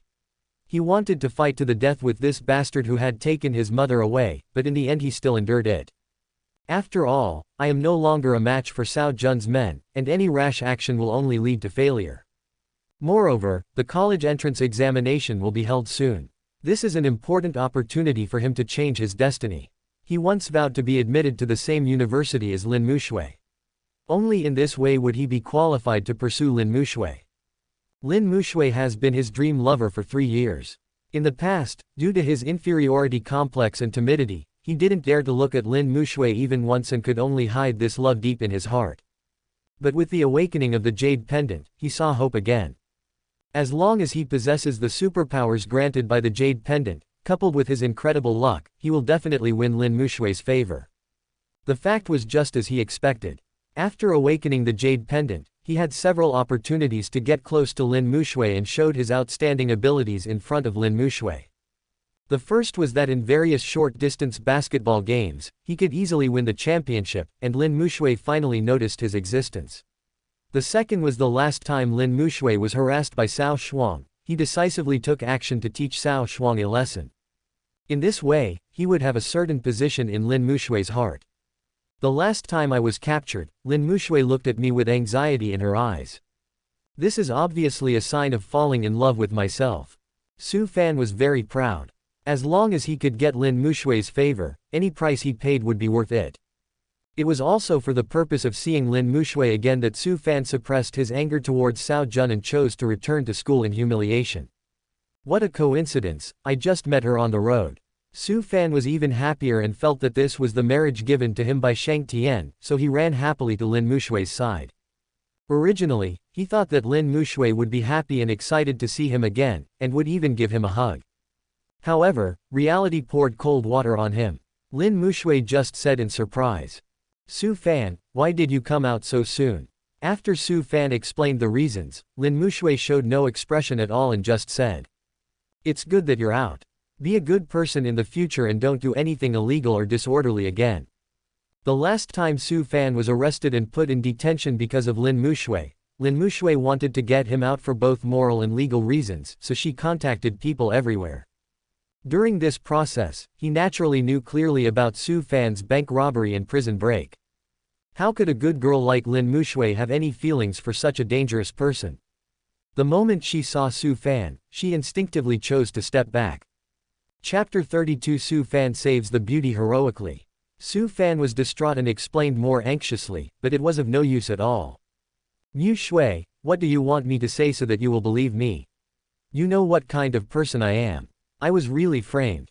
Lin Mushui stopped and looked at Su Fan calmly with her beautiful eyes. Whether it is true or not is not up to you or me to decide, I believe the police's statement more. And the truth is not important to me. After all, we are not that familiar with each other, and I don't know much about you. I thank you for helping me last time. But my dad has warned me that he doesn't want me to get too close to you, so please forgive me. After Lin Mushui finished speaking in a neither humble nor arrogant manner, she no longer paid any attention to the distraught Su Fan, turned around and walked away in small steps. Su Fan stood there in a daze. He never thought that his hard work would result in such a result. Lin Mushui's ruthless eyes were like a sharp blade, piercing into his heart. Damn it, why is this happening, damn it? Su Fan's face immediately turned gloomy, and he hated the person who framed him even more. If he hadn't been framed, how could Mu Shui have misunderstood him? How could she be so indifferent to him? But now is not the time to talk about this. What he needs to do first is to restore his image in Mu Shui's heart. What should I do? Mu Shui obviously doesn't believe me anymore. Su Fan felt anxious and helpless. Oh, catch the thief. Just then, an anxious shout came from the front. Lin Mushui was seen chasing a man in black, who was holding a small blue handbag in his hand. It was Lin Mushui's backpack. Although Lin Mushui was chasing, her speed was obviously far slower than that of the man in black, and she could only watch him go away. Good opportunity. Su Fan's eyes immediately lit up. I really want to sleep, and someone sends me a pillow. God is helping me. As long as he caught the thief and helped Mu Shui get her backpack back, Mu Shui's impression of him would definitely change. Where did you come from, little thief? Stop right there. Su Fan let out a loud roar, then rushed towards the man in black like a cheetah. After all, Su Fan was a master of the second level of martial arts. After chasing with all his strength, he soon caught up with the man in black. With a right whip kick, he kicked the man to the ground. Ouch! The man rolled on the ground in pain. Su Fan approached him step by step and spoke condescendingly. You little thief, how dare you rob in broad daylight? Do you still have the law in your eyes? Boy, you dare to ruin my good deeds, I will kill you. The man in black glared at Su Fan with resentment, and then 3 other men in black rushed up. All of them were holding daggers and had fierce eyes. They quickly surrounded Su Fan. Fuck, kill this guy for me. The man in black lying on the ground said viciously.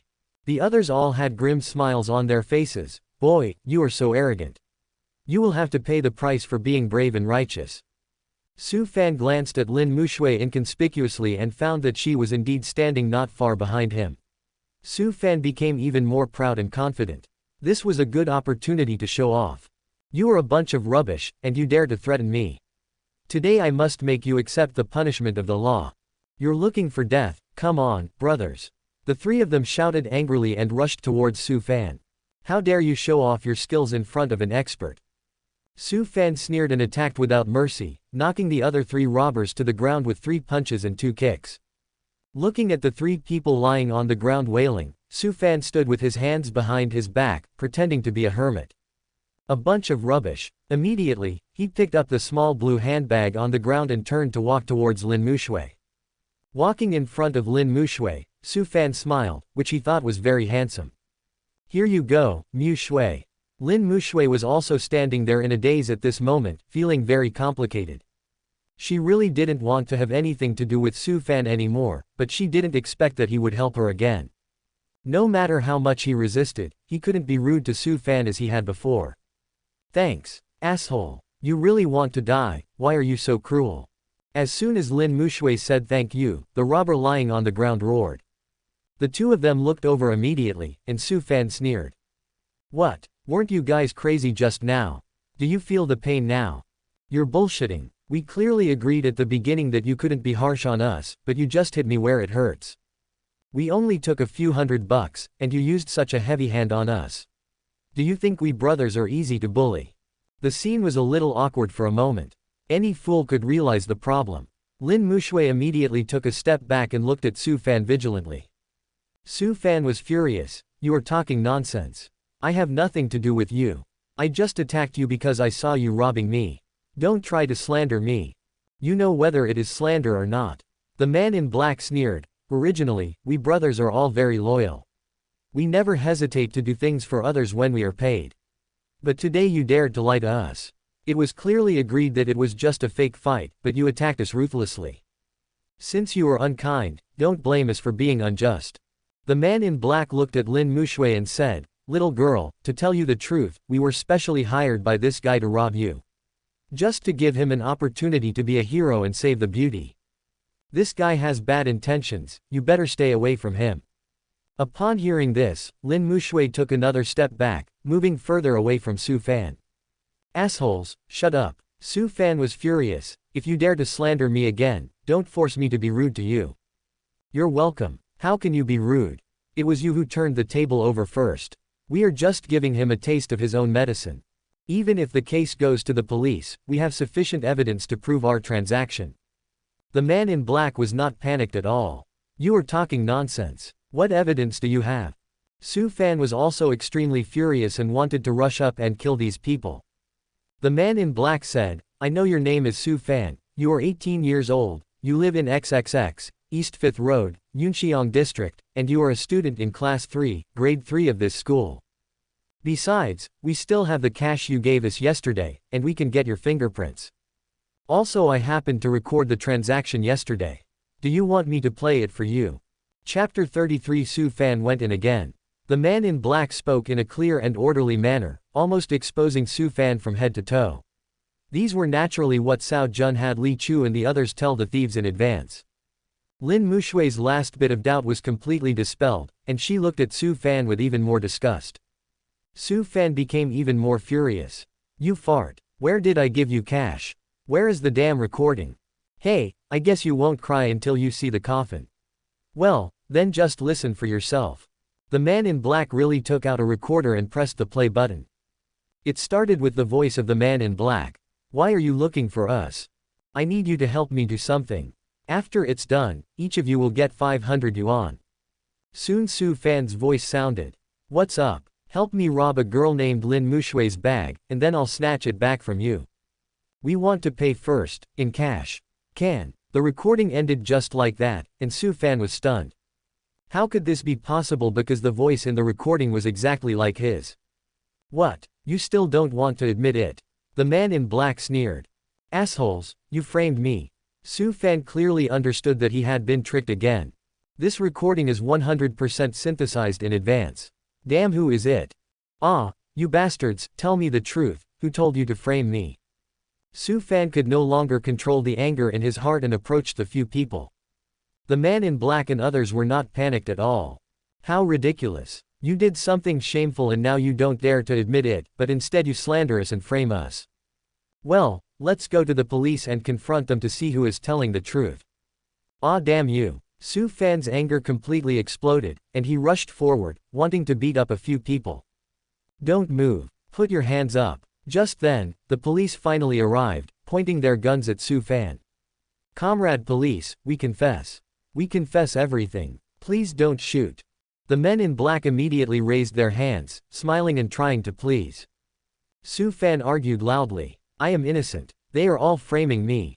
We will investigate the cause and effect of the incident. Now please cooperate with our investigation. The police officer said indifferently. Damn it, damn it, damn it. Su Fan was furious and felt unprecedentedly aggrieved. He looked at Lin Mushui and said anxiously. Mushui, you have to believe me. I was really wronged. Lin Mushui took a step back, her expression filled with indifference and disgust. Ding, the girl of luck, Lin Mushui, and Su Fan have completely broken up. Su Fan's luck value is -1000, and the host's destiny value is +1000. Ding, the host successfully destroyed Su Fan's chance once. Su Fan's luck value -600, the host's destiny value +600. Ah, Su Fan was heartbroken. But at this moment he could do nothing but let the police handcuff him and escort him into the police car. Lin Mushui was in a trance. She never thought that something like this would happen just because she was going to school. The police came to Lin Mushui at this time. Ms. Lin, please come with us, we need to make some records. Okay. What's going on? What happened? At this moment, a warm and deep voice sounded. I saw a Rolls-Royce parked nearby, and Cao Jun walked up accompanied by 2 bodyguards. Everything that happened today was naturally the result of Cao Jun's deployment and arrangement. He also had someone synthesize that recording in advance, so even if Su Fan had a point, he wouldn't be able to explain himself. Lin Mushui, the #1 female protagonist, will also completely break with Su Fan. Hello, Mr. Cao. I am a police officer in this area. I have heard of you for a long time. The police officer naturally knew Cao Jun, and he immediately came up to him with a flattering look on his face and gave an explanation. After listening to this, Cao Jun sighed. This kid really doesn't change his bad habits. Mr. Cao, do you know this Su Fan? The police officers immediately grasped the key point. It can be considered as an acquaintance. Cao Jun shook his head. This kid is too stubborn. You must discipline him strictly after he goes in. Don't let him go further down the wrong path. Don't worry, Mr. Cao, we will definitely act in accordance with the laws and regulations. The police officer immediately assured. Cao Jun glanced at Lin Mushui again and said, the college entrance examination is approaching. If there is nothing urgent, don't let this girl run with you. Just ask her on the spot. Okay, Mr. Cao. With Cao Jun's instructions, the police officers quickly finished their questioning, and Cao Jun walked to Lin Mushui's side. Mushui, I didn't expect that we would meet again so soon. Hello Mr. Cao, thank you for helping me. Lin Mushui finally came back to her senses, smiling slightly, her beautiful eyes sparkling. It's a bit too polite to say that. Cao Jun sighed. I am ashamed to say this. Yesterday I solemnly promised that you would not be in any danger in school in the future, but today I was slapped in the face. It's okay, Uncle Cao. These are all my faults. I just met the wrong person. Lin Mushui was also very angry towards Su Fan. Cao Jun taught like an elder. Okay, let's not talk about it anymore. Go to class and adjust your mindset. The college entrance exam is coming up. Don't let these things affect your mood. Well, thank you Uncle Cao, I'll go then. Lin Mushui smiled sweetly and turned to leave. At this moment, Zhang Wei inconspicuously sent a trace of energy towards the bottom of Lin Mushui's feet. As a 7th level martial arts master, he can already release his true qi to a certain extent. This kind of true qi is very secretive, and if controlled well, it can be completely colorless and invisible. The external true energy hit Lin Mushui's ankle. The girl was exhausted from chasing too hard and her body was not very stable. This energy caused her ankle to sprain. Ouch! Lin Mushui let out a cry of pain and fell forward uncontrollably.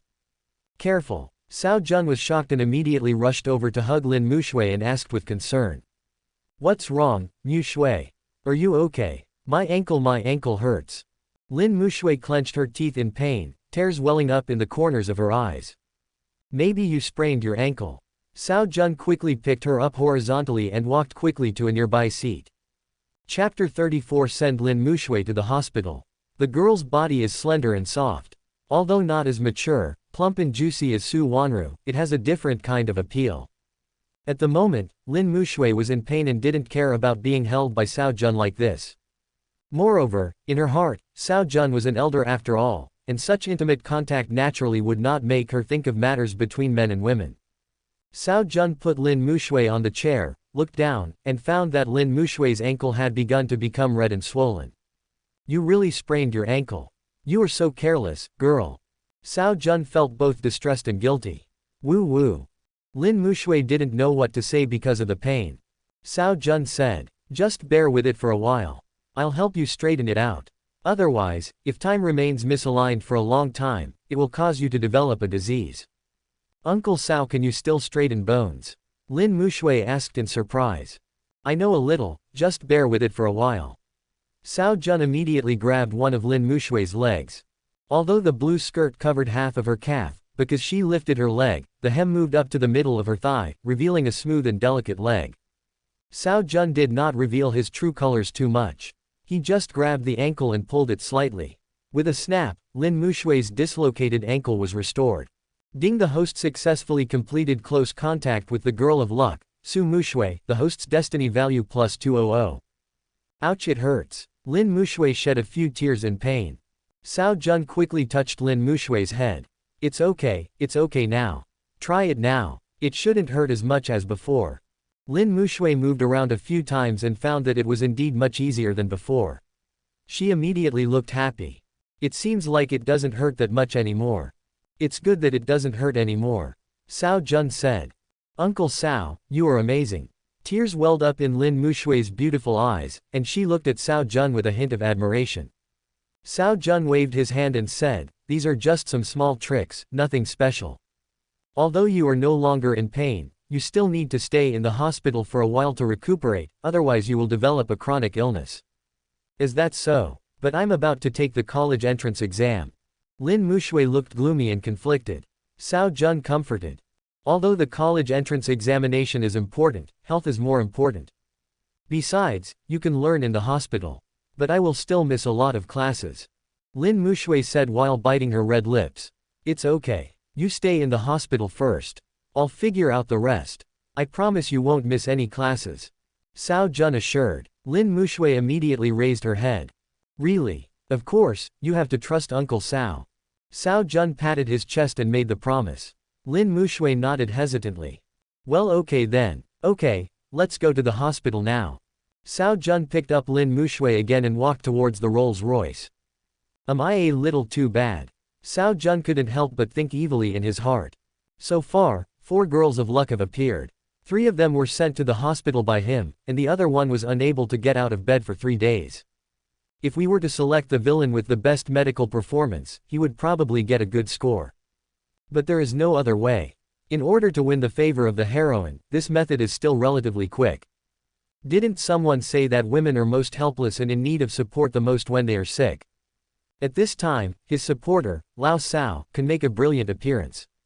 Cao Uncle Cao. Lin Mushui's face flushed. Because of the pain just now, she didn't have time to care about anything else, but now that she has calmed down, such intimate actions still make her feel a little uncomfortable. She was only wearing a thin long skirt, and her body could feel the warmth and strong arms from Cao Jun. The strong masculine scent entering her nose made her feel fascinated. Lin Mushui's heart became even more confused. Fortunately, Cao Jun did not do anything excessive and quickly put her in the car. 10 minutes later, he sent her to the VIP ward of Hanwang Hospital, not far from where Shen Qingyan lived. After sending Lin Mushui to the ward, Cao Jun personally arranged everything and ran around, which made Lin Mushui feel embarrassed. Uncle Cao, my injury is not that serious. If you are busy, go ahead and don't worry about me. Don't delay the important matter. It's okay, I didn't have anything to do today so I came to inspect the school. Besides, you got injured right under my nose, so I must make sure you have your affairs in order. Cao Jun smiled and said, by the way, I have instructed my subordinates to install video equipment in your classroom. From now on, you can stay in the hospital and learn through video during classes. Really? That would be great. Lin Mushui's eyes lit up. Thank you so much, Uncle Cao. Girl, why are you being so polite to your uncle? Cao Jun touched Lin Mushui's head. Take good care of your injuries and strive to recover soon. Uncle Cao. Lin Mushui's face turned red and she shrank her head, feeling a little uncomfortable with such close contact. Cao Jun just smiled and didn't care at all. You are such a smart, well-behaved and pretty girl. I really envy old Lin for having a daughter like you. Uncle Cao, you're too kind. I'm just an ordinary girl. How can I be so outstanding? Lin Mushui said shyly. Cao Jun said, not at all. If I had a daughter like you, I would wake up laughing in my dreams. Uncle Cao. Lin Mushui's face was full of shyness, and her red cheeks made her look very cute. Cao Jun didn't tease her anymore and continued, just take a good rest here first. If you have any problems, just contact me immediately. I've also told your father about your situation. I think he will come to see you soon. Well, thank you Uncle Cao. Lin Mushui watched Cao Jun leave, her beautiful eyes shining. After leaving Lin Mushui's ward, Cao Jun went to Shen Qingyan's room. This beautiful policewoman recovered very quickly and has even started to get out of bed and move around. Even though she was wearing a loose hospital gown, it couldn't hide her tall and flexible figure. Due to long-term exercise, Shen Qingyan's figure appeared tighter and more elastic, and her whole body was filled with an athletic and energetic beauty. Mr. Cao, you're here. Seeing Cao Jun, Shen Qingyan immediately greeted him with a smile. Cao Jun pretended to reprimand. Girl, your body isn't fully recovered yet, don't be so anxious to move. It's okay, Mr. Cao, your treatment was very effective. I don't feel any pain now. Shen Qingyan had a happy smile on her face and admired Cao Jun even more. When you said you knew medical skills, I was skeptical. But now I admire you so much. It's just some small tricks to save your life. I hope you can recover. Cao Jun smiled and said, come and sit down, let me see how your wound is healing. Ah, do you want to see the wound? Shen Qingyan immediately felt a little embarrassed because her wound was on a private part. Of course I have to take a look. Otherwise, how would I know how your wound is recovering? Cao Jun said seriously, your wound is very deep and in a special location. Although I treated it relatively cleanly, there is still a risk of infection. Once it is infected, the consequences you should know. Chapter 35 Shen Qingyan's Shyness. In fact, Shen Qingyan's face changed immediately. Although she sometimes hated that part because it was too conspicuous and affected her activities, it would be too horrible if something went wrong with it and it was cut off. Of course, it's better to be safe than sorry, so let's pay more attention to it. Cao Jun patted the bed next to him. Well, okay then. Shen Qingyan nodded shyly. Actually, this part was handled by Cao Jun himself. It should have been seen and touched before. But now she was about to expose it again and she still felt shy. However, Shen Qingyan was a generous and free-spirited person after all. She finally endured her shyness and lay on the bed, unbuttoning her clothes with trembling hands. At this time Shen Qingyan opened her eyes again and secretly glanced at Cao Jun. Seeing that he was serious, she was slightly relieved. Cao Jun seemed to really ignore the eye-catching height. He gently opened the gauze to check it out and smiled. It looks like it's healing well. If nothing goes wrong, it will heal in 10 days or half a month. Ah, will it take that long? The joy that Shen Qingyan had just felt disappeared immediately. She was an impatient person, and she could not bear to stay here for 10 days or half a month. I can't help it. Your wound is quite deep and in a special location. It must heal properly. Cao Jun once again brought up this reason. But this is too long. Shen Qingyan pouted and looked at Cao Jun with hope. Mr. Cao, your medical skills are so great, is there any way to make the wound heal faster? Of course there is a way. Cao Jun hesitated for a moment and said. Really? What's the solution? Mr. Cao, please tell me. Shen Qingyan excitedly grabbed Cao Jun's hand. But she soon realized something was wrong, and she let go as if she had been electrocuted, her face slightly red. The best way is massage. Massage. Shen Qingyan was stunned for a moment, and then her face turned even redder. You mean to massage the injured area? That's right, because massage can promote local blood circulation, and combined with the stimulation of acupuncture points in traditional Chinese medicine, it can speed up the unblocking of meridians. It is the fastest way to promote wound healing. Besides this, is there no other way? Yes, for example, acupuncture and compresses can promote wound healing to a certain extent, but the effect is more than 10 times worse than massage. In addition, such invasive procedures also have risks and may increase the risk of wound infection. Shen Qingyan was suddenly in a dilemma. If it was some other part of her body, it could be considered, but the key point was that the location of her injury was too special.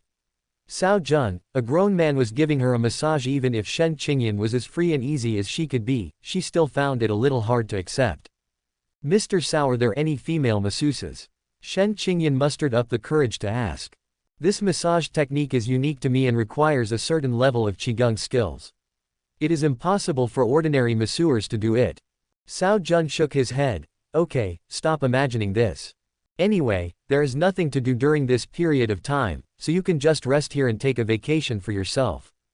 Shen Qingyan felt even more conflicted. She really wanted to recover quickly, but when she thought about having Cao Jun give her a massage, she couldn't get over this hurdle in her heart. Or just take a break for a while. Ding ling ling. Just then, Shen Qingyan's cell phone rang again. Shen Qingyan saw that it was her boss calling, so she immediately answered the call. Hello, Director Liu, I'm Qingyan. What? You said the OWL organization might make a comeback. Okay, I understand, don't worry, I will pay attention to safety. After hanging up the phone, Shen Qingyan's beautiful eyebrows were tightly furrowed. Cao Jun asked, what's wrong? What happened? Director Liu called me just now and said that the OWL organization's case has not been solved yet, and they have found their traces in Zhongcheng. Director Liu is afraid that I will be retaliated against, so he asked me to be careful. Shen Qingyan said solemnly. These bastards are really haunting us. Cao Jun's face was gloomy, but he was smiling in his heart. With the threat from the Owl organization, Shen Qingyan should agree to her massage. This girl originally wanted to resume work as soon as possible. Now the criminals have revived and posed a threat to her again. It would be strange if she could continue to recuperate here. Director Lu's timely call was naturally the result of advance arrangements made by his father Cao. The Owl organization suffered 2 consecutive setbacks. Lu Hanyan's father Lu Jiaming would definitely not sit idly by without getting the secret of the treasure. So before Cao Jun came to find Shen Qingyan, he contacted Director Lu in advance to provide the other party with some information, and emphasized that he should take good care of Shen Qingyan. So Director Lu called Shen Qingyan immediately. As the saying goes, the protagonist waits for opportunities, the villain creates opportunities. Qingyan, you should have a good rest. Leave the rest to me. I will definitely teach these guys a lesson. Cao Jun patted Shen Qingyan's shoulder solemnly. Shen Qingyan's eyes flickered for a moment, and finally a hint of determination flashed in her eyes, and she looked at Cao Jun. Mr. Cao, why don't you give me a massage? What? Cao Jun pretended to be stunned. Are you sure? The Owl organization has made a comeback, and I can't just sit there and wait for death. And the crimes they committed before are not fully understood yet. I must recover quickly and continue investigating this matter. If that's the reason, forget it. I won't treat you. Cao Jun started pretending again at this time. I've already said, just leave these things to me, you just stay here and recuperate. No, Mr. Cao. I have been in charge of this case from beginning to end. Now it is a critical moment and I, as the general person in charge, cannot work. This will have a great impact on the investigation of the case. Shen Qingyan pleaded anxiously. Besides, in my current state, if the Owl organization finds trouble with me, I will be at their mercy. Mr. Cao, please help me with the treatment, I beg you. No, you shouldn't join in the fun anymore. If anything unexpected happens to you again, I will feel guilty for the rest of my life, Cao Jun said solemnly. Oh Mr. Cao, just consider it as me begging you, okay? Shen Qingyan anxiously grabbed Cao Jun's hand. You need to heal me quickly. If the Owl organization causes trouble for me, I will be able to deal with it. Otherwise, wouldn't it be more dangerous for me to be like this? I can assure you that I will pay attention to safety in the future and no accidents will happen again. Cao Jun finally began to waver. Mr. Cao, just think of it as me begging you, okay? In a desperate situation, Shen Qingyan actually raised her voice and acted coquettishly. Seeing this cold and aloof policewoman revealing this side of her, Cao Jun couldn't help but feel happy and almost burst out laughing at the doctor. Shen Qingyan seemed to realize her own ugly behavior and her face turned red. Mr. Cao, you are not allowed to laugh. Chapter 36 Give Shen Qingyan a massage. Okay, I won't laugh. I'm convinced by you, girl. Cao Jun waved his hand and said seriously. I can help you with the treatment, but you have to promise me that you will avoid danger in time in the future and never rush to the front alone again. Okay, I promise, I swear. Shen Qingyan smiled happily and raised her right hand. Okay, Mr. Cao, please help me with the treatment. You girl. Cao Jun smiled helplessly again, and only after Shen Qingyan's repeated requests did he agree to give her a massage. Lie down. Shen Qingyan nodded obediently and immediately lay down on the bed. Cao Jun said again, take off your clothes. Do you want to undress me again? Shen Qingyan blushed again. Cao Jun said, of course I don't need to do a normal massage, but your wound is quite deep, so I have to observe it while I'm massaging it. Otherwise, if my technique is not right and it causes the wound to split, that would be bad. Are you kidding? This is a treatment for beautiful women. How can I do it through clothes? I see. This sounds reasonable, but Shen Qingyan is not likely to accept it so quickly. Open your clothes and give a massage. Isn't this too ambiguous? Forget it, Mr. Cao has already treated my wounds. He has seen everything that should and shouldn't be seen. In order to get better sooner, it's better to make some sacrifices. Oh well. After making up her mind, Shen Qingyan finally undressed with trembling hands. Looking at the endless madness, Cao Jun couldn't help but feel a little throbbing. He said seriously. I'm starting, and it might hurt a little. But after a while it became comfortable. Shen Qingyan had closed her eyes, her curved eyelashes were trembling. Cao Jun finally stepped forward and stretched out his Lucian hand towards the ultimate peak. Shen Qingyan let out a cry, but it was unclear whether it was because of pain or for some other reason. Omitted here. Ding, the host successfully completed close contact with the girl of luck, Shen Qingyan, and the host's destiny value plus 1000. After half an hour of massage, Shen Qingyan's fair skin had turned red, her forehead was covered with fine beads of sweat, and her expression was strange, seeming to be in pain, shy, and with a hint of joy.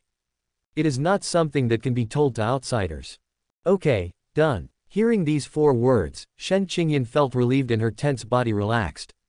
Finally, it's over. It's really torture. Shen Qingyan even felt a little regretful. If she had known this would happen, she should not have asked Cao Jun for a massage. But at the same time as she felt regret, she also had a very complicated feeling of anticipation in her heart. Bah, bah, bah. I'm just hoping to get better soon. Shen Qingyan hurriedly comforted herself, but her face became even redder. What's wrong with you, Qingyan? Are you feeling unwell? Cao Jun asked with concern.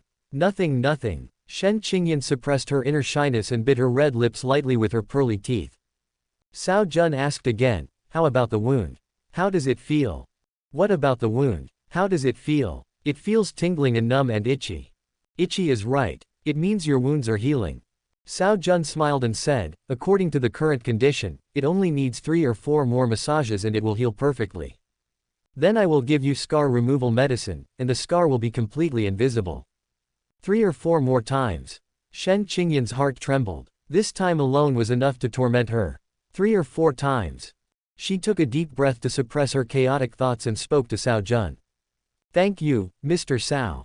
It's okay, just take a good rest, I'll come over next time you need treatment. Cao Jun did not stay for too long. He needed to let the girl calm down. At the same time he also needed to wipe her body and change the bed sheets. After leaving the hospital, Cao Jun returned to his villa. At this moment, in the study of the villa, a beautiful woman was looking through a pile of documents. The woman was wearing a pair of gold-rimmed glasses, exuding an intellectual beauty. Wearing a pink suit, her graceful figure is outlined. Her slender waist and towering chest form an exaggerated proportion, yet still harmonious beauty. Her long black hair was tied behind her head, with 2 curly strands falling at her temples, making her look even more charming and attractive. How is it, my little secretary, how is the task assigned to you? As soon as Cao Jun entered the study, he sat casually on the sofa, his eyes scanning Lu Hanyan unscrupulously. After his development, this stunning beauty, who already had the temperament of a queen, appeared even sweeter and more delicious. Lu Hanyan adjusted her gold-rimmed glasses and gave Cao Jun a reproachful look. On my first day at work, you threw such a huge amount of information at me, and no one taught me or guided me. Tell me, how could I be so miserable to have such an irresponsible boss like you? Isn't this a test for you? Besides, this little information is nothing to you, Miss Lu. If you tell me that you haven't finished reading all the information in a whole day, then I will have reason to suspect that you are lazy. Cao Jun looked at Lu Hanyan with a smile. Being lazy will be punished. It has always been rumored that you, Mr. Cao, care about your employees, but what you did to me has tarnished your glorious image. Lu Hanyan said with disdain. Cao Jun curled his lips and said, what you said is not very nice, is it? It is said that one who eats someone's food should be grateful. I spent so much energy on you yesterday, and you were full and satisfied. Now you're saying bad things about me when I asked you to do some work today. How ungrateful. Quote, shameless. Lu Hanyan blushed and spat softly. I feel like I was so stupid before. I actually thought Mr. Cao was a good person. I never said I was a good person. Don't look at me with tinted glasses. Cao Jun said, stop talking nonsense and report to me quickly about how you read the information. I basically understand about 80% of it. Lu Hanyan looked at Cao Jun with a complicated expression. These are the core secrets of the Hanwang group. You just handed them to me so casually. Aren't you afraid that I will betray you? Don't employ those you doubt, and don't doubt those you employ. How could I let you be my secretary if I didn't know you well enough? Cao Jun said with a smile. I believe you are a smart person and will not do anything stupid. Mr. Cao really trusts me. Lu Hanyan stretched, revealing her perfect figure, and then she spoke. Then I'm telling the truth. Cao Jun waved his hand, go ahead. First, although you have absolute control over Hanwang Group, 30% of the shares are still controlled by various shareholders. According to these data, these shareholders have a lot of say in Hanwang Group. Hanwang Group is a famous enterprise in Zhongnan Province, and Zhongnan Province is a plain area, so there shouldn't be so many mountains, right? Lu Hanyan looked at Cao Jun and said. Chapter 37. I don't allow anyone more powerful than me, Cao. Cao Jun nodded. Continue. Do I need to tell you the rest? Although the excessive dispersion of shares can make your position more stable, I don't think you, Mr. Cao, are unaware of the problems such as management chaos, inefficiency, corruption, etc. that it has caused. In other words, Mr. Cao, you gave me this information just to get me to say these things, right? Lu Hanyan took a sip of tea with an indifferent expression. Not bad, not bad. Miss Lu is indeed a smart person. I like you more and more. Cao Jun clapped his hands. So in your opinion, how should these problems be solved? It's difficult. Very difficult. Lu Hanyan sighed. These problems of Hanwang Group have existed since its inception. Although you, Mr. Cao, hold more than 60% of the absolute control, and the other shares appear to pose no threat to you, in fact, the controllers of the other 30% of the shares are all important figures in Zhongnan Province and even Longguo. It can be said that the remaining 30% of shares played a key role in the Hanwang Group's growth to such a large scale. If you, Mr. Cao, want to get rid of me now, I'm afraid Hanwang Group will no longer be named Cao. Cao Jun nodded. This was the problem of the Hanwang Group, and also the problem of almost all large enterprises in the entire Longguo. Even without this information, Lu Hanyan could still see where the problem lies. With this information, Lu Hanyan basically had a thorough understanding of the specific problems existing in the entire Hanwang Group. Yes, it is not easy to get rid of a donkey after it has done its job. Cao Jun sighed. Lu Hanyan asked in confusion, so why did you show me this information? Is it just to let me know the specific situation of Hanwang Group? Of course not. Cao Jun said calmly. The development of Hanwang Group has reached a bottleneck. If we want to move to a higher level, we need to make major changes. Such a change is undoubtedly difficult and dangerous. Mr. Cao, what do you mean? Lu Hanyan was shocked. Cao Jun said, among these 30% of shares, some cannot be moved, but most of them can be moved. The reason why I haven't taken any action for so long is, on the one hand, because I am inseparable from the rapid development of the group, and on the other hand, I am waiting for them to complete the integration of resources by themselves, thus revealing their true colors. Now is basically the time. Cao Jun stood up and said with a smile. I have issued a notice to hold a board meeting of Hanwang Group tomorrow. So soon? Lu Hanyan was a little surprised. It just so happens that I have some time recently, so let's solve the problem thoroughly. Cao Jun showed a shrewd smile. The reason why Hanwang Group is being integrated now is, on the one hand, because it is indeed time for Hanwang Group to be integrated. Otherwise, if the original script goes according to plan, it won't be long before a new force emerges, and Su Fan will join forces with this new force to launch an attack on the Hanwang Group, causing heavy losses to the group. In the original plot, although he was always threatened by Su Fan, he did a lot for Su Fan. But this kid was still brooding over the fact that he bullied his mother. Later, Su Fan got to know people from another family business, which was hostile to the Hanwang Group. Su Fan finally helped the family defeat the Hanwang Group, and he, the villain, ended up bankrupt. In order to deal with the upcoming crisis, he needs to deal with the internal conflicts of Hanwang Group in advance. To fight against foreign aggression, we must first stabilize the internal situation.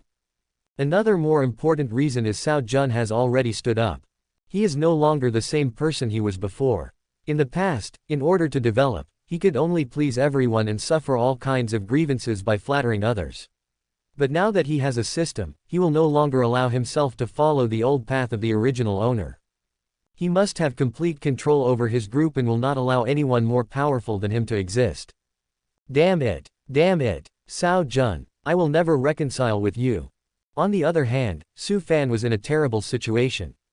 This was the third time he had been to jail in just 3 days. Moreover, they were framed twice in a row. This time, he tried his best to persuade the robbers, but they insisted on cooperating with him and the evidence was solid. Su Fanman wished he could tear Cao Jun into pieces. At this point, he was almost certain that the person who framed him was Cao Jun. The last time he was in the bank, he was ambushed and knocked unconscious, and he has never found the person who attacked him. It was not until yesterday when he was thrown out of the hospital by Cao Jun's bodyguard that he realized that Cao Jun's bodyguard was also an expert. Before this, only Cao Jun and my mother knew that I came to school today.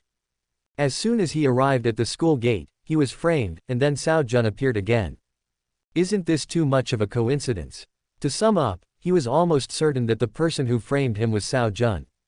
He originally felt that the old thief Cao Jun was not a good person, and now it has finally come true. This old thief wanted to get his mother, so he wanted to completely eliminate himself. At the same time, he also wants to destroy his relationship with Mu Shui. This old thief really deserves to die. You old thief, just wait, when I get out, I will definitely expose your true face. Su Fan was furious, his eyes were bloodshot, and he wanted to escape from prison right now. But in the end he still endured it. No, escaping from prison now would definitely play into that old thief's hands. Even if I'm truly wronged, I won't be able to explain myself. I have to think of another way. Su Fan suppressed his inner anger and thought about his next step. What should I do, damn it, what should I do? At this moment, the prison guard suddenly came over and opened the prison door. When Su Fan was stunned, he saw a middle-aged man with a noble temperament rushing in and asked anxiously and expectantly. You're Su Fan, right? It's me. Su Fan nodded blankly. Great, come with me. The middle-aged man was overjoyed and immediately stepped forward and pulled Su Fan out. Su Fan was confused. No, why are you taking me there? Oh, there's no time to explain. Come with me. No, you have to explain clearly, otherwise I won't go with you. Su Fan's face was full of vigilance. He had already been frightened by Cao Jun and was worried that something weird might happen again. Oh, I'm Li Jungkun from the Li family, and my grandfather is Li Chengqin, the old man you rescued in the park last time. Now my grandfather is sick again and in a coma. Many doctors are helpless. Please come with me to see him. After hearing the man's explanation, Su Fan was immediately overjoyed. He was worrying about how to leave the prison because the old man he rescued last time fell ill. As long as he could cure the old man this time, he would never have to go back to prison. That's great, that's great. I knew there would always be a way out. Su Fan immediately said, so that's how it is, let's go over there quickly. So Su Fan was pulled into the car by the middle-aged man and drove away. Chapter 38, Reorganize the Hanwang Group. Oh my god, this is even possible. God is really kind to this kid. Cao Jun had been sending people to monitor Su Fan. When he heard Zhang Wei report that Su Fan had been taken away, he couldn't help but marvel at the thought. He is worthy of being the son of luck. As long as his luck value does not fall below the lower limit, God will always help him. Just like this time, Su Fan was already in a desperate situation, but then that old man had another attack of illness. Cao Jun seriously suspected that even if there was no old man, if Su Fan was imprisoned, he might meet some peerless master like Fire Cloud Evil God, who would teach him martial arts, or give him billions of assets or 9 marriage certificates. But it's good this way, at least it's a bit challenging. It would be too boring if this lucky boy was killed so easily.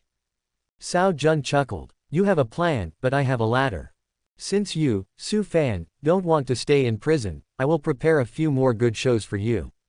It just so happens that I will encounter some interesting things in my next deployment of enterprise development. Since you are out, I will arrange some small gifts for you. After Su Fan was brought to the Li family, he quickly cured the unconscious Li Chengqin, and everyone in the Li family was very grateful. Great, the old man finally woke up. Brother Su Fan, thank you so much, you are a great benefactor to our Li family. You're welcome, this is what I should do. Su Fan waved his hand generously, with the demeanor of a hermit. Li Jungkun asked in confusion, young man, you are so handsome and elegant, and you look like a master who is not tainted by the mundane world. But why were you thrown into prison? Su Fan's face immediately darkened. Don't mention it, I was framed. Oh, there is such a thing. Tell me about it. Su Fan quickly recounted his experience, of course without missing a word of bad things about Cao Jun. Li Jungkun and others were immediately filled with righteous indignation. This is simply too much. Our dragon country is a society ruled by law. How can we allow these low-class merchants to do whatever they want? Don't worry, brother Su Fan, I will definitely seek justice for you. Then I'll trouble you, Mr. Li. Su Fan immediately looked excited. He already knew that the Li family he was treating was the sixth largest family in Lincheng, Zhongyuan province. The family's inheritance had a history of 100 years and was definitely not comparable to a nouveau riche like Cao Jun. As long as they show up, they will be able to successfully deal with Cao Jun. But what is the reality? Li Zhengkun was just talking. Although Cao Jun lacks foundation, he is huge in size. The leaders of the top 100 companies in Longguo and the top 500 companies in the world are not just there to do the work, but are also famous entrepreneurs, educators, economists. They are well-known figures in the entire Zhongyuan province and the entire Longguo. Such a person must have connections with high-level officials in the capital, and even the governor of Zhongyuan province would not offend him easily. Their family, ranked 6th in Lincheng, was really not worth mentioning to Cao Jun. How could he have the ability to cause trouble for Cao Jun? More importantly, he didn't believe what Su Fan said. Who is Cao Jun? What reason is there to frame a middle school student? Li Zhengkun didn't believe it at all. However, in order to allow Su Fan to continue treating his father, he only said this. He had to confirm with Cao Jun privately. If Mr. Cao really had a grudge against Su Fan, he would have to send Su Fan back in after he had completely cured his father. Su Fan didn't know what Li Zhengkun was thinking, and naively thought that Cao Jun was really going to be retaliated against. So he continued to stay happily at Li's house, waiting for good news. Cao Jun soon received a call from Li Zhengkun and was a little surprised by his flattery and apology. What the hell? Has the Li family changed their nature? In the original storyline, after Su Fan cured the old man of the Li family's illness, the Li family completely became Su Fan's backer. No matter what Su Fan did or who he offended, the Li family stood on Su Fan's side without hesitation. Later, Su Fan offended a powerful force, and the Li family was implicated and almost wiped out.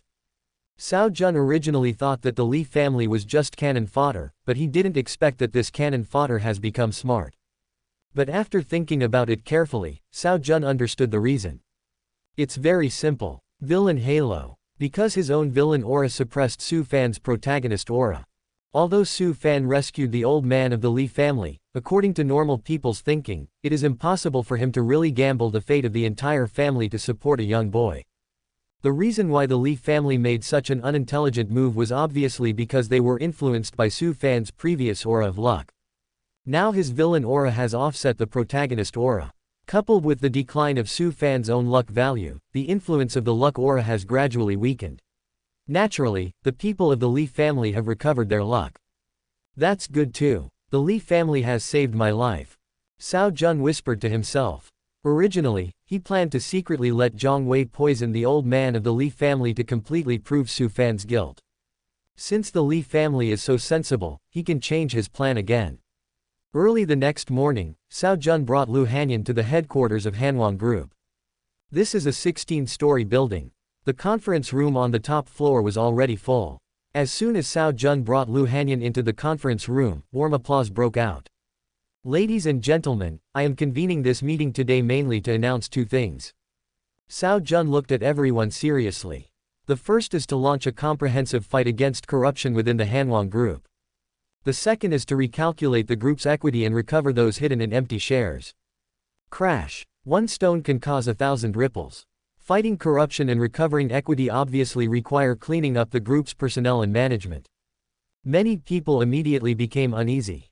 What? Does anyone have any opinions? Cao Jun looked at everyone. No one said anything. How could anyone object to such a thing? Isn't that a case of trying to cover up one's own guilt? But Mr. Cao, our group's annual change of leadership and personnel adjustments are about to begin, and this adjustment involves 232 cadres. If we carry out these two tasks now, how should we arrange our personnel? The group's secretary-general asked somewhat uneasily. Cao Jun said, there is now widespread corruption among the management of our group. If these parasites are not cleaned out, there will be no way to promote talents. And what do you think, are these more than 200 newly promoted managers really clean? Now I propose, temporarily freeze the plan for the promotion of 220 managers. Whether it is the presidents and vice presidents of major branches and other senior executives who are planned to be discussed at the board of directors, or the managers and supervisors who are planned to be promoted and employed, they will all be re-examined. Does anyone have any comments? Everyone gasped. Mr. Cao was really going to take action this time. More than 200 cadres were frozen at will. Many unclean shareholders also looked embarrassed at this moment. Finally, an old man with gray hair and a slicked back hair stood up. Mr. Cao, I don't think this is appropriate. This person is the second largest shareholder of Hanwang Group, named Zhou Shangdong. Zhou Shangdong has always been at odds with Cao Jun, and later he cooperated with Su Fan to bring down the Hanwang Group. Cao Jun looked at him and asked calmly, "Does Director Zhou have any comments? I think the group is at a critical stage of development. If we suddenly stop development and turn to anti-corruption, it will do great harm to the group's interests. I think this matter should be postponed," Zhou Shangdong said in a deep voice. Cao Jun said bluntly, "It is because of the problems in the group's management that our development has reached a bottleneck. Mr. J, you are also a veteran of the group. Can't you even see this?" Everyone was shocked. Zhou Shangdong was much older than Cao Jun. Cao Jun had always been very respectful to Zhou Shangdong, but today his tone was not polite at all. "Mr. Cao is going to attack Director Zhou. Zhou Shangdong was annoyed, but still said, "I believe the fight against corruption should not come at the expense of development. I have already made the decision on this matter, Mr. J, there is no need to say more." Cao Jun announced it directly without any explanation. This time, the fight against corruption is not limited to ourselves. Whoever is found will be punished according to the company's regulations. Those with serious cases will be handed over to the judicial authorities and there will be no leniency. The meeting ended just like that, and the entire Hanwang Group began to panic. Cao Jun was sitting in his office sipping tea, feeling very comfortable. Lu Hanyan pushed the door open and walked in, holding a stack of information. She glanced at Cao Jun and said in a soft voice, "Mr. Cao, you are really cool and carefree. Do you know how chaotic it is outside? No matter how chaotic others are, I can't. If I do, everything will be over." Cao Jun looked at Lu Hanyan and asked, "What do you think of Zhou Shangdong?" "I don't like this old man," Lu Hanyan said bluntly. Chapter 39 Li Yuqing, the Girl of Luck. Cao Jun tapped the table with his fingers and scolded, "Like or not is not the standard for judging a person. I want your objective evaluation." Okay, my boss Cao, I will give you an objective evaluation." "Yes." Lu Hanyan threw the information in front of Cao Jun and said, "These are all materials on Zhou Shangdong's corruption, involving more than 100 people in the entire group. This is just the result of my 1-hour investigation. If I had continued investigating, I wouldn't be able to imagine what would happen. My boss Cao, I really don't know what you were thinking. You actually let such a big rat eat your hard work. To catch a big fish, you must be willing to sacrifice your children so that you can catch the wolf. Look, I have caught all these things now, haven't I?" Cao Jun smiled and said, "Keep investigating. If we find anyone, we will arrest them. We will not show any mercy. But if this happens, it will be difficult for Hanwang Group to continue operating." Lu Hanyan said worriedly, "Don't worry, the sky won't fall as long as I'm here." Cao Jun looked indifferent. Now he has enough confidence to ensure that the group will not get into big trouble. Lu Hanyan looked at Cao Jun, a glimmer of light flashing in her eyes. What she admired most was this man's confidence. She didn't say anything else and continued to go out and work. This old fox Zhou Shangdong should be completely unable to sit still this time, but how will he retaliate against me? Looking for someone to assassinate? Or seek help from the capital? Cao Jun suddenly sneered. "No matter what you want to do, you don't have the chance anymore. Li Chu, take action." "Yes, sir." At Cao Jun's command, Li Chu disappeared from the spot. Damn it, this Cao Jun is really too much. Can he just kill the donkey so soon? We are the elders of the group after all. Doesn't Cao Jun have any gratitude at all? At the same time, a large number of shareholders gathered in Zhou Shangdong's villa. These are the core members of Zhou Shangdong's lineage, and at this moment they are all filled with indignation.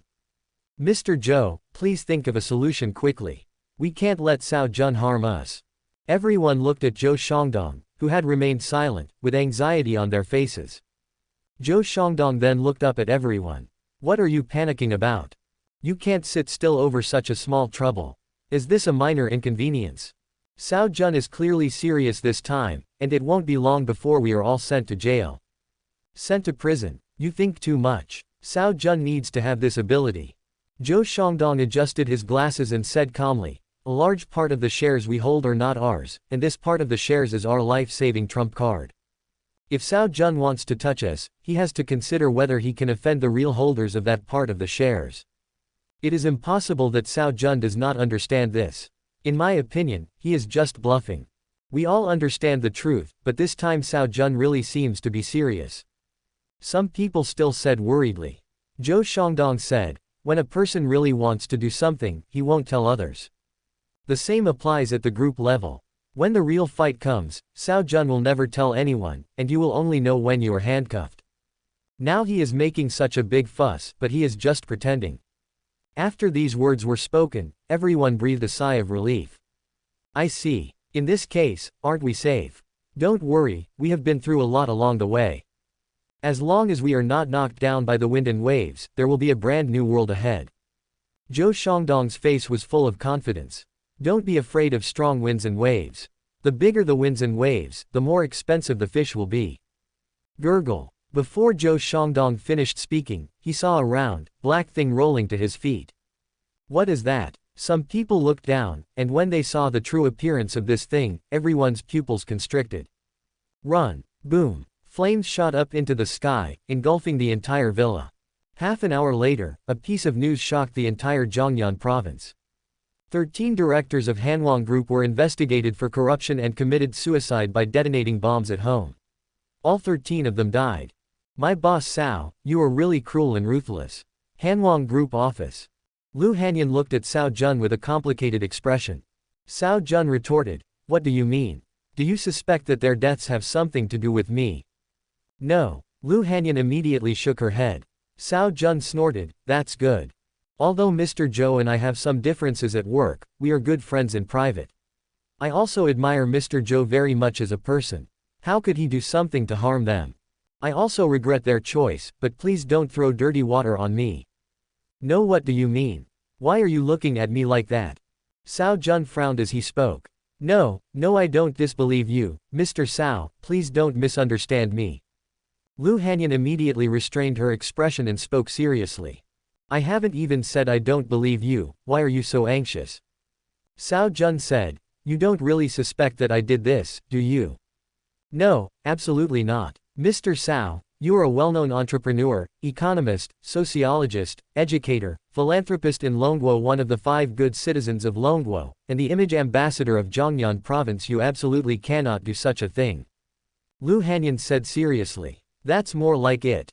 Cao Jun hummed twice. Lu Hanyan immediately asked, then, Mr. Cao, should we continue our anti-corruption work? Of course, why stop? Although I regret the death of Mr. Zhou and his men, I still have to clean up the mess they left behind.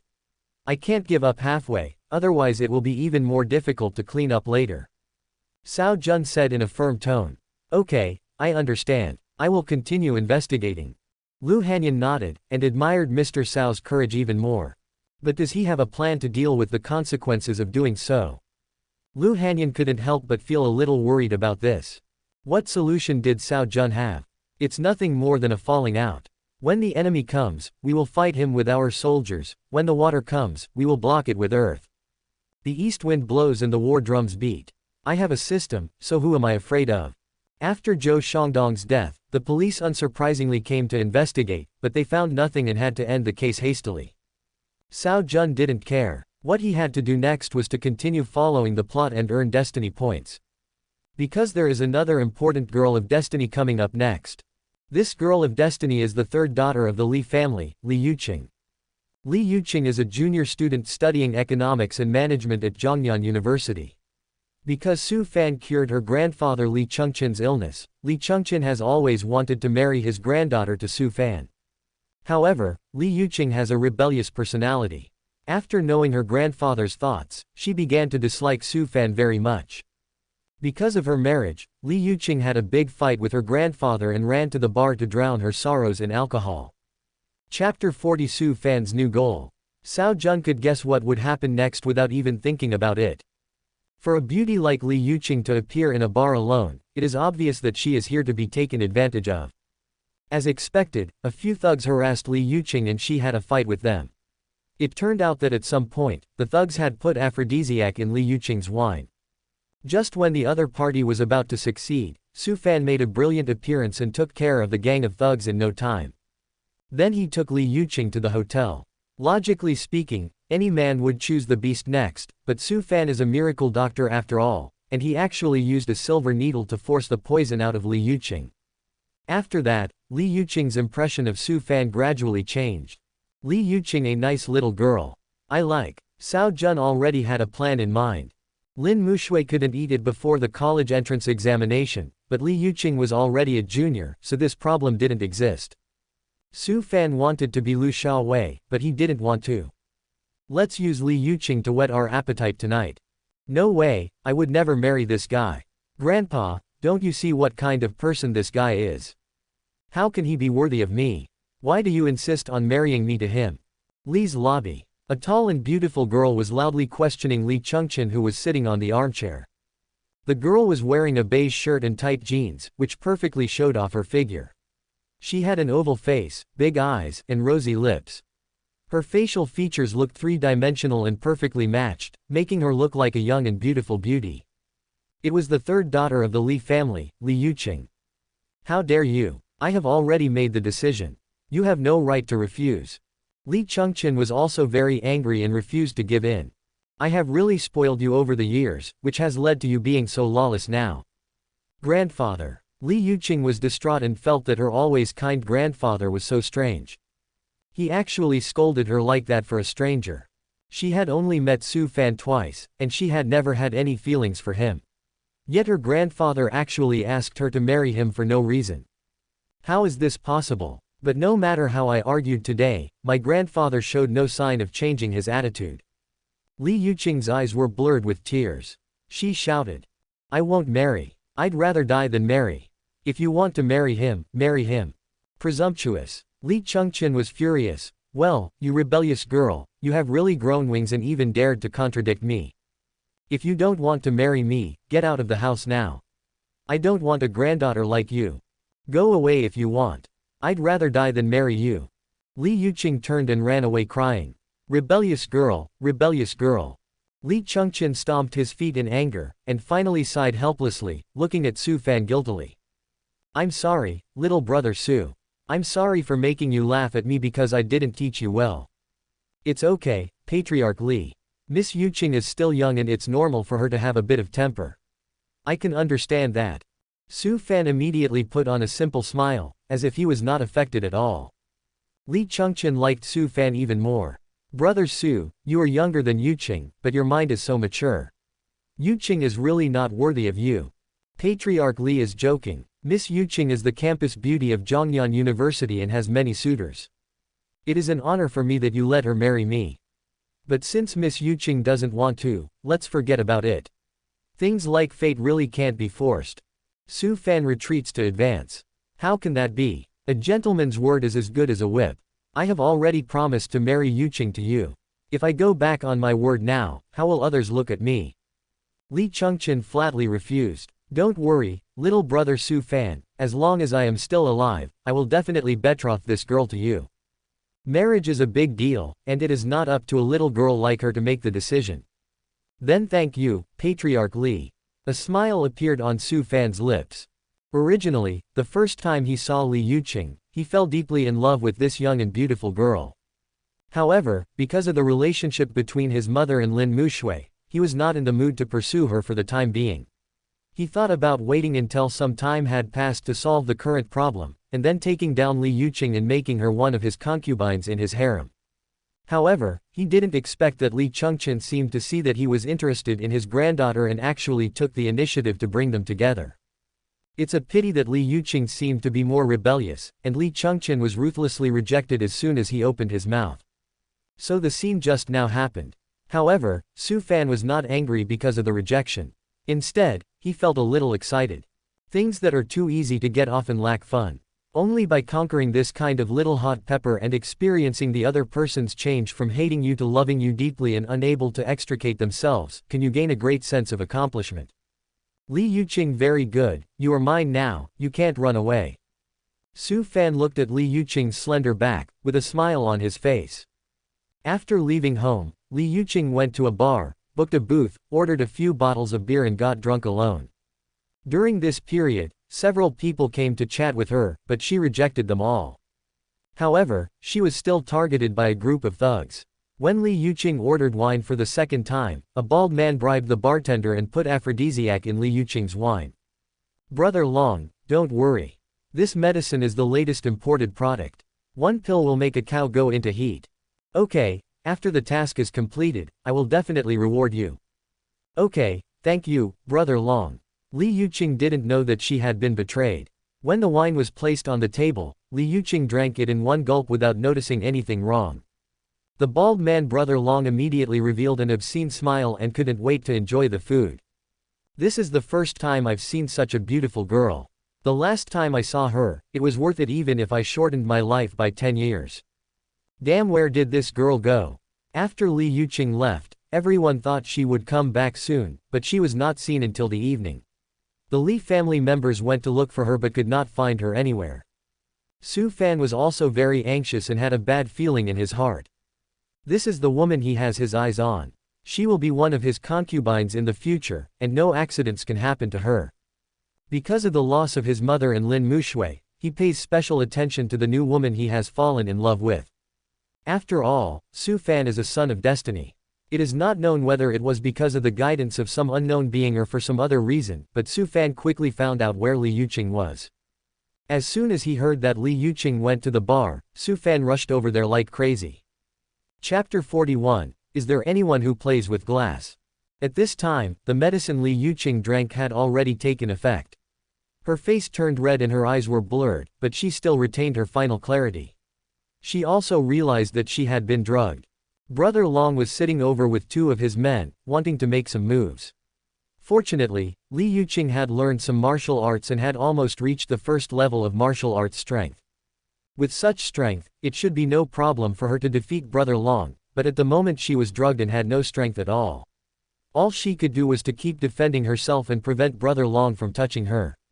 "Little girl, just give in. Everyone in this bar is my people, you can't escape. As long as you obey me, I will make sure you have delicious food and drinks in the future. Assholes, you guys, do you know who I am? If you dare to touch me, you will become a corpse tomorrow." Li Yuqing also began to get scared and kept making threats. Brother Long didn't care at all and continued to smile. "Hey, little girl, you're great, and you dare to threaten me.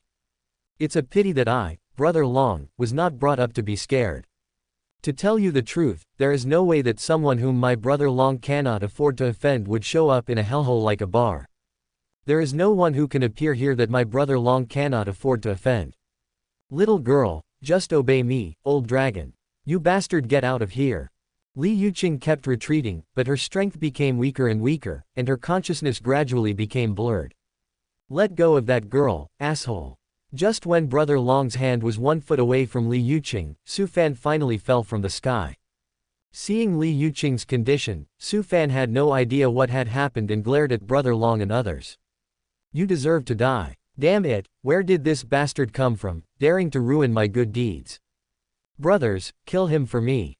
Brother Long was very angry that his good thing was interrupted, and a large number of gangsters rushed up as soon as he called out. "A bunch of rubbish." Su Fan quickly knocked down the thugs in no time. He has reached the second level of martial arts cultivation. These thugs are just fierce, but they don't even know basic fighting skills. It's easy for him to defeat them. Just when Su Fan was sure of victory, he suddenly felt a strong sense of crisis. He wanted to dodge immediately, but he was a step too late. Bang! Su Fan was hit on the head by a club and passed out. It was Li Chu who made the move. He casually threw the stick on the ground and reported through the headset. "Boss, it's done. You, who are you?" Brother Long looked at the master who suddenly appeared and became alert for a moment. Li Chu looked at Brother Long. "Do you want to live or die? Are you threatening me?" Brother Long's face darkened. Li Chu directly took out his pistol and aimed at him. No, I was wrong, I'm sorry, please don't shoot." Brother Long immediately fell to his knees, his face pale with fear. "This time I really hit a wall." Li Chu said calmly, "I'll give you one thing. If you can do it, you'll live. If you can't do it, you die. No problem, big brother, just tell me what you want, I will do it." Brother Long was so scared that he nodded repeatedly. "Do you have anyone who plays with glass here?" Li Chu asked. "Playing with glass?" Brother Long was shocked. This big brother has this habit. Yes, yes, yes, there are all kinds. I will make sure you are satisfied, big brother. Is there anyone sick? Li Chu asked again. Sick? Brother Long was even more shocked. Is this big brother really that cunning? Yes, there is, but brother, this is not a good idea, right? I still have a few chicks here, why don't you try first? No, you have to be sick. The more sick the better. Li Chu said indifferently. Oh well. Brother Long sighed deeply. He thought he was invincible, but he didn't expect that there was someone more brave than him. Soon, several flamboyant men were brought out. Some were big and strong with beards, while others were thin and capable. They were dressed in all kinds of clothes, including school uniforms, nurse uniforms, hip skirts, and Lolita. It's true, clothes make the man, and these people really look like the real deal when they dress up. If you ignore her face, her figure alone is pretty good. Master, that's all I have. Especially that pretty boy, did you see it? He has 5 diseases in total. Do you think it's okay? Brother Long said in Li Chu's ear. Not bad, that's him. Li Chu said. No problem. Come here and keep this gentleman company. I warn you, this gentleman is an honored guest and must be served comfortably. If you are not satisfied at all, you don't have to come to work. Okay, Brother Long, don't worry, I will definitely serve you well. The tall man said with a smile. Seeing this, Li Chu raised the veins on his forehead and pulled the trigger. Bang! Ah! Screams were heard everywhere. Brother Long asked tremblingly, Brother, if you have anything else that you are not satisfied with, just tell me, and don't shoot. Not for me, but for him. Li Chu pointed at Su Fan, who was lying on the ground. Oh, I'm sorry, brother. I'm really sorry. I made a mistake. Brother Long broke out in a cold sweat and immediately asked the man to lift Su Fan up, etc. At this time Li Chu stopped them again. Brother, what else do you want to do? Li Chu picked up the baton and hit Su Fan on the head several more times. Su Fan fell into a deeper coma. Then he took out another pill and forced it into Su Fan's mouth. After thinking about it, Li Chu felt uneasy again, so he took out another one and stuffed it into Su Fan's mouth. Then he took out another one, and then another one. Finally, he made up his mind, pinched Su Fan's mouth open, and poured a bottle of dozens of pills into it. Li Chu nodded with satisfaction. Okay, carry it away. Everyone who saw it gasped.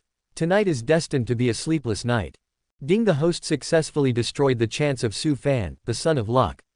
Su Fan's luck value is -1000, and the host's destiny value is +1000. After Su Fan and a muscular pretty boy dressed in fancy clothes were taken away, Cao Jun appeared. Haha, am I a little too mean? Looking at Su Fan's departing back, Cao Jun couldn't help but fall into self-criticism. But he soon straightened out his attitude. How can this be bad? Isn't this the beauty of adulthood? I created a beautiful story with my own hands. She is simply a modern-day matchmaker. Cao Jun withdrew his thoughts and looked at Li Yuqing. At this time, Li Yuqing had fallen into a deep hypnotic state, sitting in a chair and constantly moving her body, like a loach in heat. As soon as Cao Jun sat down, Li Yuqing hugged Cao Jun's neck and pressed her whole body against him, shouting, "Give it to me, give it to me." Chapter 42. The villain complains first. Okay, here you go. But that's not the case here. Cao Jun chuckled, picked up Li Yuqing and left the bar. After leaving the bar, Cao Jun went to a nearby Hanwang hotel chain, where he had already booked a room. As soon as she entered the room, Li Yuqing couldn't wait to kiss Cao Jun. Cao Jun had tolerated this girl all the way, but he said he couldn't tolerate it anymore, so he tore open her shirt with a hiss. Ding, the host successfully completed an intimate and friendly exchange with the daughter of luck, and the host's destiny value +1200. This battle was so intense that the sky was dark, the earth was gloomy, the wind was rising, and the clouds were surging. It was a thrilling battle. It was not until noon the next day that Li Yuqing gradually recovered from her fatigue. Ah! After a moment of stagnation, a scream broke the silence of the room. Li Yuqing sat on the edge of the bed in a daze, covering her key parts with a quilt. Her snow-white and delicate skin was still breathtakingly beautiful. Cao Jun was still lying in bed and hadn't woken up yet. How could this happen? Wasn't I drunk yesterday? Why did I end up with Mr. Cao? Li Yuqing was in a trance. In her remaining memories, it was clearly that bald brother Long who did something wrong to her. Why did I find myself lying next to Cao Jun when I woke up? Could it be that the culprit yesterday was Mr. Cao? Li Yuqing couldn't believe this fact. Mr. Cao was a well-known entrepreneur. As a student of the Department of Economics and Management, she had always regarded Cao Jun as her idol. But why would I end up lying with Cao Jun for no apparent reason? That kind of relationship also happened. Feeling a dull pain in her body, Li Yuqing couldn't help but shed tears. At this moment, Cao Jun finally let out a soft cry and slowly opened his eyes. He looked confused at first, then his eyes seemed to sweep over Li Yuqing and his face suddenly changed, and he asked in a cold voice. Who are you? Li Yuqing was confused. Some people don't understand what's going on. Cao Jun also pulled the quilt to cover himself and looked at Li Yuqing vigilantly. Say, who are you? Why did you sleep with me? Where is this place? Li Yuqing was completely at a loss. She thought Cao Jun was doing something bad to her. But Cao Jun's reaction was completely beyond her expectations. Does Cao Jun also seem to know nothing about everything? What is going on? Cao Jun looked at Li Yuqing. Little girl, tell the truth. Who sent you? What is your purpose in approaching me? Li Yuqing was stunned for a long time before she gradually reacted. It seems that Cao Jun thought he approached him on purpose. Do you think you are an unclean woman? Li Yuqing already felt very aggrieved and sad, and after being misunderstood by Cao Jun, tears began to flow. I don't know either. I was drunk yesterday, and I woke up here today. I was just about to ask you, what happened? Woo woo woo. As Li Yuqing spoke, she hugged her knees and burst into tears. Cao Jun still had no expression on his face. Okay, stop pretending, I'm not a fool, such a clumsy trick can't fool me. Who sent you here? What do you want from me? Just tell me. Quote. No, really no one sent me. I don't know what happened. I was drinking at a bar yesterday, and someone accidentally drugged me. I was almost bullied, and then I woke up and found myself here. I don't know anything else, woo. Li Yuqing felt even more aggrieved by the questioning and cried even louder. Cao Jun frowned even deeper, and after a moment he asked. I see I also drank some wine at the bar yesterday, and then I drank too much, so I don't know what happened. It seems that they sent you here specially to accompany me. That's too bad, drinking is the real culprit. Woo woo woo. After hearing what Cao Jun said, Li Yuqing now roughly understood the whole story and became even more confused. On the one hand, she was glad that she was not defiled by that bald guy last night, but she still lost her innocence in the end, and the person who took away her innocence was her idol. So bloody. Why did this happen? Looking at Li Yuqing, who was crying with tears in her eyes, a barely perceptible smile flashed across Cao Jun's lips. He is more or less a public figure, so he certainly cannot do such a humiliating thing as using force in public. At least he can't admit it openly, he still has to maintain his glorious image. It just so happened that the girl was drugged in the bar, so he simply took advantage of the situation and pretended to be a victim. After she sobered up, he made the first move to accuse her and turned the tables. Then they just push the blame onto others, and in this way they become complete victims. No matter how depressed Li Yuqing was, she could only swallow her anger. Besides, Li Yuqing admired him as a big entrepreneur, so losing her virginity to him was not a big deal. How many women want to sleep with him, but haven't had the chance yet? If you can get my favor, just be happy. Okay, I have a general understanding of the cause and effect of the matter, and I will investigate the specific circumstances. If you were really forced to come here, I will give you justice. Woo woo woo. Li Yuqing cried even louder, feeling that her dignity was insulted. What Cao Jun meant was that he still suspected that he was plotting something bad against him. Although I do admire him a little, it is just admiration for a strong man. It is impossible to go to the point of devoting myself to him. You are also a victim, okay. But it was really hard for her to explain this kind of thing, and she could only bear the grievance alone. Cao Jun put on his clothes before handing Li Yuqing's clothes over. Okay, stop crying and put on your clothes first, otherwise it will be bad if someone comes and sees you. Li Yuqing's crying gradually stopped. She quickly took the clothes from Cao Jun's hands and was about to put them on when she paused. She looked at Cao Jun with tearful eyes. Cao Jun turned around tactfully. Li Yuqing then bit her red lips lightly and quickly put on her clothes. Is it ready? Cao Jun turned around and saw Li Yuqing still sitting on the edge of the bed, looking distraught. Clean it up first, I'll call my men over to ask questions later. Li Yuqing hummed in grievance, then stood up and walked into the bathroom. A few minutes later, she came out of the bathroom. The tear marks on her face had disappeared, but her eyes were still red. Cao Jun looked at her and asked, "Do you know me?" Li Yuqing had a complicated expression and nodded slightly. Cao Jun asked again, "Do you remember what happened before you fell into a coma last night?" "I was drinking alone in a bar and someone drugged me without my knowledge. Later, the drug took effect and the bad guy tried to touch me. I resisted for a while and then fell into coma. I don't know what happened next." Li Yuqing's voice was hoarse and tears were about to flow again as she spoke. The debut has finally been verified. After going through numerous hardships and dangers, this book is now available to everyone. Friends who like it, please support me by leaving a good review on the bookshelf. Friends who don't like it, please be gentle, at least don't give a bad review. Otherwise I will be sad, haha. I kowtow to you all here. Chapter 43 Li Yuqing, why can't you marry me? Come on, stop crying, it's already happened, crying won't solve the problem.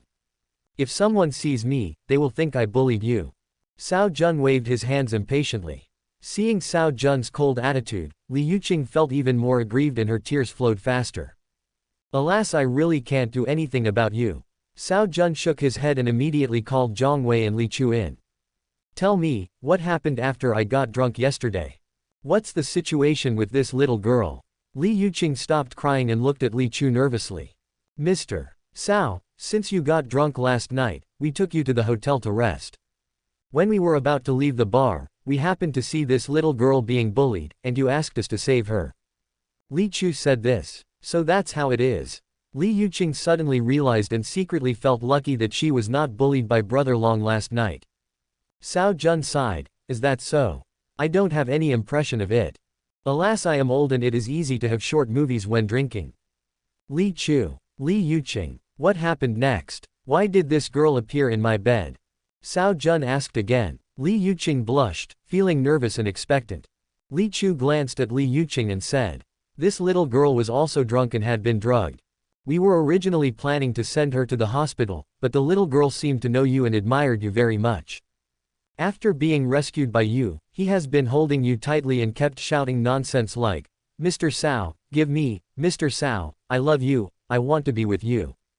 You had been refusing at first, but later, I don't know if it was because you were drunk or for some other reason, you agreed to take her back to the hotel. There was silence in the room. Li Yuqing was stunned. The development of things was completely beyond her imagination. It's simply a bunch of bullshit. The feelings of grievance and anger disappeared completely, replaced by relief and boundless shame. If possible, she would rather not know the truth of the matter.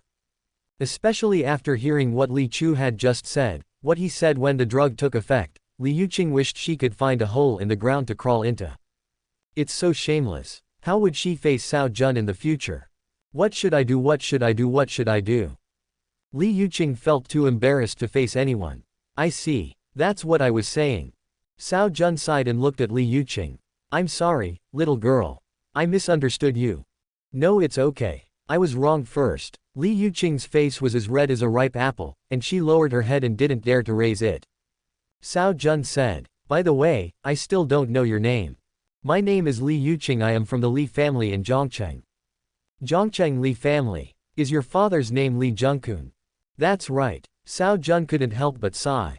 Mr. Li and I have had a lot of business dealings and can be considered good friends. I didn't expect that you are Mr. Li's daughter.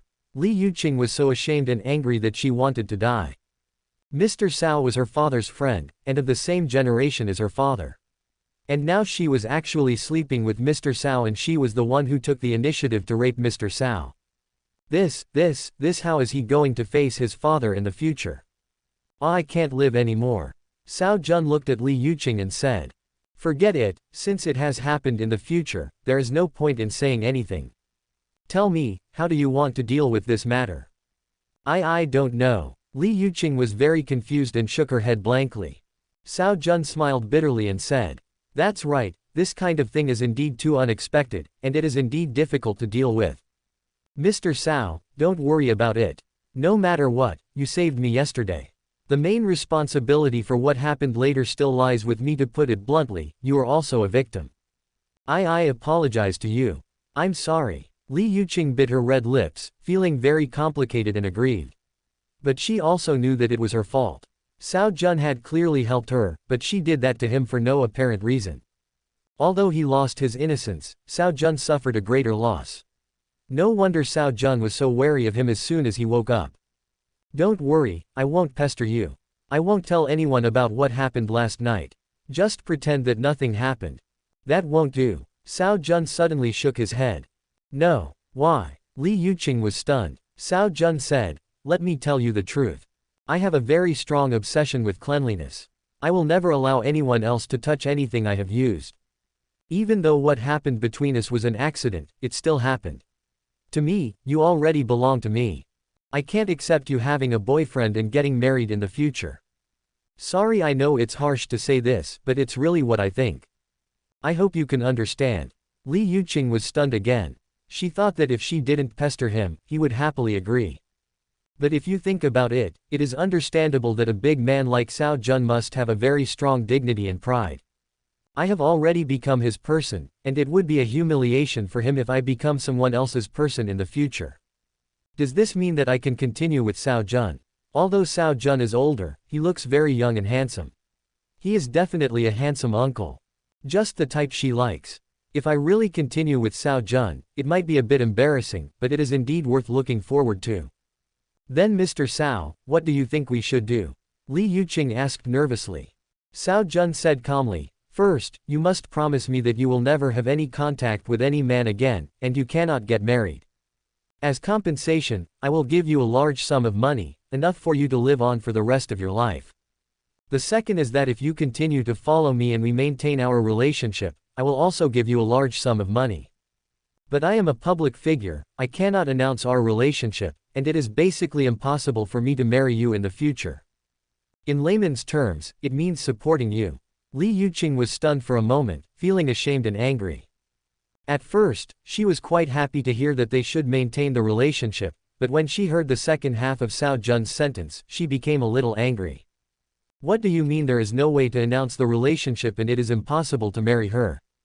Is she that bad? She is also a virgin, and the campus belle of Zhongnan University.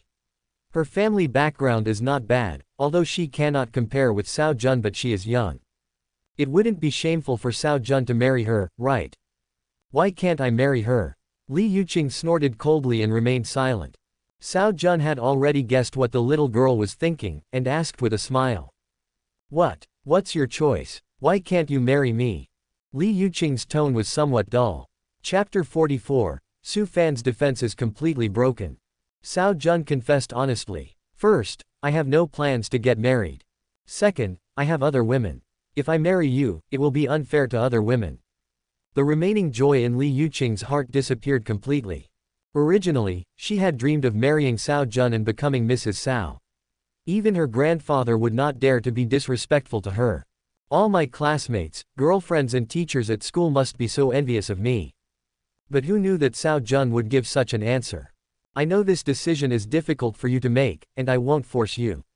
Go back and think about it carefully. Cao Jun said sympathetically. It is indeed a bit difficult to ask a proud female college student to be your lover, but don't be afraid. He has plenty of time. At worst, he can just arrange a few more intimate contacts and this girl will become dependent on him. Unexpectedly, Li Yuqing said without hesitation. Don't think about it, I choose the second one. Are you sure? Cao Jun was surprised. Sure. Li Yuqing finally raised her head and looked at Cao Jun with her watery eyes. Although her face was very red and shy at the moment, her eyes revealed determination. Cao Jun asked with interest. Why? I see you are also a proud girl, this kind of thing must be difficult for you to accept. I don't know why. Li Yuqing was bewildered, but I just want to be with you. Maybe it's because I admire you, and I have similar ideas to you. I also think that there can only be one man in a lifetime. Now that I am yours, I will choose to follow you. Haha, it seems that we are really destined to be together. We even have the same ideas. Cao Jun laughed loudly. Okay, from now on you will be mine. But don't worry, although I can't give you a name, I can definitely guarantee that you will be happy every day. Are you happy every day? Li Yuqing nodded with a red face and couldn't help but start imagining the future. At the same time, the basement of an unfinished building. A scream was heard and the birds and beasts scattered in fright. Underground forces, various pieces of clothing were scattered on the ground. How could this happen? Su Fan sat on the ground with his upper body naked, his face pale and his expression dazed. He vaguely remembered that he had a fight with some thugs in the bar yesterday in an attempt to save Li Yuqing. As a result, someone hit him with a club and he passed out. When he regained consciousness, he was already in this dirty and messy basement, and he seemed to vaguely see a muscular man. When his consciousness slowly returned to reality, he finally realized that everything was not a dream. Then there was a shrill scream. Su Fan went completely crazy and rushed out of the unfinished building naked. Ding, the host successfully made the lucky son Su Fan's mentality explode. Su Fan's luck value -1000, the host's destiny value +1000. Cao Jun had just finished dinner with Li Yuqing and talked to her for a while. The girl's mood became much more stable. When she was sent back, the girl had already taken the initiative to hug Cao Jun's arm with a happy smile on her face. Why don't you come back with me now? I'll tell Grandpa and the others about our affairs, and Grandpa won't force me to marry that annoying guy, okay? Li Yuqing asked with anticipation in her eyes. No, now is not the time. Cao Jun refused. Why? Li Yuqing immediately pouted unhappily. I only told my father and grandfather about our relationship, and I didn't tell anyone else. It won't affect your reputation. Cao Jun rubbed Li Yuqing's head and said. Silly girl, that's not what I meant. Think about it, Su Fan is still treating your grandfather. If I make our relationship public, what if Su Fan gets angry and stops treating your grandfather, or even spreads dirt on him? Moreover, you have been missing for a whole night, and now you suddenly bring me back and say that I am my lover. How do you want your family to view me? You will definitely think I am a big liar. You will never trust me with you. It seems so. Li Yuqing seemed to be thinking about something, and then she calmed down.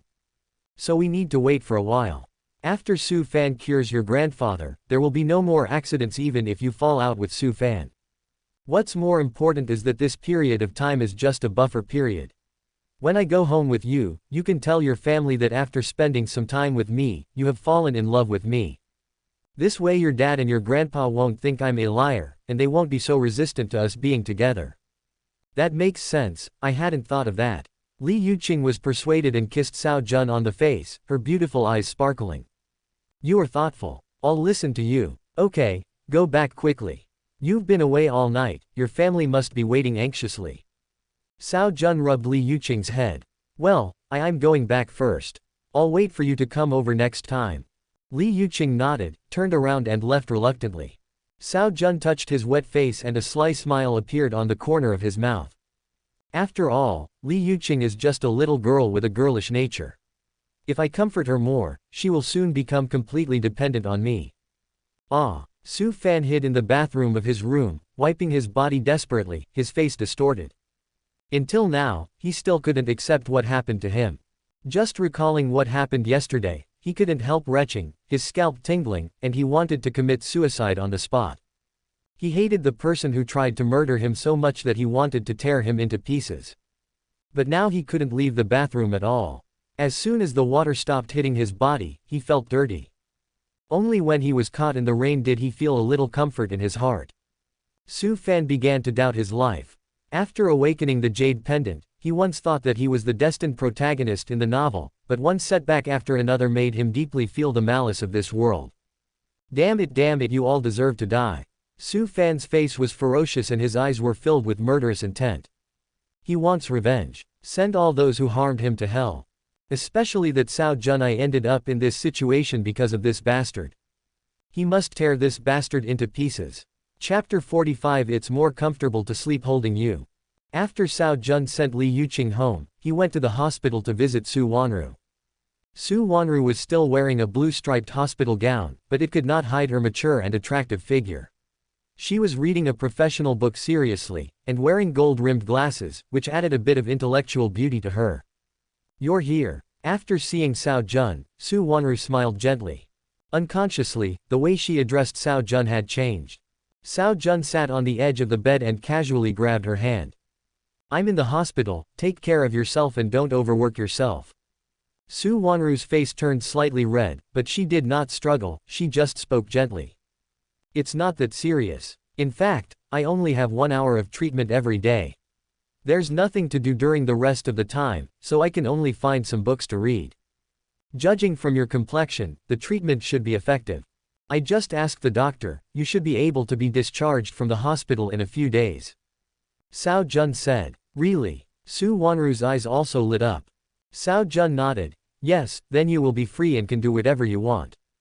Thank you. Su Wanru showed joy on her face, and her fair and unparalleled face was beautiful and charming. I've told you so many times, let's not say such awkward things between you and me. Cao Jun waved his hands and yawned. Su Wanru looked at Cao Jun and asked with concern. Are you tired? Didn't you get enough rest last night? Yes, a little bit. I don't know why, but I can't rest well lately and I have nightmares all night long.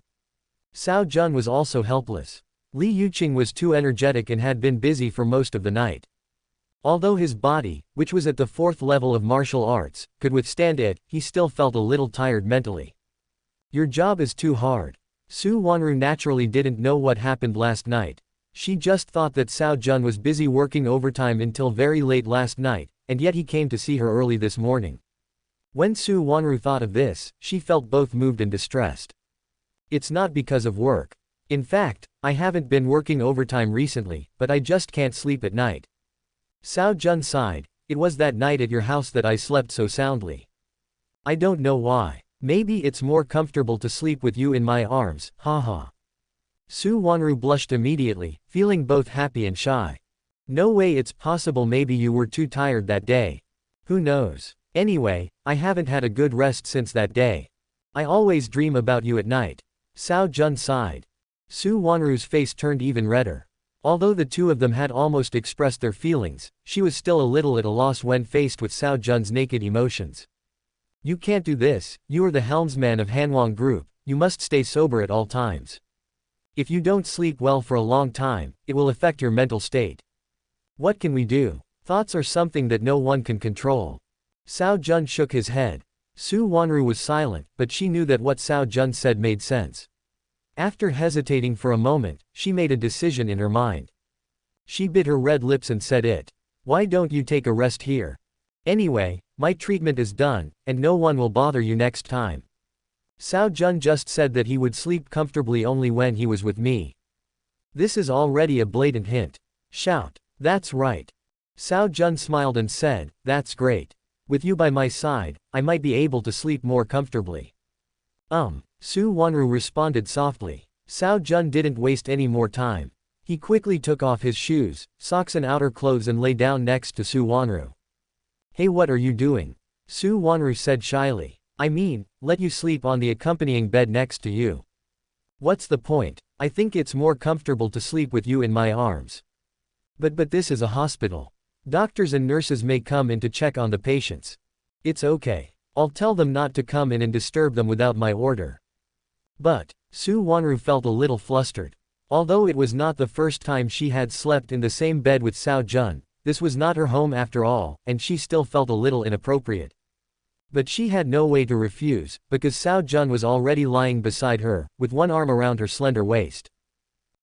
Su Wanru still wanted to resist, but Cao Jun had already closed his eyes and fell into a deep sleep with an exhausted look on his face. She subconsciously stopped moving and stared at Cao Jun for a moment, the shyness in her eyes turned into heartache. This man seems to have a very glorious life, but in fact he also has a very hard life. It's better not to disturb his sleep. Su Wanru couldn't bear it, so she finally lay down gently and consciously became Cao Jun's human-shaped pillow.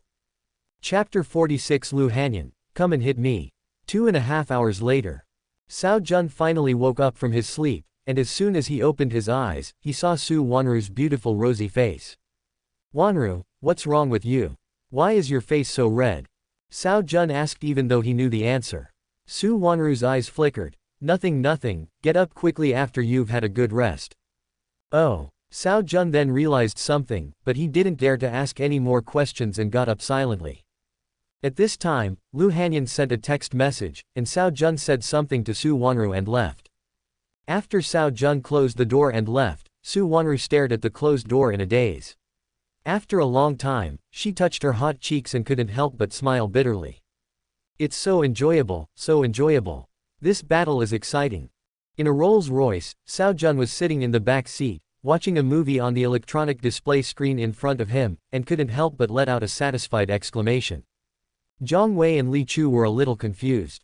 Mr. Cao had always been a calm person, so why was he so excited about watching a movie today?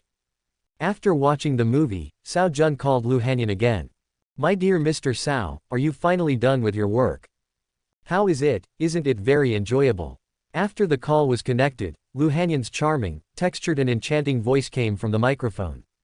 Cao Jun said expressionlessly, you are getting more and more presumptuous, little girl. How dare you, a little secretary, talk to the boss like that? Do you want to be spanked again? Boss, I don't mind if you want to hit me, but are you willing to do it? If you break it, no one will serve you in the future. Lu Hanyan's tone was delicate. Cao Jun's anger rose again.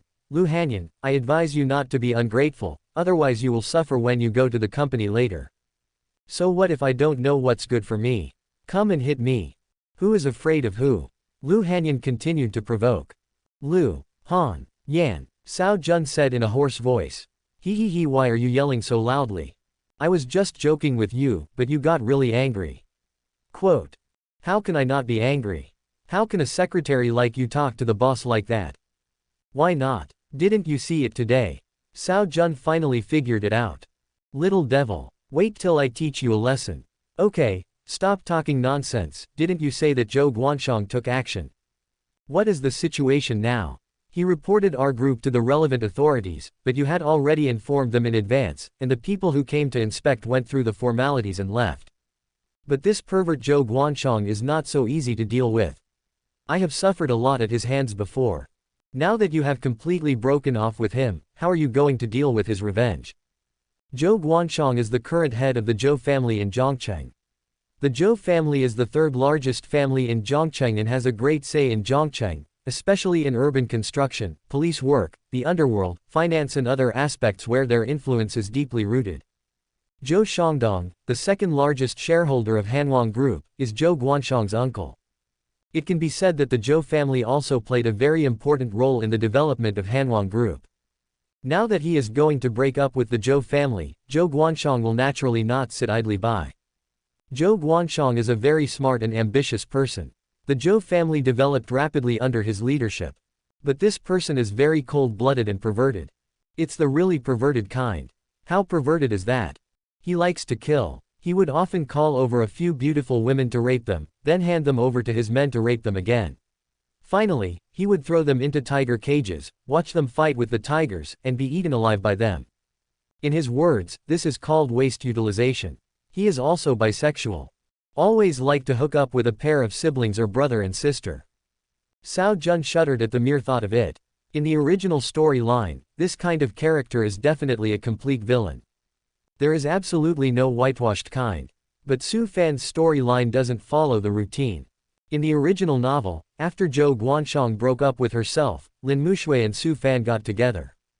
By chance, Zhou Guansheng noticed these two people and fell in love with them. You read that right. He fell in love with Su Fan and Lin Mushui at the same time. Later, Zhou Guansheng attacked these two people several times, and Su Fan defeated Zhou Guansheng again and again just when everyone thought that Zhou Guansheng was going to be killed. Zhou Guansheng actually admitted defeat to Su Fan. What's even more outrageous is that Su Fan simply castrated him and let him go. Can you believe this? Cao Jun was numb when he saw this.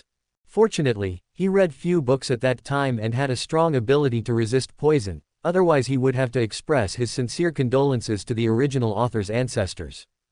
It was not until later that Cao Jun realized that Su Fan had a reason for letting Zhou Guansheng go. As for what the reason is, I think everyone has guessed it. That's right. That's because Zhou Guansheng has a sister who is the girl of luck. Su Fan must not let his brother-in-law go.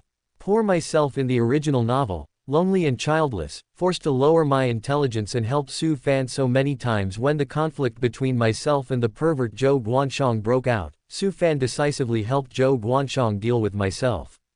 This eventually led to the Hanwang Group being snatched away, and the family of this big villain was destroyed.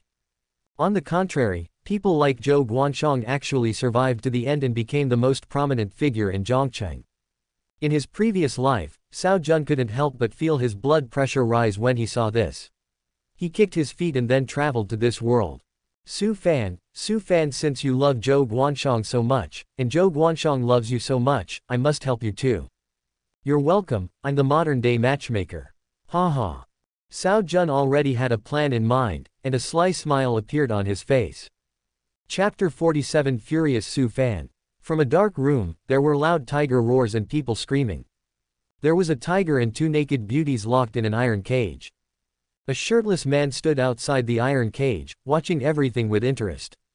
The tiger was biting the two men. They kept begging, but it was of no use. In the end, the man watched the two beauties being torn to pieces alive by the tiger. Comfortable, really comfortable. Zhou Guanshang picked up a large glass of red wine and drank it all in one gulp, his face full of satisfaction and comfort. Behind him, a middle-aged man in a suit and tie lowered his head with a blank expression, as if he had long been accustomed to all this.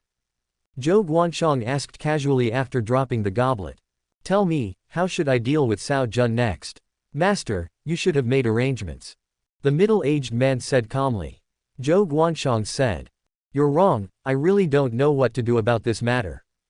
The current Cao Jun is no longer the Cao Jun of the past. His industry is much stronger than our Zhou family, and he has the support of the top leaders in Beijing. He is no longer someone we can manipulate at will. You have seen the result of this report. The court and government are on Cao Jun's side. Master, you must have a way. The middle-aged man still said this. Zhou Guanshang frowned and said. The only way is to kill him directly. If the master needs to do this, I will arrange it. The middle-aged man said. Zhou Guanshang poured another glass of red wine and drank it all before speaking. The chances of success are low, but you can give it a try. Do it in a more secretive way, and it's best to kill someone with a borrowed knife. I see. The middle-aged man nodded and retreated silently. Roar. The tiger in the iron cage seemed to be full at this time.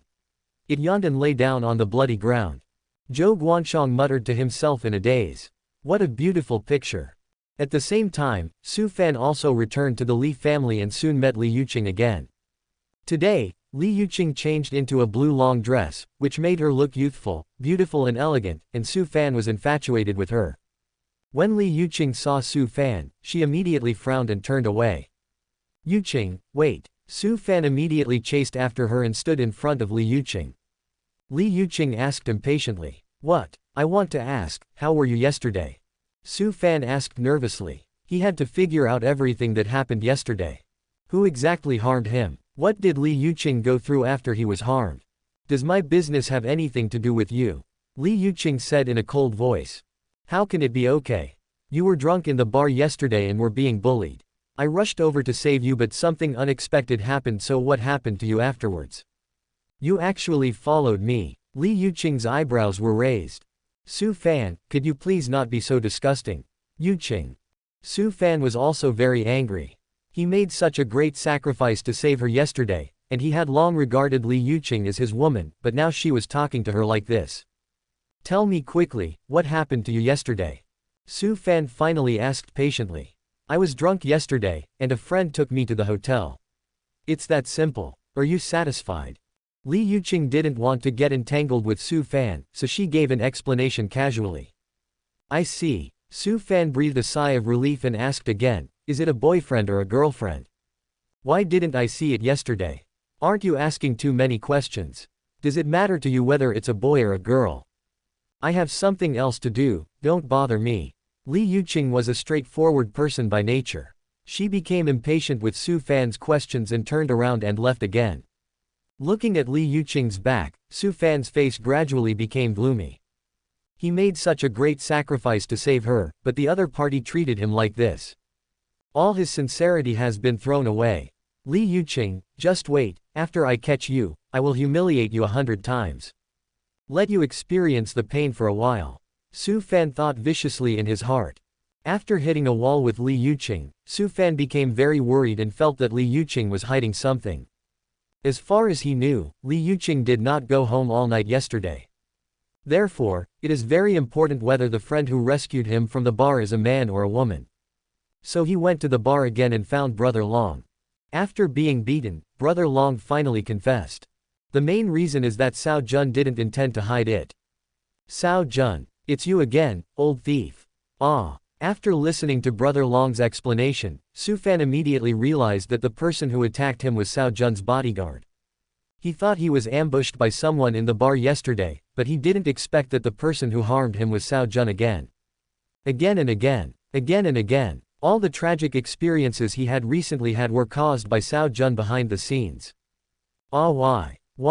Why do you always pick on me, you bastard? Cao Jun, I'm going to kill you. Steal his mother. Destroy his chance. Take away his beauty. Yesterday I caused myself a trauma that will be difficult to heal for the rest of my life. Even the woman he had fallen in love with most recently, Li Yuqing, was snatched away by Cao Jun. After being taken back to the hotel by Cao Jun yesterday, he would not believe it even if you said nothing happened. Su Fan's heart was bleeding. He will die with regret if he doesn't kill this bastard Cao Jun. But the current Su Fan is no longer the young and naive person he used to be. After experiencing many bloody lessons, he also learned to be tolerant. He is no match for Cao Jun now, and if he acts rashly, he will be the only one who suffers. He has to change his ways. He wants to unite more people and have stronger strength. Only in this way can he have a chance to defeat Cao Jun. Cao Jun, just wait. One day, I will make you feel a life worse than death. And this day won't be too long. Su Fan did what he said and soon he found out about Cao Jun's layoffs. After some more inquiries, he also learned about the conflict between Cao Jun and the Zhou family. The Zhou family is a good partner. Su Fan quickly came up with an idea in his mind. He wanted to use the same trick again, first poisoning the Zhou family members and then coming forward to detoxify them. In this way, the Zhou family will completely trust me. After making up his mind, Su Fan went to the Zhou family to find out more. When Cao Jun heard Su Fan's movements, he immediately became happy. He was still thinking about how to make Su Fan and Zhou Guansheng have a wonderful encounter, but Su Fan just came to him. Okay, now we're going to have something interesting to watch. Cao Jun immediately set out with Zhang Wei and Li Chu to follow Su Fan. Chapter 48 Su Fan poisoned. After some investigation, Su Fan quickly found an opportunity. He sneaked into Zhou's kitchen and drugged Mr. Zhou's food. Then he waited for the result with full confidence. This medicine is a secret recipe he personally prepared, and no one in the world can cure it except him. The Zhou family will definitely come to me for help at that time. Not long after Su Fan left, another figure sneaked into the Zhou family's kitchen, added some poison to old Master Zhou's food again, and then left quietly. This figure was Li Chu. Doesn't Su Fan want to treat old Master Su? Then he would send old Master Zhou to the west. It's just the right time to put all the blame on Su Fan. It just so happens that Zhou Guansheng likes Su Fan very much. When Su Fan becomes a prisoner of the Zhou family, I believe Zhou Guansheng will definitely smile at Su Fan. Su Fan, you don't want to be shot, do you? Su Fan's plan went smoothly. Not long after, old Master Zhou fell ill. Experts from major hospitals could not find the cause of his illness. In desperation, the Zhou family could only recruit miracle doctors from the society. The opportunity Su Fan had been waiting for finally arrived, and he immediately went to the Zhou family impatiently. I said, why are you, a young man, here to join in the fun? Don't you know what the occasion is here? Get out of here now. As expected, Su Fan was insulted as soon as he entered. Su Fan felt very comfortable in his heart, even though it was this feeling of being looked down upon. When he cured old Master Zhou's illness, these people would definitely kneel down and beg him to be their teacher. Old Master Zhou's symptoms include coma, irregular heartbeat, and shadows on the liver. After Su Fan described old Master Zhou's symptoms, it immediately caused shock among the people around him, but more people continued to belittle him. Old Master Zhou's symptoms have long been spread, and anyone can find out if they pay close attention. It's not surprising that you know this. You're right. I think this guy is a liar. Get him out right away. People around were talking at once, but Su Fan spoke calmly. How about we make a bet? What's the bet? As long as I can cure the old man, you will kneel down and kowtow to me. If I can't cure him, I will kneel down and kowtow to you. Su Fan said that he liked the feeling of pretending to be cool and then getting slapped in the face the most. Presumptuous. Where did this little brat come from? How dare you talk to me like this without knowing the rules? What is the status of old Master Zhou? Are you qualified to use him as a bet? As a doctor, gambling with the lives of patients is simply unscrupulous. Su Fan was surprised by these people's reactions. Something's not right. In the past, he was often ignored like this when he was treating patients, but when he proposed a bet, the other party would basically agree and wait to see him make a fool of himself. Why are all these people opposed this time? This is too abnormal. But this doesn't pose a problem for Su Fan, he sneered. What? Don't you dare to bet with me. Someone, throw this kid out. The other doctors were too lazy to pay any attention to Su Fan. Su Fan was a little confused. What the hell? Why don't these people play by the rules? In fact, there are two main reasons for this situation. The first is that Su Fan's own luck value has decreased, and the impact on the intelligence of the people around him has also been weakened a lot. The second is that Cao Jun's aura as a villain offsets Su Fan's already limited aura as a protagonist, so these people have basically recovered and it is basically impossible for them to really bet with old Master Zhou. But God still favors Su Fan. Just when Su Fan was about to be kicked out by the bodyguards, a deep voice stopped him. Slow. The person who spoke was the head of the Zhou family, Zhou Guanshang. Immediately an old doctor said, Master Zhou, you have also seen that this kid is clearly here to cause trouble. You must not believe him. The old man's illness has not yet been cured, and we can't keep waiting like this. As long as there is a glimmer of hope, we must fight for it. Zhou Guanshang is gentle and polite, and he has a very mild attitude. He is completely different from who he is in private. But at this moment, the look he gave Su Fan was full of tenderness, even a little doting. Pretty. It's so beautiful. This young man is simply the apple of his eye. Su Fan felt a little uncomfortable being stared at, but he didn't think much about it. But old Master Zhou's health is already very bad and he can't stand anymore. Are we just going to keep waiting like this? Watching our father die? The old doctor was speechless for a moment. Zhou Guanshang looked at Su Fan with a smile, his eyes revealing unusual enthusiasm. Little brother, can you really cure my father's illness? Here it comes. I knew it. Su Fan was originally in despair, but he didn't expect that Zhou Guanshang, the key figure, would speak up. In this way, I can successfully treat the old man. Su Fan was so excited that he didn't notice Zhou Guanshang's passionate eyes at all, and just spoke loudly. That's right. If I can't cure you, you can kill me or chop me up, whatever you want. My dear little brother, you are too kind. I also know my father's condition. It is understandable that you cannot cure him. Zhou Guanshang still performs in a refreshing way. Since you are so confident, you can give it a try. Master Zhou. The old doctor was very anxious, but as soon as he opened his mouth, Zhou Guanshang waved his hand. It's settled, let him give it a try. Su Fan was soon brought to old Master Zhou's bedside. At this moment, old Master Zhou fell into a coma, his face was pale, his breath was weak, and he was at the end of his strength. What's going on? The drug I gave you doesn't seem to be that serious, right? Su Fan felt something was wrong. The medicine he had administered was carefully calculated and would only cause old Master Zhou to fall into a coma. But now the other party's condition is obviously much more serious than he expected. However, Su Fan didn't care about it, thinking that it might be because old Master Zhou had a poor physical condition.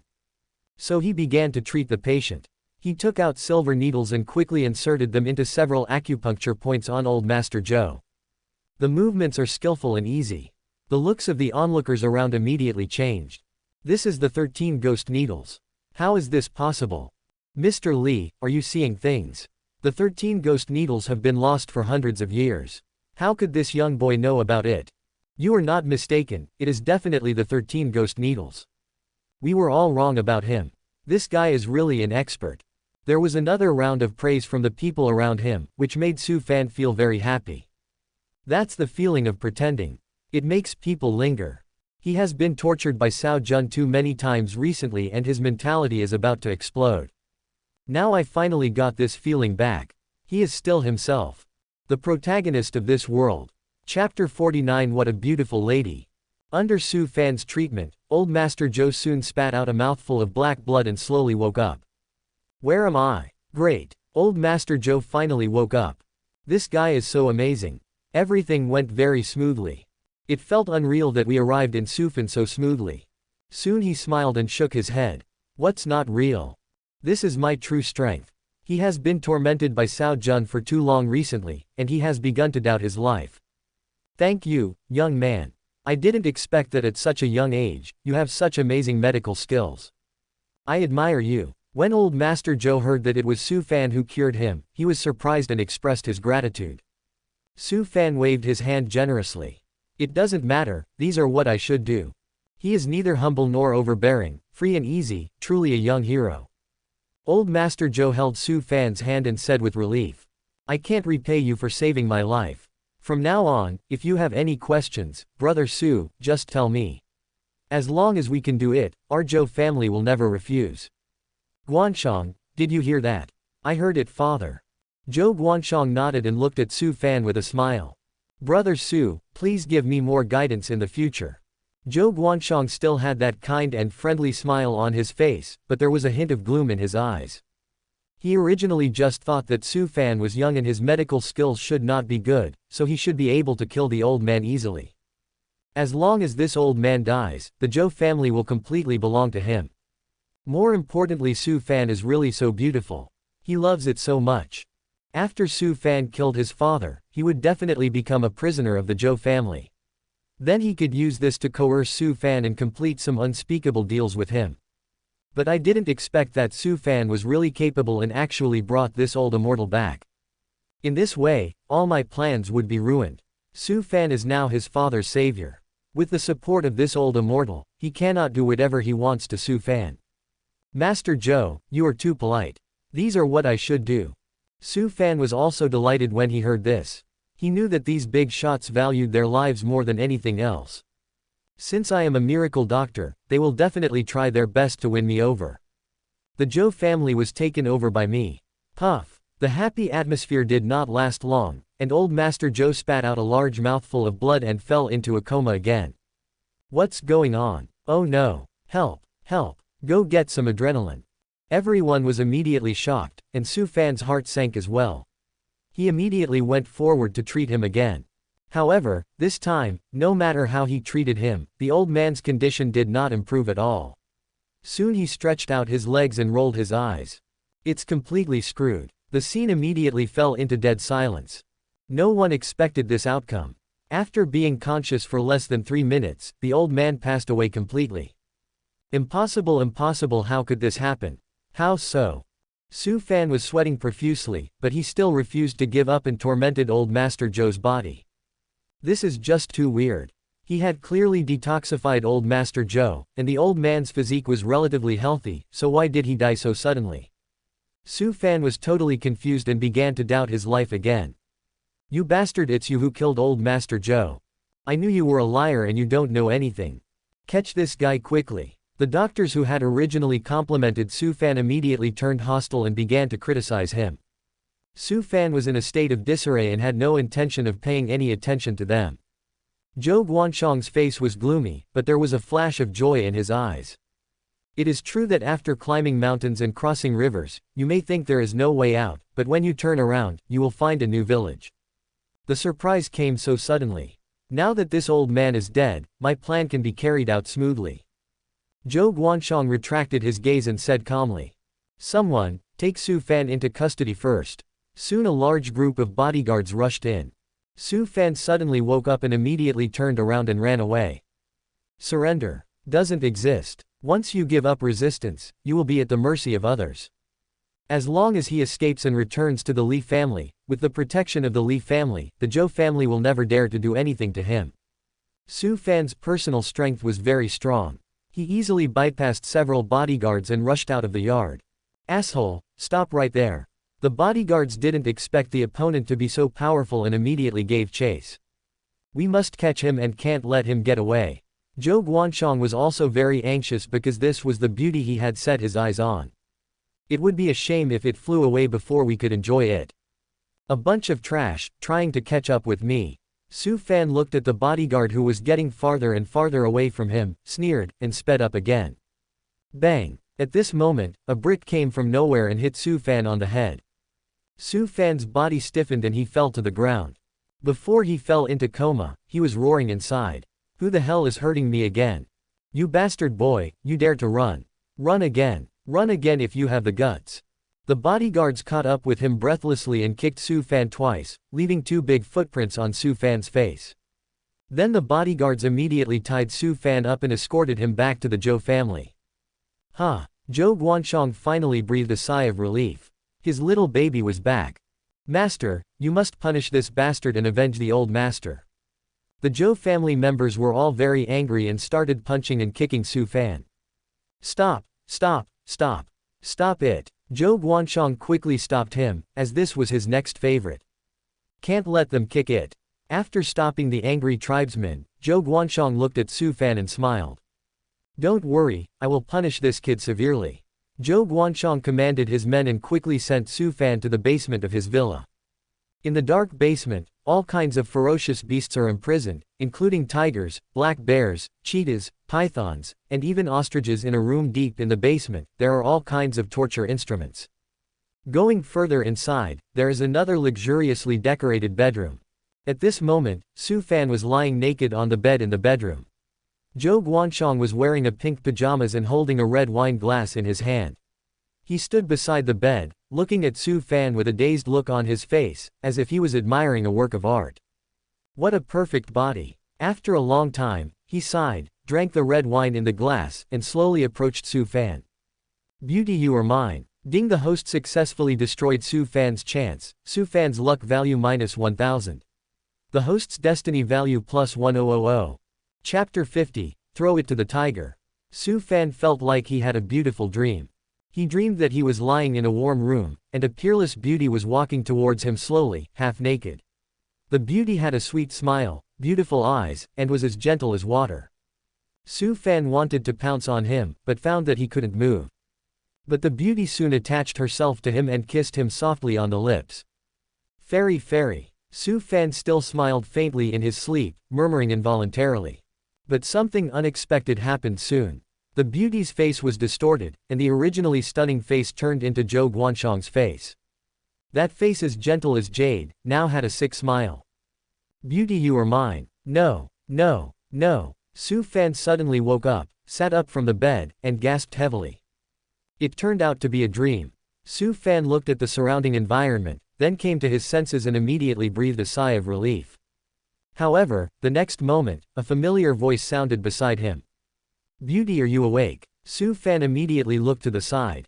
I saw that Zhou Guansheng was naked, with his head supported by his arms, and was looking at me tenderly. Ah! A heart-wrenching scream spread throughout the basement, even causing the ground to shake twice. Ding! The son of luck. Su Fan's mentality exploded. Luck value -500, host's destiny value +500. Oh! Underground forces. Su Fan covered his body with a quilt, crying like a pear blossom in the rain. I felt pity for him. Zhou Guansheng sat beside the bed, with a gentle and comforting look on his face. Beauty, don't cry. Don't you think this is good? As long as you follow me sincerely in the future, I promise you will have delicious food and drinks. I'll kill you. Su Fan was furious and rushed towards Zhou Guansheng. As a result, his actions were easily subdued by Zhou Guansheng. Due to the drugs Zhou Guansheng fed him, he was unable to exert his full strength and his limbs were limp. What is even more shocking is that Zhou Guansheng's strength has reached the 3rd level of martial arts. One level more powerful than Su Fan. In front of Zhou Guansheng, Su Fan at this moment was just a lamb to be slaughtered. There is no ability to resist at all. Zhou Guansheng chuckled. Beauty, don't be so rude, be gentle, gentle, do you understand? Asshole, let me go right now. Su Fan's eyes were red, and he waved his fists at Zhou Guansheng madly, but was easily blocked by Zhou Guansheng. Zhou Guansheng pulled Su Fan into his arms, pinched his chin and said, Look at you, you are really too naughty. Ah, asshole, I'm going to kill you. Su Fan was so ashamed and angry that he wanted to commit suicide on the spot. Zhou Guansheng looked at her blankly. What a beautiful lady. The two fought for a while, and Su Fan gave up completely, looking at the ceiling with empty eyes. What's wrong with you, beautiful lady? Are you mad at me? Zhou Guansheng said with concern. Su Fan's eyes were dull and 2 tears flowed from the corners of his eyes. Zhou Guansheng felt so distressed when he saw this that he quickly went forward to wipe it. Don't cry, beautiful girl. I was wrong. I apologize to you. Please don't be angry, okay? Su Fan still didn't react. Zhou Guansheng sighed when he saw this. What a beautiful lady, but it's a pity that she doesn't know how to appreciate your kindness. Just kill him. Come, throw this kid to the tiger. Quote exclamation mark exclamation mark exclamation mark quote. Su Fan's expression finally changed slightly, but he thought Zhou Guansheng was trying to scare him, so he still didn't react. It wasn't until he actually saw two bodyguards come in, carry him out, that Su Fan immediately broke down. Asshole, let me go, let me go. Wait. Zhou Guansheng waved his hand and the two bodyguards stopped immediately. Zhou Guansheng, you beast. Su Fan stared at Zhou Guansheng with his red eyes. If eyes could kill, Zhou Guansheng would have been killed tens of millions of times. You're really good at judging people. Zhou Guansheng smiled gently and said. Beauty, why are you so disobedient? It would be great if you could cooperate with me, but it's a pity I really don't like you now. I can only feed you to the tiger. Ah, you pervert, beast. Beast. Scum. Su Fan cursed loudly. Zhou Guansheng's perversion completely refreshed his three views. The person he hated the most in the past was Cao Jun, but now Cao Jun has to give up his position. This Zhou Guansheng, oh that one, even if he was cut into pieces, it would not be enough to relieve the hatred in his heart. You little beauty, you are really naughty. I was thinking of letting you go once, but you made me angry again. Zhou Guansheng's face was full of regret. Forget it, chop it into two pieces, feed half to the crocodiles and the other half to the tigers. Yes, sir. Two bodyguards carried Su Fan out. No, no, let me go, let me go. If you dare to kill me, the police will not let you go. Su Fan's face changed drastically, and he no longer cared about the shame and anger. He truly felt the crisis of life and death, but he had no way to resist at all. I was wrong, please let me go. Master Zhou, I apologize to you, please let me go. Experience makes people grow. In the past, Su Fan was unruly and would never bow his head. But now, in order to survive, he could only endure extreme humiliation and say things that he would never say before. I can't die. I absolutely can't die. How can I die like this without taking my revenge? I want to kill Zhou Guansheng, and I also want to kill Cao Jun. Su Fan felt a pain in his heart as if it was being cut by a knife, and his teeth were bleeding. He had betrayed his own personality and his own soul. Wait. Zhou Guansheng called a halt again. He immediately stood up, slowly walked to Su Fan's side, and said gently. Beauty, what can I say about you? Isn't it all done if you just cooperate like this? Why do you have to make me angry and make yourself feel bad? If possible, Su Fan really wanted to kill Zhou Guansheng immediately, but at this moment he knew it was impossible. You have to endure it. I'm sorry, I was just in a state of emotional instability. Su Fan said in a hoarse voice. Zhou Guansheng said with a smile, it's okay, I understand you, I just wanted to scare you. How could I bear to kill you? Su Fan. Su Fan took a few deep breaths before he suppressed the urge to run away. He lowered his head and said nothing. In the future, as long as you follow me peacefully, I promise to make sure you have delicious food and drinks. I can give you everything you want. Zhou Guansheng made a promise. Su Fan's heart moved. In fact, the main reason why he plotted against the Zhou family was to gain their support so that they could deal with Cao Jun together. Who knew that an accident would occur during the process, causing him to completely offend the Zhou family. However, she never expected that by some strange coincidence, she would once again establish an intimate relationship with Zhou Guansheng. Although this relationship was exchanged for his dignity and soul. So can we use Zhou Guansheng to deal with Cao Jun? After Cao Jun is killed, he will kill Zhou Guansheng.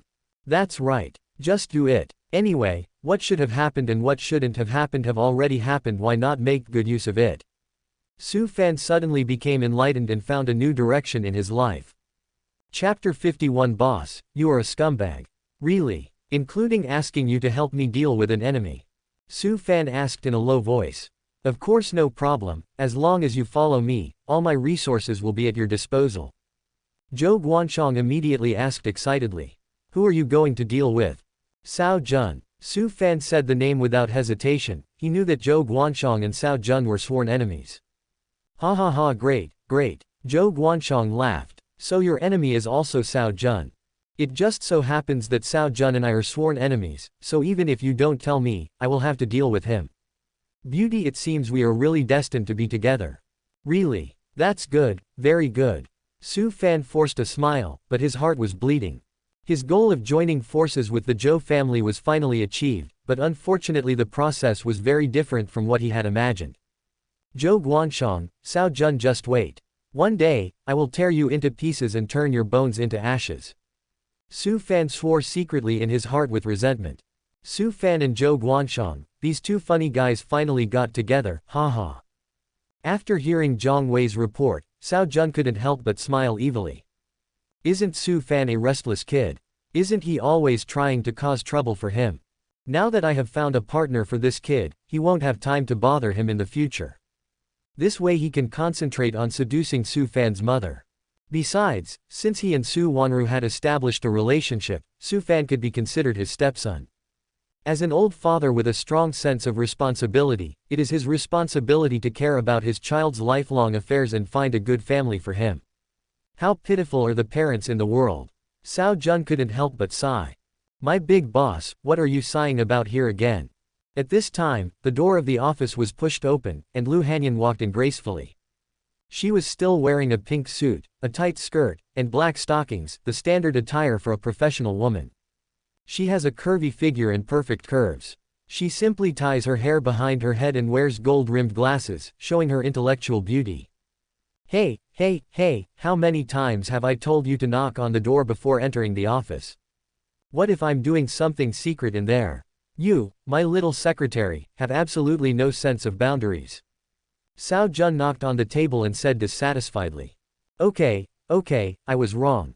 Lu Hanyan smiled charmingly. Then my good boss, how are you going to punish me? Cao Jun took a breath of cold air. This little goblin. You really deserve to be punished. Lu Hanyan, don't go too far. Cao Jun said in a low voice. How have I done anything wrong? I made a mistake, is it wrong for me to ask for punishment? Boss, you really went too far.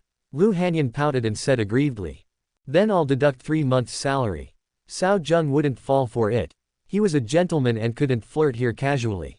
It's definitely not because Li Yuqing secretly came to see me last night, absolutely not. Boss, are you serious? Lu Hanyan's face froze. Could it be that Cao Jun had changed his personality? Do I look like I'm joking? Cao Jun said seriously. As a secretary, how can I behave so disrespectfully in front of my boss? If people knew about this, they would think there was something illicit between us. Isn't it? You old pervert, you pretend so well. Lu Hanyan looked at Cao Jun with disdain. Cao Jun frowned. What's that look in your eyes? No, my eyes just felt a little uncomfortable. Lu Hanyan said seriously. Cao Jun said seriously. I hope you can have a proper attitude when you are working in the future and not do things that are not related to work while you are at work. This punishment should be regarded as a lesson for you. No, boss, you are too cruel. The salary you give me is not much to begin with, and if you don't pay me for 3 months, what will I eat? Lu Hanyan said pitifully. Pretend, keep pretending. I invested hundreds of millions of dollars in your union group, but it still hasn't fed you enough. Miss Lu really has a big appetite. Lu Hanyan's face turned red, and she cursed the old rogue inwardly, then said pitifully. But that's all the group's money, and I can't touch it. I rely on my salary to eat every day. If you don't pay me, I won't even have money to rent a house. Boss, can you bear to see me living on the streets? That's a problem. Cao Jun touched his chin. If it really doesn't work, don't you have the information about the treasure map?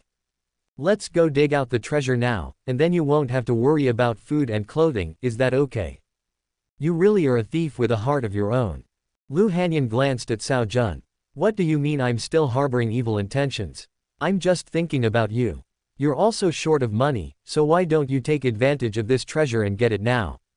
Not only will you not have to go hungry in the future, but with this money, it will be much easier for you to deal with your biological father.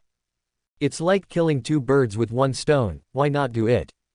Cao Jun once again tried to persuade him earnestly. Ever since he captured Lu Hanyan, he has wanted her to hand over the treasure map more than once. As a result, the other party kept refusing, saying that their ancestral teachings did not allow them to open the treasure, otherwise something terrible would happen. She wouldn't do this unless it was absolutely necessary.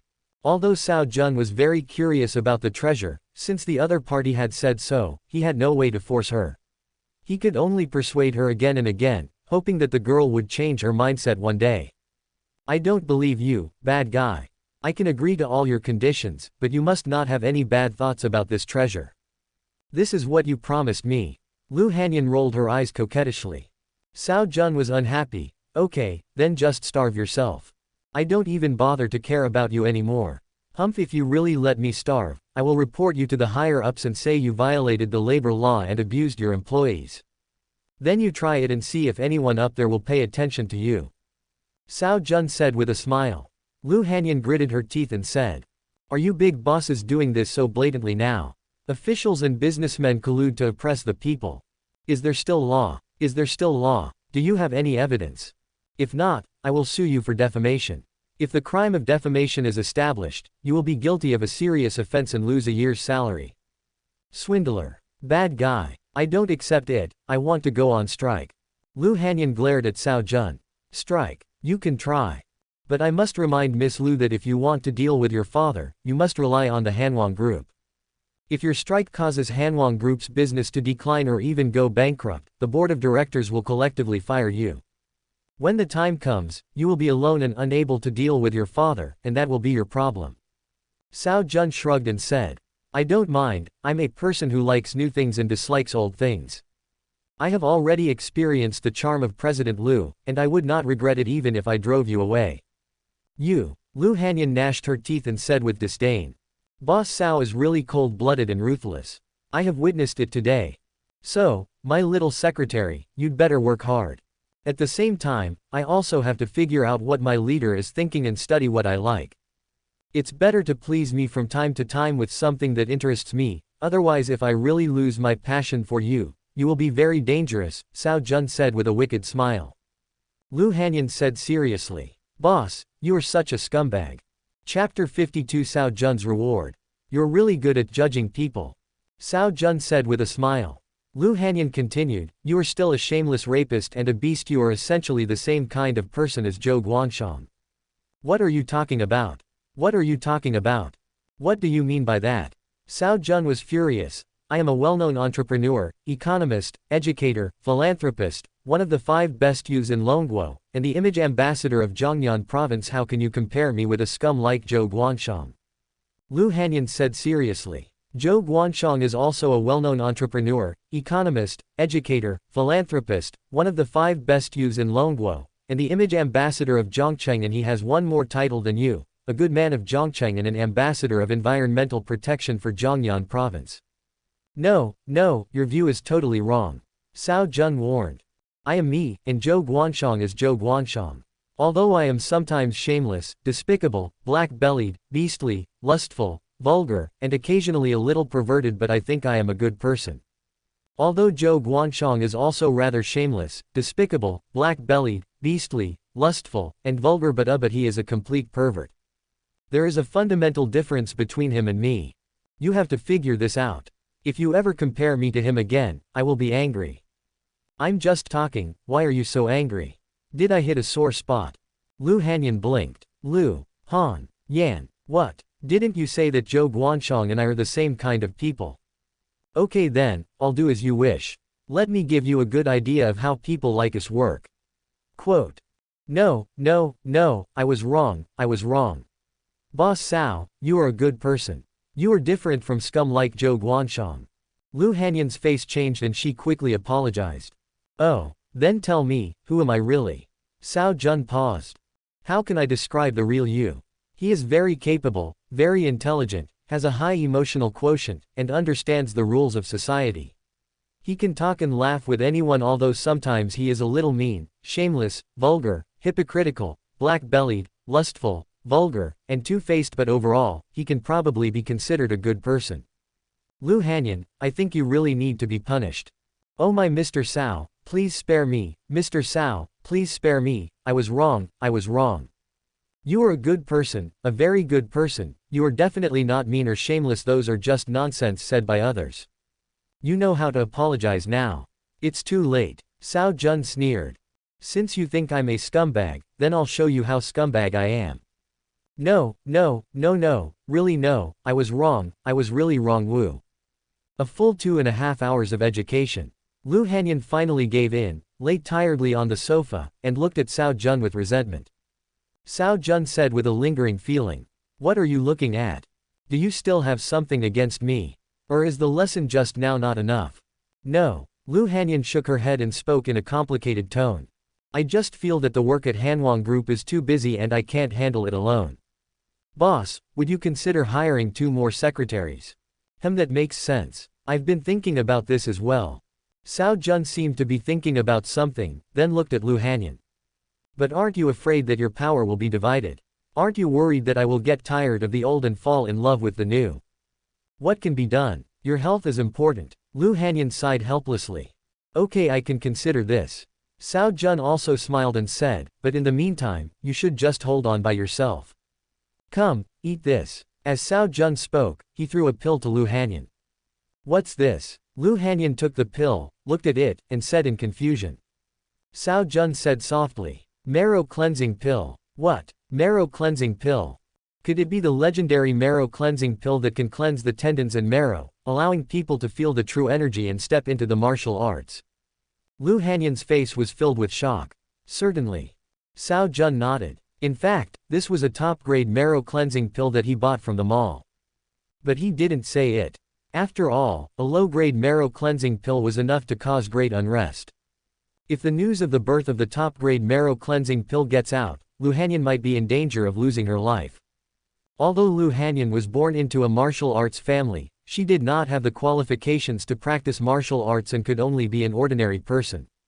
With this thing, this girl can practice. The body is the capital of revolution. Lu Hanyan has stepped into the martial arts world and her physical fitness has improved. Then she will be able to do more work. No, if she encounters danger, she will also have the ability to protect herself. Boss Cao, where did you get this thing? Lu Hanyan asked in disbelief.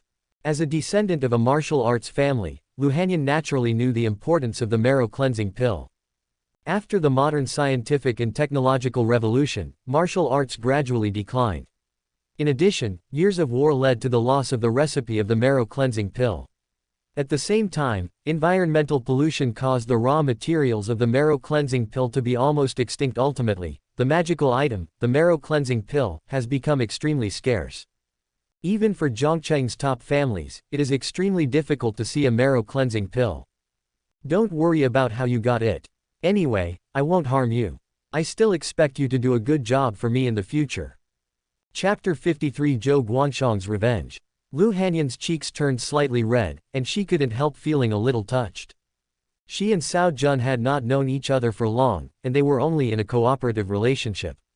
Although she felt that she and Cao Jun got along well during this period and they had developed the most intimate relationship after all, they had known each other for too short a time. Cao Jun suddenly gave her such a treasure, and Lu Hanyan felt heavy. Mr. Cao, are you sure? Give this to me. Lu Hanyan still couldn't believe it. Cao Jun said impatiently. Just eat what I'm told to eat, why are you talking so much nonsense? If you really don't want it, just give it back to me. No, no, no. Lu Hanyan quickly placed the pill in front of her chest to prevent Cao Jun from snatching it away. Thanks. She said this to Cao Jun sincerely, then took a deep breath and put the pill into her mouth. Soon the pill took effect and Lu Hanyan let out a painful groan. What followed was half an hour of agony, but she finally got through it with ease. When she came to her senses, she was surprised to find that she had actually reached the first level of martial arts. I actually stepped into the martial arts world. I also became a warrior. Lu Hanyan was surprised beyond belief. Although martial arts were declining in modern society, who wouldn't want to become more powerful? Especially Lu Hanyan, who came from a martial arts family, had a heart to practice martial arts. Unfortunately, things did not go as she wished. She had no qualifications to practice martial arts at all, which became a big regret for her. Now this regret has been made up. While Lu Hanyan was excited, her eyes softened when she looked at Cao Jun. The importance of a marrow cleansing pill is self-evident, but this man gave it to her so easily. It seems that I do have a different position in his heart. Thank you, dear boss. The smile on Lu Hanyan's face became even more charming and her beautiful eyes were filled with spring water. "Oh, then how are you going to thank me?" Cao Jun said with interest. "It seems that this marrow cleansing pill has completely conquered the heart of this little fairy and also unlocked more working abilities for her. Worth it." After Cao Jun and Lu Hanyan had a cordial and friendly exchange, they left work feeling refreshed.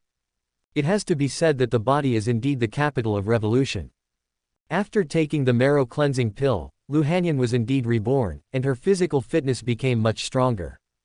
Originally, when he assigned tasks to this girl, she always had a sad face and would go on strike at any time. No, I'm really too tired.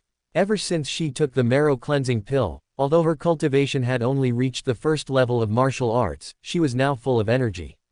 She completed all the tasks assigned by Cao Jun smoothly without any delay, and did better than Cao Jun expected. She even complained that there was too little work to do and she felt unsatisfied and wanted to continue working overtime. In the end, Cao Jun waved his hand and said he would give her a day off, and she reluctantly left work. Cao Jun also prepared to go back and have a good sleep. He was quite tired after working all day. However, as soon as the Rolls-Royce drove out of the Hanwang group, Zhang Wei immediately spoke. "Boss, we're being targeted again. There were several large trucks, and they looked malicious. Oh, is there a way to escape?" Cao Jun also noticed something was wrong. Several large trucks were rushing towards him. Even if his Rolls-Royce is bulletproof, it can't withstand it. It would be even more dangerous if there is a bomb or something on the opponent's car.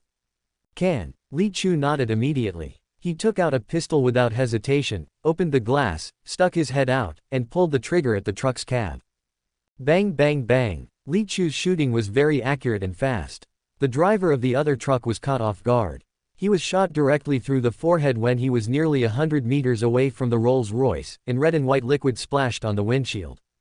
The truck immediately lost control and rushed onto the isolation strip on the side of the road. Bang! Li Chu didn't stop at all. He immediately changed direction and fired 2 shots at the other 2 trucks rushing towards him. The other 2 truck drivers were also successfully shot in the head, and the 2 trucks lost control again and ran amok. Boom! What followed was a loud explosion. 3 trucks exploded in succession, and flames shot into the sky. Cao Jun. He is worthy of being the top bodyguard rewarded by the system. Cao Jun couldn't help but sigh in his heart. After Zhang Wei stopped the car, he let Li Chu out and started the car again and drove away. The environment here is very complicated. We cannot guarantee whether there are other attackers nearby. It is safer for us to leave first. Let Li Chu handle the rest. Zhang Wei explained. Cao Jun nodded but said nothing. Not long after returning to the villa, Li Chu also came back. Before Cao Jun could ask any questions, Li Chu said, "Boss, we have basically investigated everything. The truck driver who attacked us was a death row inmate who was rescued from prison. The planner of the action was the Black Dragon Gang, and the mastermind behind it was Zhou Guanshang from the Zhou family." Cao Jun was a little surprised. Isn't Li Chu's speed too fast? And it was almost the same as his judgment. But I know the plot of the original novel, so how did Li Chu make his judgment? Li Chu and Zhang Wei were rewards from the system, so they should come with their own storyline, right? Cao Jun couldn't help but doubt in his heart. Did you investigate so clearly so quickly? Determine the accuracy of the message. Sure, boss, please trust our expertise. Li Chu said confidently. How did you do that? Cao Jun asked again. This involves some professional issues, which are difficult to explain. But to sum it up, there is no perfect crime in this world, and any behavior will leave clues. All right. Cao Jun was half believing and half doubting, and at the same time had some doubts in his heart. The professional level of these 2 people is a bit too high. Could it be that they even know his privacy? Boss, what should we do next? Do you need me to kill Zhou Guanshang? Li Chu asked proactively. Li Chu and Zhang Wei are both masters of the 7th level of martial arts. More importantly, they are very professional in modern weapons, as well as various protection and assassination methods. Although it is difficult to kill court officials, it is not a problem to deal with Zhou Guanshang quietly. Chapter 54. I have experienced this kind of thing more than once.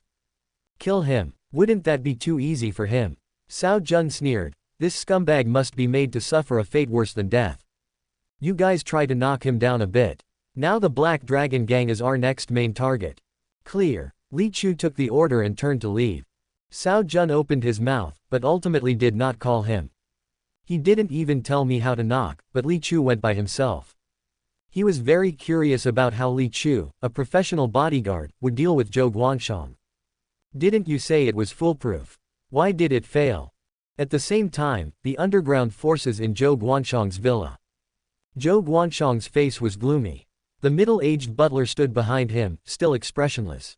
We underestimated Cao Jun's 2 bodyguards.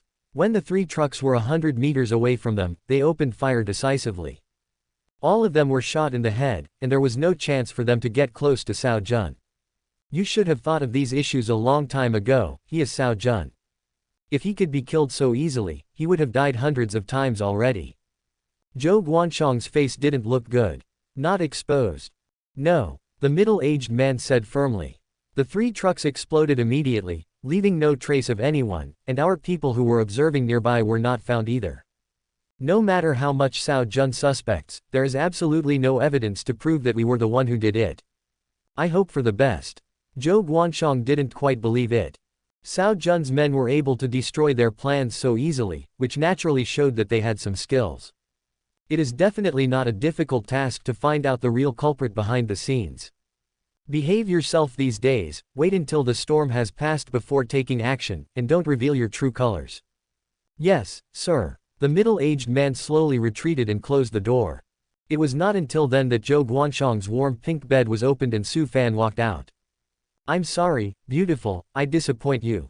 Zhou Guanshang smiled gently, but don't worry, I will definitely kill him next time. Next time you take action, call me. Su Fan said expressionlessly. Zhou Guanshang immediately shook his head. That's impossible, how can we let a beautiful woman do such a dangerous thing? If anything happens to you, I will be heartbroken. Your men are useless. I don't trust them. Su Fan's voice was hoarse, and his face showed murderous intent. I must take action myself and end Cao Jun's life myself. Okay, in that case, I'll go with you next time. Zhou Guanshang stroked Su Fan's cheek and spoke softly. I'll be with you, so you won't be in danger. Su Fan resisted the urge to kill Zhou Guanshang and remained silent. Zhou Guanshang is the head of the Zhou family and is also very busy. As usual, after leaving the villa, he drove to the company to work. However, after he got in the car, it didn't start for a long time. Zhou Guanshang noticed something was wrong and frowned. What's going on? Why aren't you driving yet? At this moment, the driver in the driving seat suddenly turned around and pointed the black muzzle of a gun at Zhou Guanshang's forehead. Everything happened in a flash, and even though Zhou Guanshang was a 3rd-level martial arts master, he didn't have time to react at all. But he remained calm, looking directly at the masked gunman in the driver's seat. Who are you? Bang! The gunman didn't say anything, but another masked man in the passenger seat took out a baseball bat and hit Zhou Guanshang on the head. The movements were clean and neat, without any drag. Well, Zhou Guanshang had no time to react, his eyes rolled back and he fell into a coma. Immediately, the vehicle started and drove quickly to a remote alley in the city center.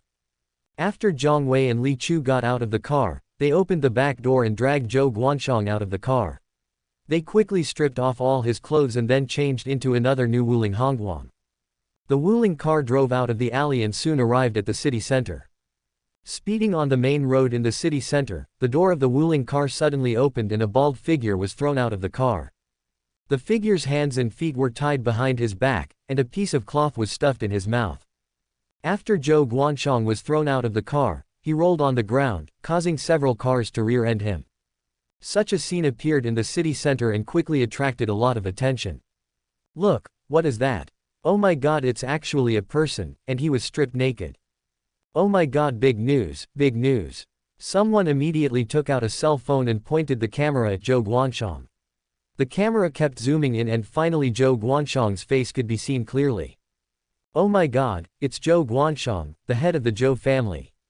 What is going on? How is this possible? You said this naked man is Zhou Guanshang. It can't be wrong, it can't be wrong. I saw him on TV. The head of the Zhou family has been kidnapped, call the police.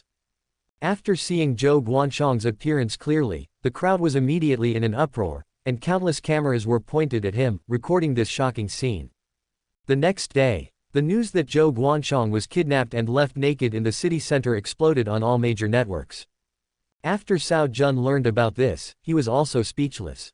He originally just wanted Li Chu to disfigure Zhou Guansheng, remove one of his kidneys, or cut off Zhou Guansheng's penis, or remove one of his legs, just as a slight punishment.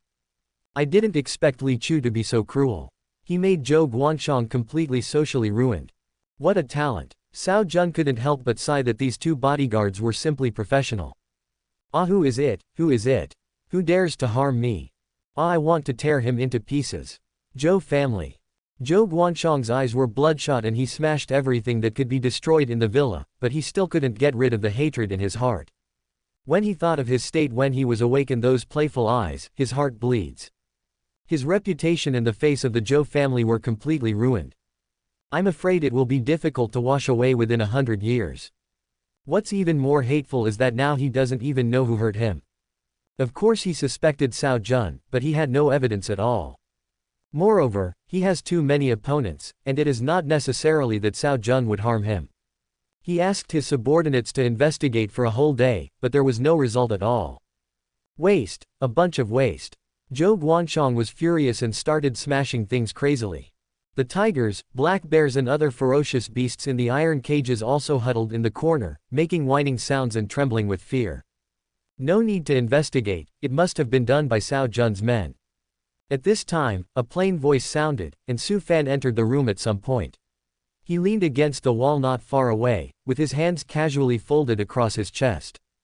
After seeing Su Fan, the rage in Zhou Guansheng's eyes subsided a little, and he asked in a hoarse voice.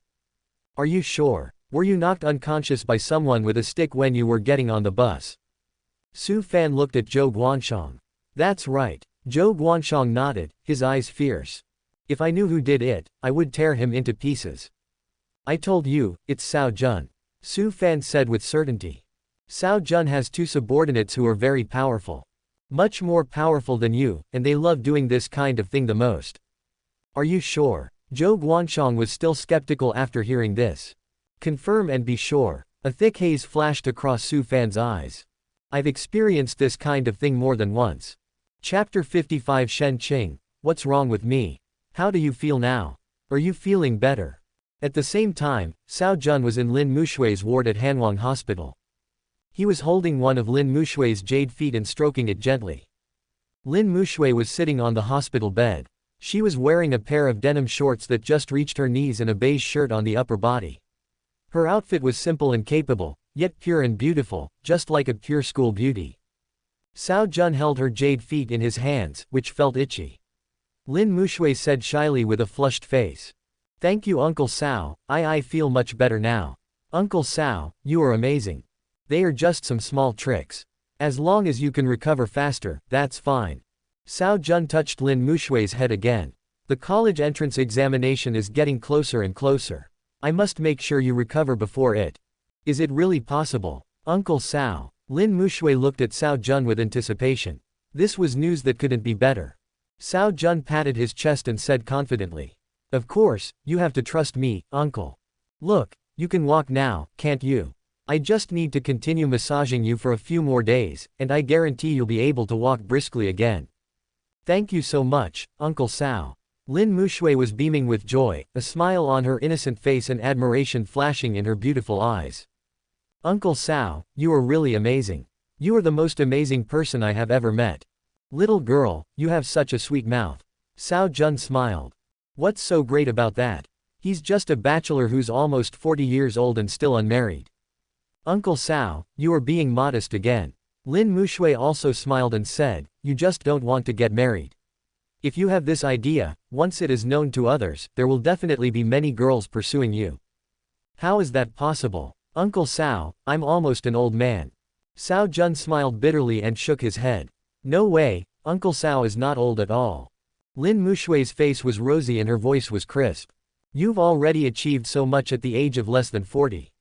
You have a good personality, are gentle, and humorous, and you're also very handsome. You don't know how many people like a handsome uncle like you. Oh, is that so? Cao Jun asked back. Of course. Just like many of my classmates, they like guys who are a little older. They say that older guys are mature, caring and gentle, Lin Mushui said a little embarrassedly. Really? I thought you little girls all liked pretty boys. Cao Jun said. Lin Mushui immediately shook her head. No, those pretty boys are only liked by outstanding girls. After reaching the 3rd year of high school, our aesthetic taste will mature. Handsome uncles like you, Uncle Cao, are the most popular. Is that so? Cao Jun said with a smile. What about you, Mu Shui? You don't like handsome uncles, do you? Lin Mushui blushed when asked. I don't know, I've never liked anyone. Besides, I am focusing on my studies now, and I have not thought about love or anything like that. No matter how much you don't want to be in a relationship, there will always be a type you admire. Cao Jun said with a mysterious smile. Tell Uncle Cao quietly, what type do you like? I won't tell anyone else. I really don't know, Uncle Cao, please don't ask. Lin Mushui said shyly. Okay, I won't ask. Cao Jun smiled and touched Lin Mushui's head again. You are so shameless, girl. I really don't know. A hint of shyness flashed across Lin Mushui's beautiful eyes, and she spoke in a sweet and naive tone. Cao Jun also smiled and shook his head. Okay, it's fine if I don't know. You are still young now. When you go to college and see more, you will know what you like. Lin Mushui nodded slightly, but couldn't help thinking about this question in her heart. Yeah, what type do I like? As soon as this thought came to her mind, the image of Cao Jun appeared in her mind. Pooh, what am I thinking about? Uncle Cao is an elder. Single quote. Lin Mushui's heart trembled, and she quickly drove these thoughts out of her mind. Oops. Lin Mushui, whose thoughts were in a mess, suddenly cried out in pain. It turned out that Cao Jun used a little too much force when massaging. What's wrong? Did it hurt you? Cao Jun quickly said with concern. It's okay, it doesn't hurt too much. Lin Mushui collected her thoughts and said softly. It's okay, Uncle Cao, come on. Okay then, Uncle, you have to use more force. If you feel uncomfortable, tell Uncle. I can do it, Uncle Cao. Just try your best and don't show me any pity. I can handle it. Lin Mushui's eyes were firm. What does this little pain matter if it means my ankle can heal soon? Ding, the host successfully got intimate with the lucky girl Lin Mushui, the host's destiny value plus 200. After Cao Jun finished massaging Lin Mushui, he went to Shen Qingyan again. After a few days of recuperation, Shen Qingyan's wounds had obviously healed a lot. Boss Cao, you are really amazing. I am almost healed. Shen Qingyan was still wearing a hospital gown, but it couldn't hide her sexy and tight figure. With a height of 175 centimeters, he is very tall, almost as tall as Cao Jun. Even though he was injured and hospitalized, he still looks full of energy, with heroic spirit in his face. After Cao Jun entered the ward, he kept looking at Shen Qingyan. He knew that this girl had a good figure, but today it seemed a little too good. Even though the thin hospital gown was covering her face, it still couldn't hide the ups and downs of her face. I feel like the hospital gown seems to be a size smaller than before. What's going on? Could it be the result of the massage he had these days? Shen Qingyan felt embarrassed when being stared at. Mr. Cao, why are you looking at me? Nothing. Cao Jun coughed lightly, and then said seriously, it seems that the massage is very effective. Next, just continue a few more times to consolidate it, and I should be able to start removing your scars. Then Mr. Cao, please come over. Shen Qingyan nodded with a red face, then couldn't wait to lie down on the bed and slowly unbuttoned her chest. It was not until then that Cao Jun realized what was wrong. It turned out that Shen Qingyan was not wearing any restraints today. Wow. He knew he was coming and made preparations in advance. Shen Qingyan's face turned even redder as she was stared at. She pinched the corner of her clothes and said shyly. Mr. Cao, please come quickly. Don't just watch. Chapter 56, Drinking with Others. Let Zhou Zhiqing come. Okay, here I come. Cao Jun walked up with a smile. I don't know what happened to Shen Qingyan today. She kept covering her head with a pillowcase. When Cao Jun asked her the reason, she said it felt a little painful and she wanted to find something to bite. Cao Jun did not expose her and continued to massage her step by step. She did not remove the quilt until Cao Jun left. Then I'll leave and come back in 2 days. You should have a good rest first. Thank you. Shen Qingyan's voice was very soft and a little trembling. Cao Jun smiled without saying anything, then turned and left. It was not until the door was closed that Shen Qingyan picked up the pillowcase covering her head, secretly looked at the closed door, and then she breathed a sigh of relief. After a long time, she touched her hot cheeks and whispered to herself. Oh, what happened to me? It's just normal healing. It's another energetic day. Cao Jun was quite satisfied with today's trip. Although it was very hard, it also allowed him to experience the feeling of being surrounded by flowers. But now is not the time to rest, he has an important thing to do in the evening. Go to the Black Dragon Gang. Yes, sir. Following Cao Jun's order, the Rolls-Royce started and headed towards the headquarters of the Black Dragon Gang. He who does not seek revenge is not a gentleman. The Black Dragon Gang dared to attack him, so he had to teach them a lesson. What's more, this gang involves an important girl of fortune. The Black Dragon Gang is the #1 gang in Zhongcheng, and the Zhou family is the supporter behind it. The Black Dragon Gang has a leader and a deputy leader. The leader was supported by the old man of the Zhou family and is loyal to the Zhou family. After the death of old man Zhou, leader Black Dragon became a die-hard fan of Zhou Guanshang. The deputy leader of the Black Dragon Gang is Zhou Guanshang's biological sister, Zhou Zhiqing. As we all know, no matter what type of urban novel it is, there is definitely a gangster queen-type heroine. Zhou Zhiqing is exactly such a character. The relationship between Zhou Zhiqing and Zhou Guanshang cannot be described as close, but can only be described as a life-and-death feud. Zhou Guanshang is an absolute pervert. Although Zhou Zhiqing is his biological sister, he has been obsessed with her since childhood, and this obsession is almost to the point of madness. For many years, Zhou Zhiqing has been living under the shadow of her brother, so she hates men extremely and has developed a cold, ruthless and cruel character. In order to get rid of Zhou Guanshang's shadow, Zhou Zhiqing practiced martial arts very hard since childhood, while building up her own power, and finally joined the Black Dragon Gang. Today, Zhou Zhiqing has become the deputy leader of the Black Dragon Gang, and is also a third-level martial arts master. She controls a large part of Zhongcheng's underground market. At the same time, she is also using the influence of the Black Dragon Gang to secretly erode other underground forces. Without Zhou Guanshang and Black Dragon's knowledge, she has grown to the point where she is too powerful to be eliminated. Zhou Zhiqing's ultimate goal is to kill her own brother and take control of the entire Zhou family. In the original storyline, Zhou Zhiqing and Su Fan met when Li Yuqing was drinking in a bar not long ago. In order to save the beauty, Su Fan beat Brother Long, and Brother Long called people from the Black Dragon Gang, thus becoming involved with Zhou Zhiqing.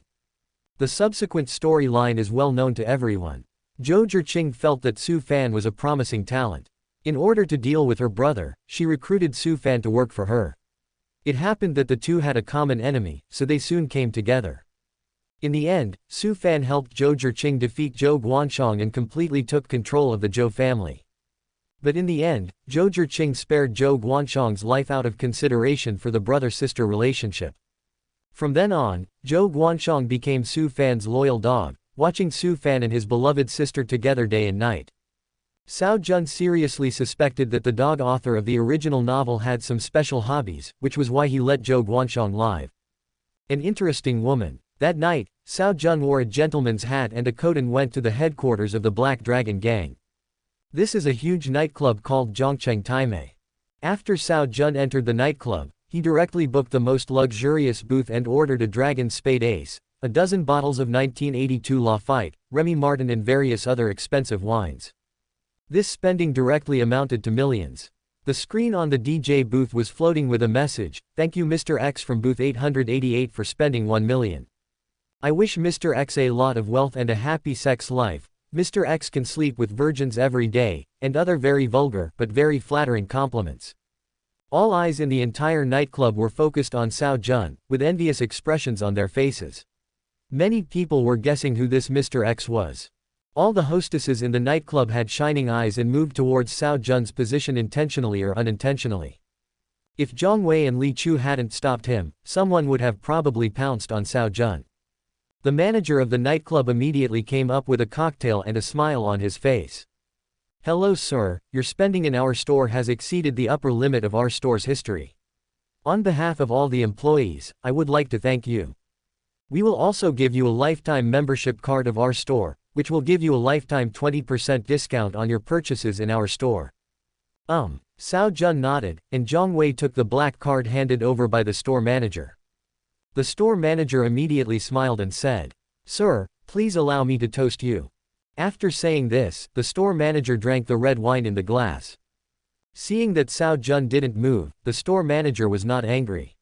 He had seen all kinds of people in such occasions.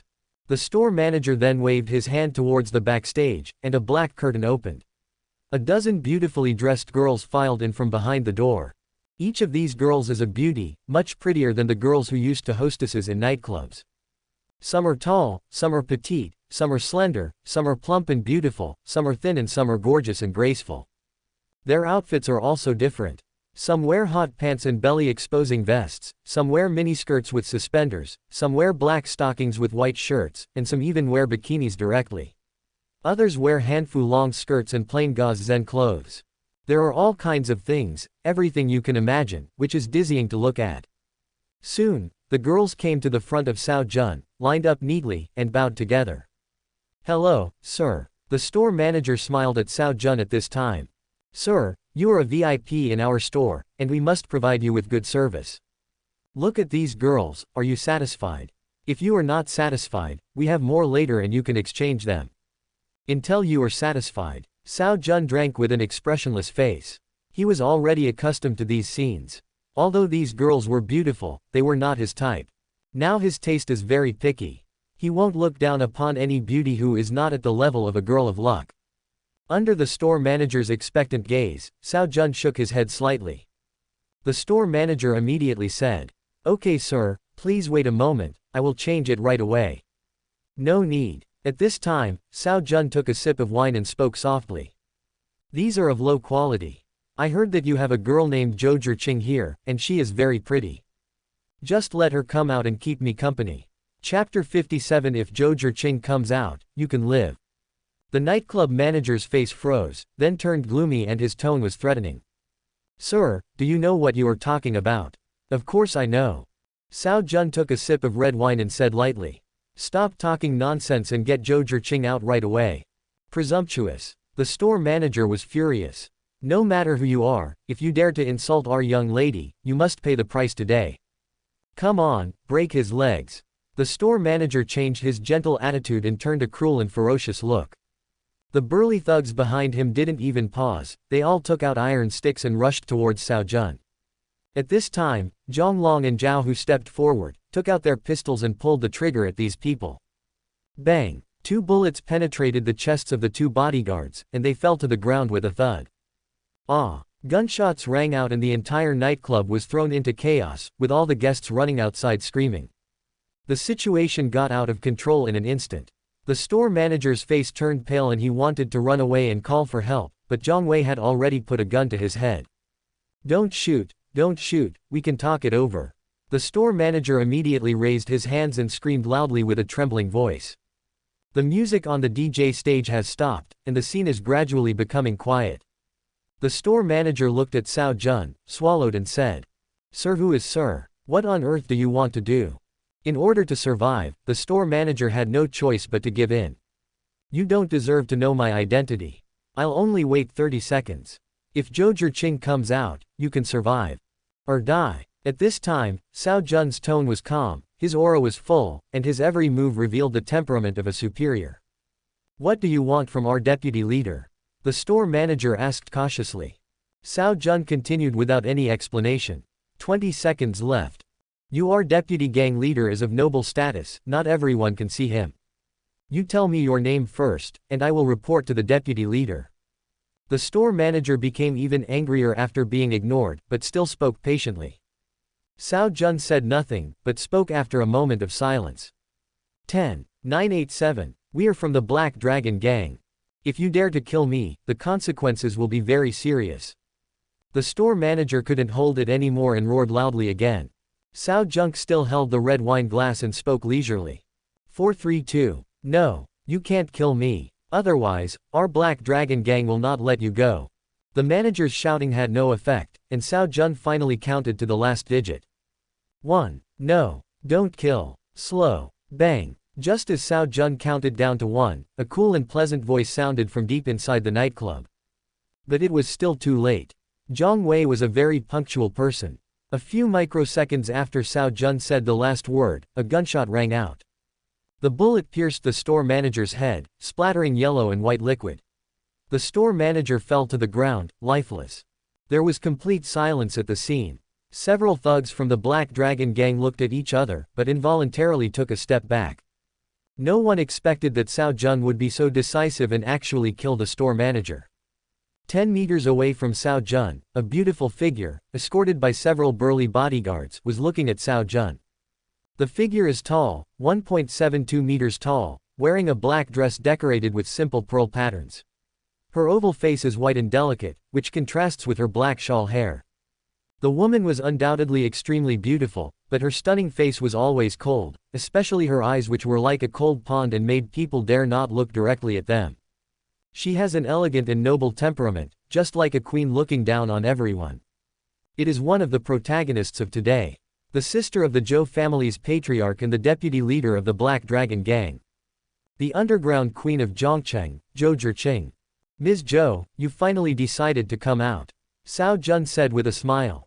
Zhou Zhiqing looked at the corpses all over the ground, and her cold and beautiful face became even gloomier. Boss Cao, are you here today specifically to provoke our Black Dragon gang? Oh wow, I was recognized. I was thinking of giving Miss Zhiqing a surprise.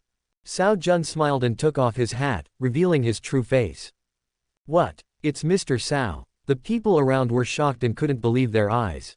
People like Cao Jun are too far away from them and it is impossible for them to contact them. Especially Cao Jun's style of doing things today was completely different from what they had imagined. Zhou Zhiqing said calmly. Mr. Cao is joking. You've been making a scene right under our noses for so long, I'd be a loser if I didn't even know your identity. Well, it was I who underestimated Miss Zhiqing. Cao Jun took a sip of red wine and said. I came here uninvited today and disturbed Miss Zhiqing's rest. I hope you can forgive me. Mr. Cao, you are too polite. It is an honor for Zhiqing to have a big shot like you visit my humble home. Zhou Zhiqing spoke in a cold tone, and her eyes, like a cold pond, glanced at the corpse on the ground. It's just that the meeting gift from Mr. Cao made Zhiqing a little nervous. I get angry whenever you mention this. Look, I spent millions to take care of your business, and then I politely invited you out for a drink. As a result, you also saw that your men were still thinking of attacking me. If I don't teach him a lesson, won't others think that I, Cao Jun, am a weakling who can be bullied at will? Zhou Zhiqing narrowed her eyes slightly. The current Cao Jun was very different from the gentle entrepreneur in her impression. Instead, he was more like a gang leader than she was. This difference made her a little dazed for a moment. But you just said that as long as Zhiqing comes out, you will release my men. Zhiqing had clearly come out just now, but you still killed him. Cao Jun looked at Zhang Wei in feigned anger. Zhang Wei, what's going on? Miss Zhiqing came out just now, why did you still shoot? Boss, you just said to give the other party 30 seconds. As professional bodyguards, we must strictly abide by your orders. We cannot hide for even a second, not even a second less. I fired the shot at 30.4 seconds, and the opponent stepped out at 30.9 seconds. In total, we gave the opponent 0.5 seconds more. Zhang Wei said expressionlessly. Zhou Zhiqing. Oh, I see. Cao Jun nodded, and then spread his hands towards Zhou Zhiqing. I'm sorry, Miss Zhiqing, my bodyguard has a very strong sense of time. But you should also be careful not to show up at a very specific time, as this can easily cause delays. Chapter 58. Come closer to me. Zhou Zhiqing took a deep breath, suppressed the anger rising in her heart, and then continued. I see. I was wrong about Mr. Cao. She did not continue the topic and instead spoke. Boss Cao came to see Zhiqing today. Is there something going on? It's nothing serious, didn't I just say that? I was free and wanted to have some fun. I heard about Miss Zhiqing's reputation, so I came here because of her. Cao Jun patted the seat next to him and said with a smile. How about it? Miss Zhiqing, are you willing to give Cao this favor? Cao Jun smiled broadly and looked gentle, returning to his old demeanor as a big entrepreneur. Zhou Zhiqing was caught in a dilemma.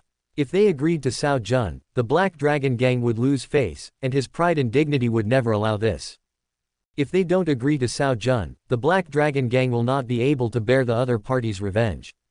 The moment Cao Jun showed up, it meant that he already knew about the Black Dragon Gang's attack on him. He came to their house today most likely with an attitude of revenge. However, the fact that he came to me privately also meant that there was still room for maneuver. Otherwise, given Cao Jun's status, if he told the police about this, not only the Black Dragon Gang, but even the entire Zhou family would be in great crisis. Cao Jun asked him to sit over there, which was also a test of his attitude. If he gave in, things could still be discussed. If I refuse, I will be in big trouble. Zhou Zhiqing knew this clearly, but for her, who always hated men, to be so humble as to accompany a man for drinking was something she absolutely could not tolerate. Even if the other party is Cao Jun. More importantly, she did not participate in the assassination of Cao Jun at all, and even opposed it all the time. But her damn brother Zhou Guanshong had too much influence in the Black Dragon Gang. Even the gang leader Zhou Hailong was a close confidant cultivated by Zhou Guanshong. Therefore, no matter how much she opposed the assassination of Cao Jun, it was of no use. As a result, now that things have failed and been exposed, I have to bear the consequences myself. And the other party pointed out the name. Zhou Zhiqing felt very upset, depressed and unwilling. But as the deputy leader of the Black Dragon Gang, she knew clearly that she had to bear the consequences. She has always regarded the Black Dragon Gang as her capital for survival and the foundation for defeating Zhou Guanshong. Zhou Guanshong may not care about the Black Dragon Gang, but she cannot. Without the Black Dragon Gang as her foundation, she would become a rootless duckweed again, and Zhou Guanshong could do whatever he wanted to her. This is something she absolutely cannot tolerate. Cao Jun looked at Zhou Zhiqing with a smile, and he was certain in his heart that she would never refuse. Sure enough, the next moment Zhou Zhiqing looked up at him. Mr. Cao has invited me so kindly, how can Zhiqing dare to refuse? Zhou Zhiqing took a deep breath and slowly walked towards Cao Jun. But she still tried to be clever and excused herself with words. I didn't dare to refuse Cao Jun's invitation. It's not that I don't want to refuse. She told others openly and secretly that she was actually unwilling to do so.